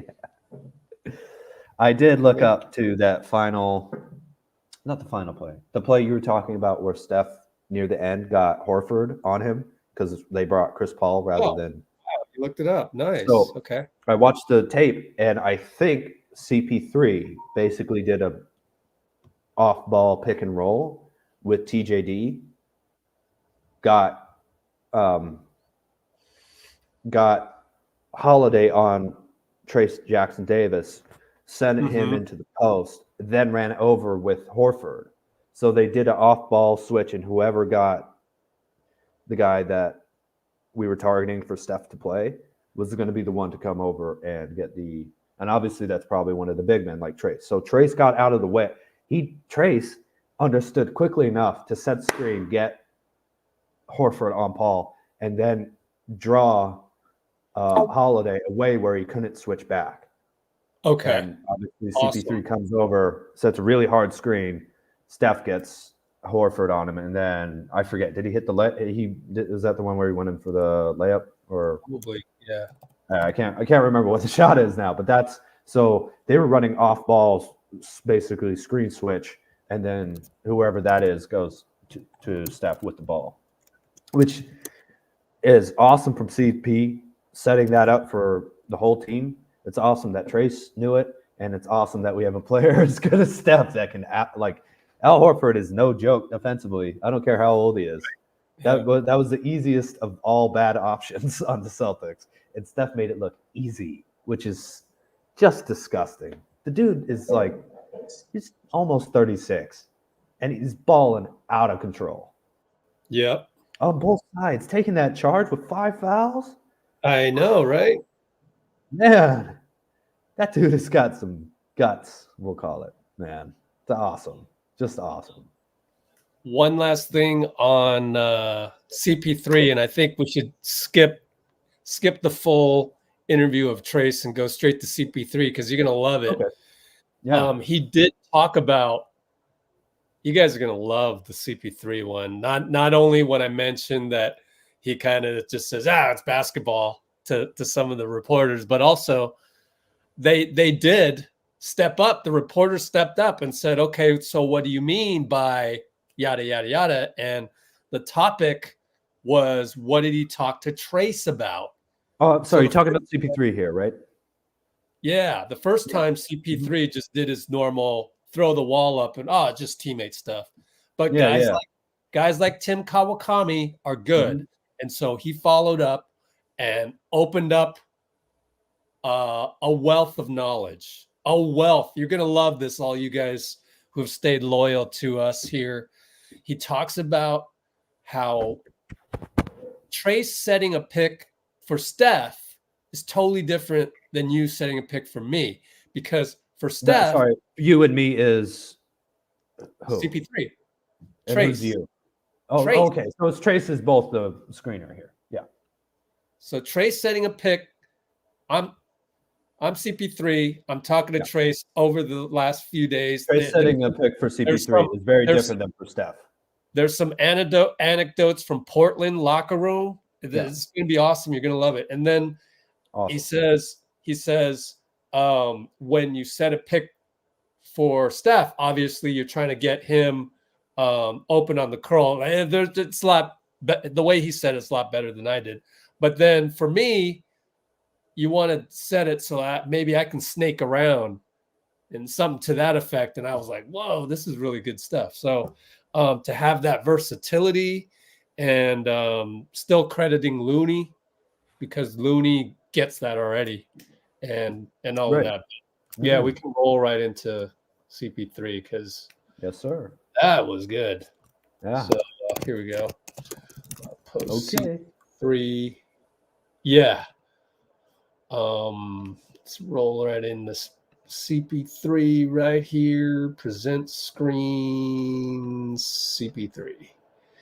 Let's get Dean out of there. Enjoy this, guys. This is so good. And I'm not entirely sure how much time was left on the shot clock when you got that offensive rebound, but did you actually check the shot clock and kind of what was your thought process from there?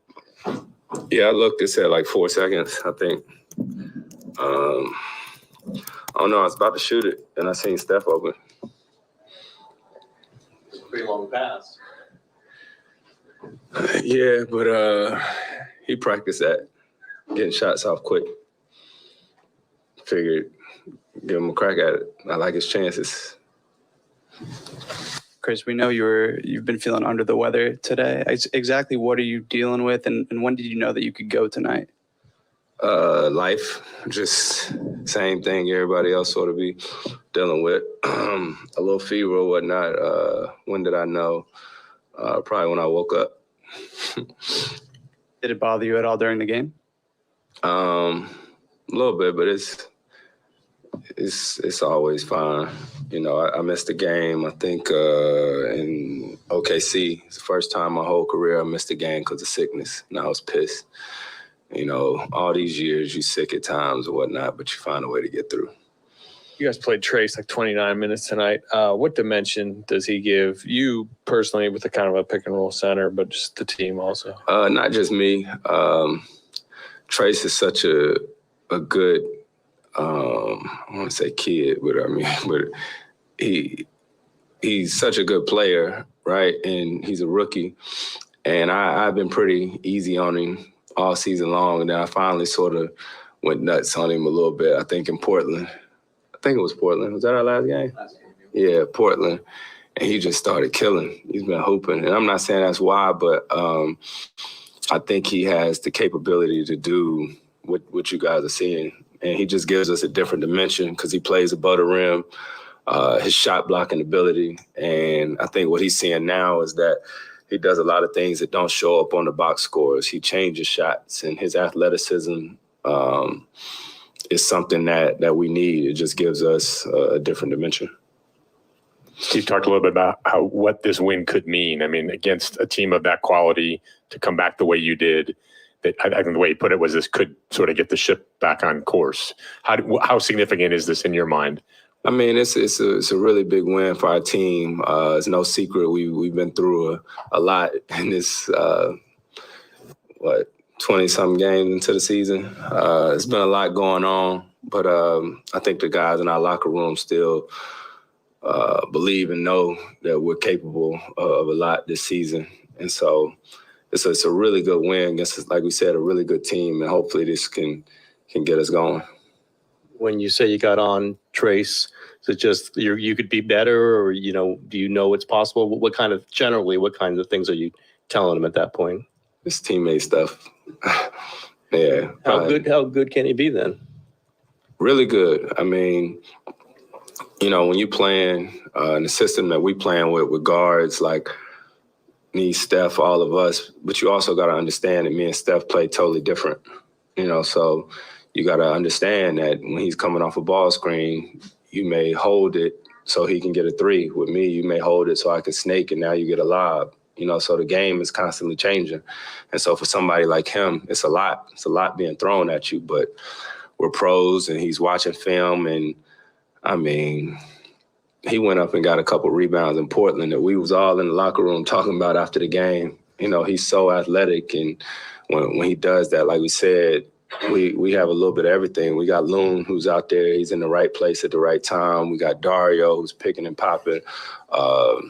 in this league, in order to be successful, you got to be able to play different ways, and he gives us a different dimension. You had Tatum defensively for a stretch there. What kind of pride do you take that he did not score very much when you're the primary guy defending him? I didn't play defense a long time. Long time. Yeah, I mean, I play defense. I've been all defense a few times. He's taller than you. Just about every night, the guy's taller than me. You ain't noticed. My son laughing because he. So's the other short guy. Yeah, there's a lot of people taller than me. Chris, in Phoenix, you worked with Trace a lot after practice one of those days, and I talked to him in Phoenix, and he was saying how much he's been learning from you, and how much have you sort of made a conscious effort to work with him? And I mean, you run the pick and roll so well for so many years with different people. How much of a personal sort of connection is there? Yeah, no, I just told Trace I done got a lot of big guys paid a lot of money in my career. You know what I mean? So, I don't know everything, but I know a few things. And to see him and how he's been open to it, and it's just been great because with the way that Trace plays, if you saw a game in Portland, we got some wide open threes just because of his ability to put pressure on the rim. And anybody who's watching the game, like I said, there's a lot of things that don't show up on the stat sheet. And so it's good to see him coming into his own. Steve said that that Klay Thompson's shot selection recently has changed this team. What do you think he meant by that? What he said. In what sense do you think it's changed this team? I mean, Klay, I said it before, Klay is one of the best shooters to ever play this game. Every time he shoot it, I think it's going in. I dribble handoff to him. He hit the big three to tie the game up tonight. And I think, when you can shoot it as well as Klay, you're just thinking, let me get my shots up. But we didn't talk about it as a team. We want him to shoot the ball, whenever he can. But we just want to try to make sure they quality shots. And so that's not something new. That's what every team is saying, around the league. That it? Cool. Yep. Pretty awesome, huh? I love that one. That's like, if you're a big man in college right now, you can learn from that interview.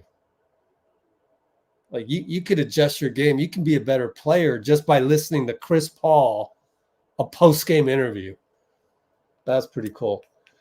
I still got to do a couple more things of I'm getting the transcription done right now of some of these other ones.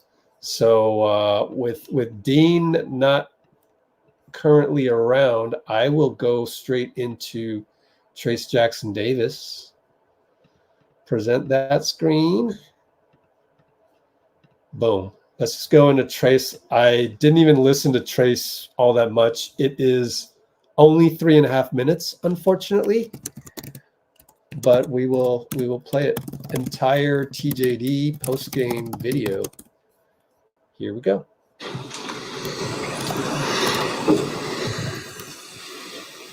Trace, have you officially shed your Baby T nickname now that you got your first double-double? I have indeed. Klay announced it right when we got in the locker room, so I think I'm Trace Jr. now.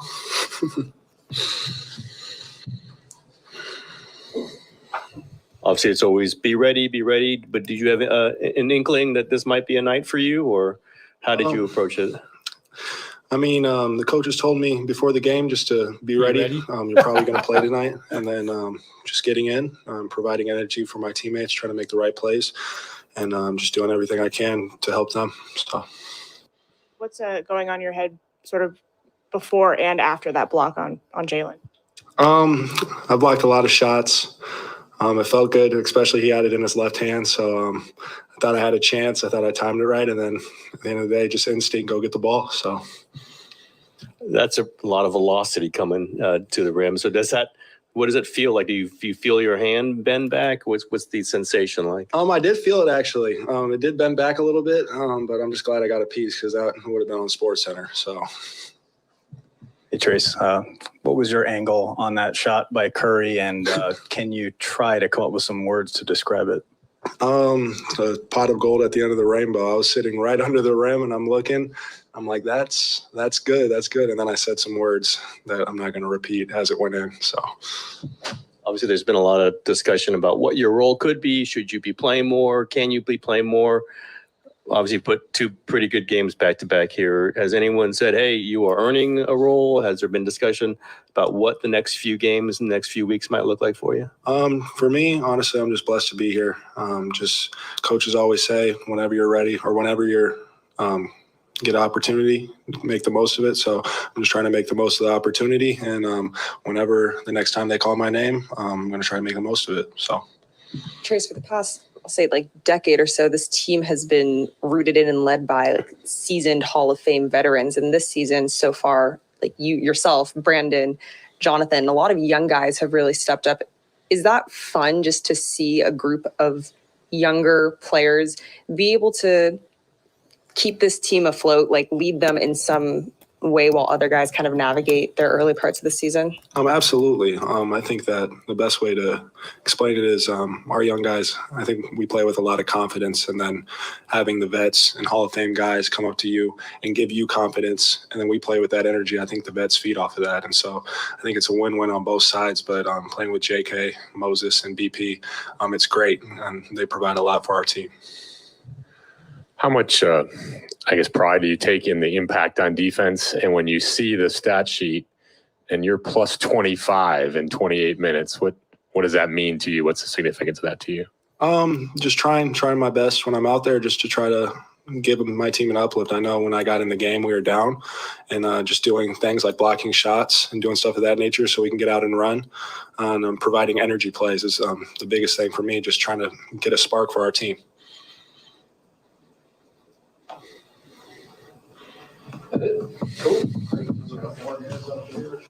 All right.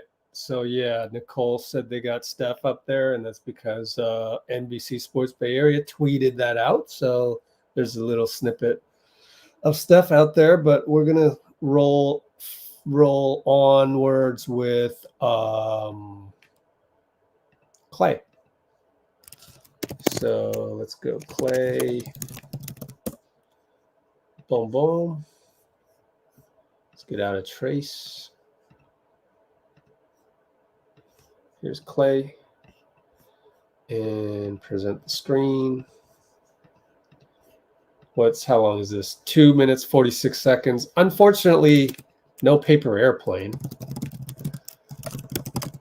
You did not literally fold one, so oh well.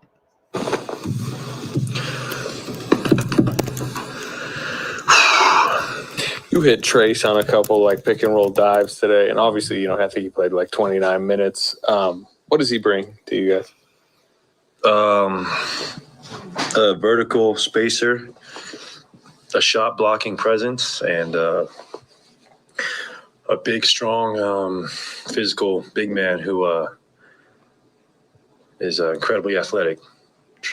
Trace Jr., very athletic. You declared in the locker room that is now his nickname? That is his new nickname, correct. It's only know one Trace in my life. That's Trace Thompson. MLB player. Father to Robin. Father of Robin. What do you think when like this? We know this season's been a little bumpy to start. What do you think this could do for the rest of the season? We knew this already, but we have the ability to beat anybody. And just give everybody confidence that we can continue a great win streak here and put us in a right the ship. And most importantly, that we have the ability to beat anybody from the best teams in the league to the bottom teams. Nice. I'm out of here. Hey, Klay. You've seen Steph make all sorts of shots from all different angles. What's your reaction? What are you thinking when you see that high arcing three go in tonight? Very grateful it went in. It was an incredible shot, moon ball, and he never ceases to amaze us. I thought that step back going right was even more impressive, though.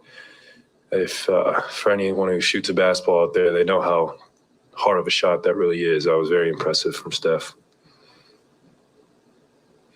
Ask you about CP3's ability to find people. He had that little drop back to you for the big three to tie the game, I believe, late, and you kind of pointed to him afterwards. What's that kind of chemistry like? Do you feel like you and CP have kind of established what you need to establish with that chemistry? I think so. And Chris, what a great game he played tonight. Floor game. I mean, just filled up the stat sheet, and it's just a joy to play with him. He makes my job so easy, and he's one of the greatest, obviously, to ever play. So he makes everyone around us better, and I'm just lucky to be his teammate. Nice. Good work. Good work. All right. Clay's done.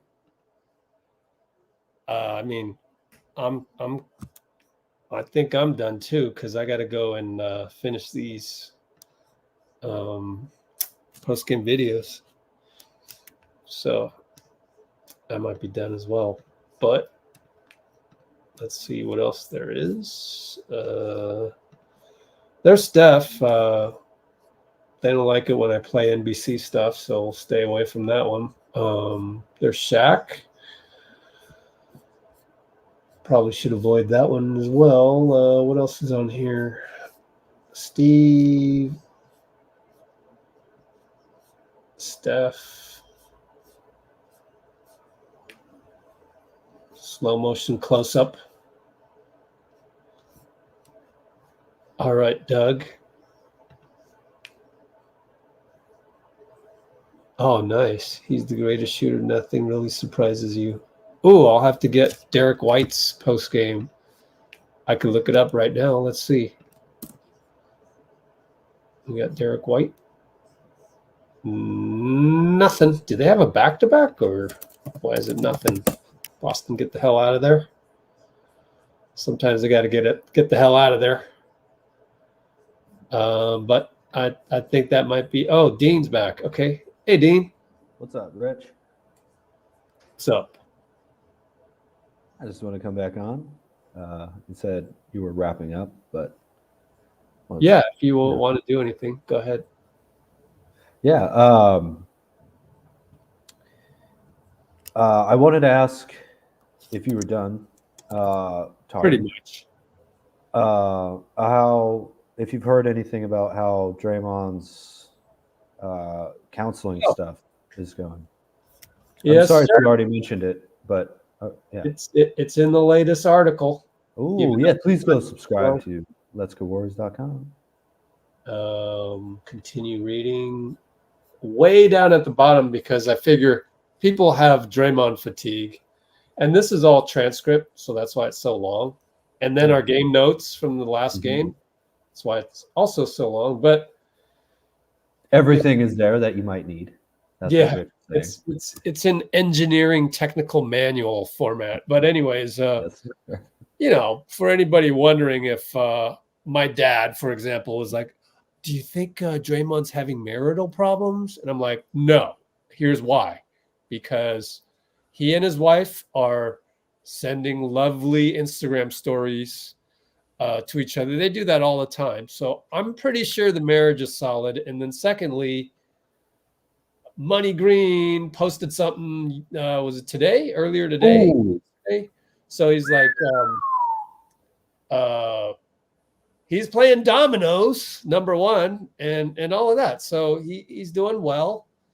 And then here's 150-0. Shams Charania. The expectation is that Draymond will be sidelined for at least the next 3 to 4 weeks. I did a little mathematics. 3 weeks, exactly Monday, yesterday. 3 weeks I added it up. I came up with 13 games of suspension. Okay. Shams said 12. I think I'm right. I think it's 13. And then if it's more than that, then 4 weeks, Monday would be 17 games if we're going to the outer estimate. And then Mike Vorkunov, general NBA writer. Cool. they had a little media session with From Joe. the Athletic, yeah. And Joe Dumars talks about it. So it's stuff that you would expect. Like, oh, we didn't want to come up with a number because whatever number we come up with, it's going to be too short, too long, whatever. And Yeah, so I heard him on TV saying much the same thing. Yeah. Mm-hmm. Dumars, that is. That's interesting. I hope that it's because he's starting counseling, but I also am hoping that the league, I'm sure Draymond will watch tape with them and just like, well, what do you expect me to do in this situation? For instance, the one I was thinking of is you're going for a you're up 4 near the end of the game. It's someone really fast like Shea or De'Aaron Fox, and someone's going for a foul, like a purposeful foul to send them to the line or whatever. And it's a little, out of balance and you start falling or something. Like, what do you want me to do in this situation? Because this guy ended up kind of falling with him and it looked a little like he was tackling him. That would get me kicked out of a game. What do you expect from me here? And the league can be like, well, fall away from him and get your arms off of him. And that's what we're expecting from you. So I hope they're also going over game tape personally. That's just my 2 cents. I don't know if that's what's happening. Yeah. But alongside the counseling, also what my 2 cents are watch about film with him. Right? Yeah. What's your 2 cents? Sorry? Maybe Joe Dumars would. I mean, I would. I'm guessing not, because as I've mentioned many times in heavily criticizing the refs and Adam Silver, he just doesn't love the game like that. He wouldn't even think about that. He doesn't love the game as much as you, Dean, to think of that. But maybe it's up to the Warriors to bring it up. Maybe it's up to Joe Dumars. Well, I just said it, so game go get it. We know you're listening. Come on. I'm not surprised if they don't do that. I'm not surprised one iota because, I already went on a diatribe about that earlier. So check the timestamps for that. Well, I'm just going to try and be a little bit more positive about Adams. Not to say you're not right, Rich, but I'm just hoping it's for a my little way. What I'm doing. I may be negative on Adam, but I'm being positive on the critical. You're being critical. No. To look at it in a different way. I may be negative on Adam, but I'm being positive on the refs. So I'm giving the refs an out because I understand the situation from a whole, that they're stuck behind the 8 ball. I wouldn't want to be a ref right now because, I'd have to figure out my own way to be a better ref. I don't like how it seems like they're, keep doing the same things. Flip a coin every time there's a 50-50 call. There's really no, replay review sucks, all of that. So by me throwing Adam under the bus, I am thereby not throwing refs under the bus. I'm giving them some empathy. So I'm kind of just twisting it around like that. What I would say to that is, I think a lot of the changes that Adam Silver has tried to do have been pretty ambitious, and a lot of it has worked pretty well. For instance, playing the in-season tournament. Obviously felt a little personal with the second apron stuff, but the pressure for guys to play as many games as possible and not rest. So I'm hoping that even if you're right that they're making a mistake, that because the Silver administration is much more open to change than, say, the Stern one. It's a good point. I'm hoping for an idealistic kind of opportunity, because they do seem open to change to me, and I think a lot of your critiques are very right. The lack of experience for refs, because 5 years seems like a lot, but it's not for a ref. Because probably most of those 5 years haven't been in the NBA, first and foremost, right? So I think you're right about that, but I just the Silver administration seems open to change and open to new ideas, and I'm supportive of that. So even if I think they're making a mistake, I appreciate that maybe they'd be open to something different. Maybe that's just being idealistic, as I was saying, but I hope not. And I agree again with a lot of your critiques, so Rich. All right. I'm checking it. Austin's actually back. He's now freelancing for KNBR, and Hey, yes, sir. Glad to hear so that was great news. Yeah. But other than that,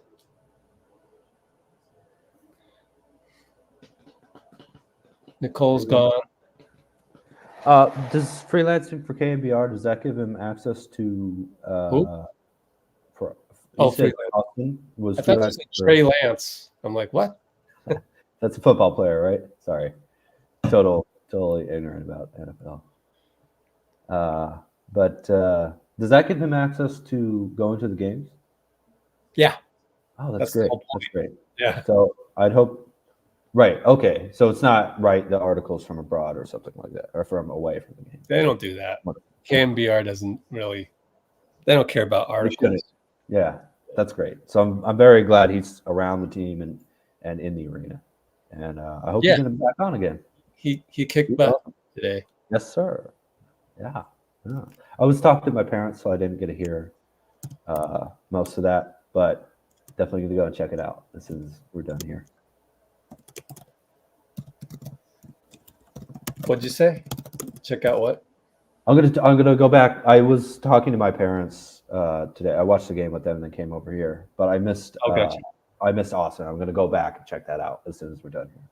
You missed what? I missed Austin. No, he wasn't on. I thought you said he was on today. I said he's back. I didn't say he was on. Oh, right. Did you have another guest? Might have thought I said he's back on the live stream now. He's back working as a freelancer, but we weren't able to get him. And I got to go work on the video now. So cool. Which you guys already got. So we got the 5 hours, Rich. Gotta go. All right. Let's do Just Us. Yes, sir. Oh yeah. Shen Yun. Never seen Shen Yun actually. Okay, here we go. Forever.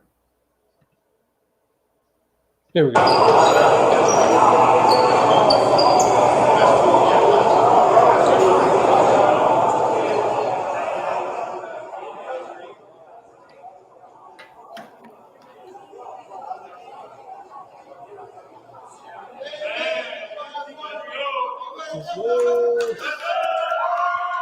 Yes, sir. Yes, sir.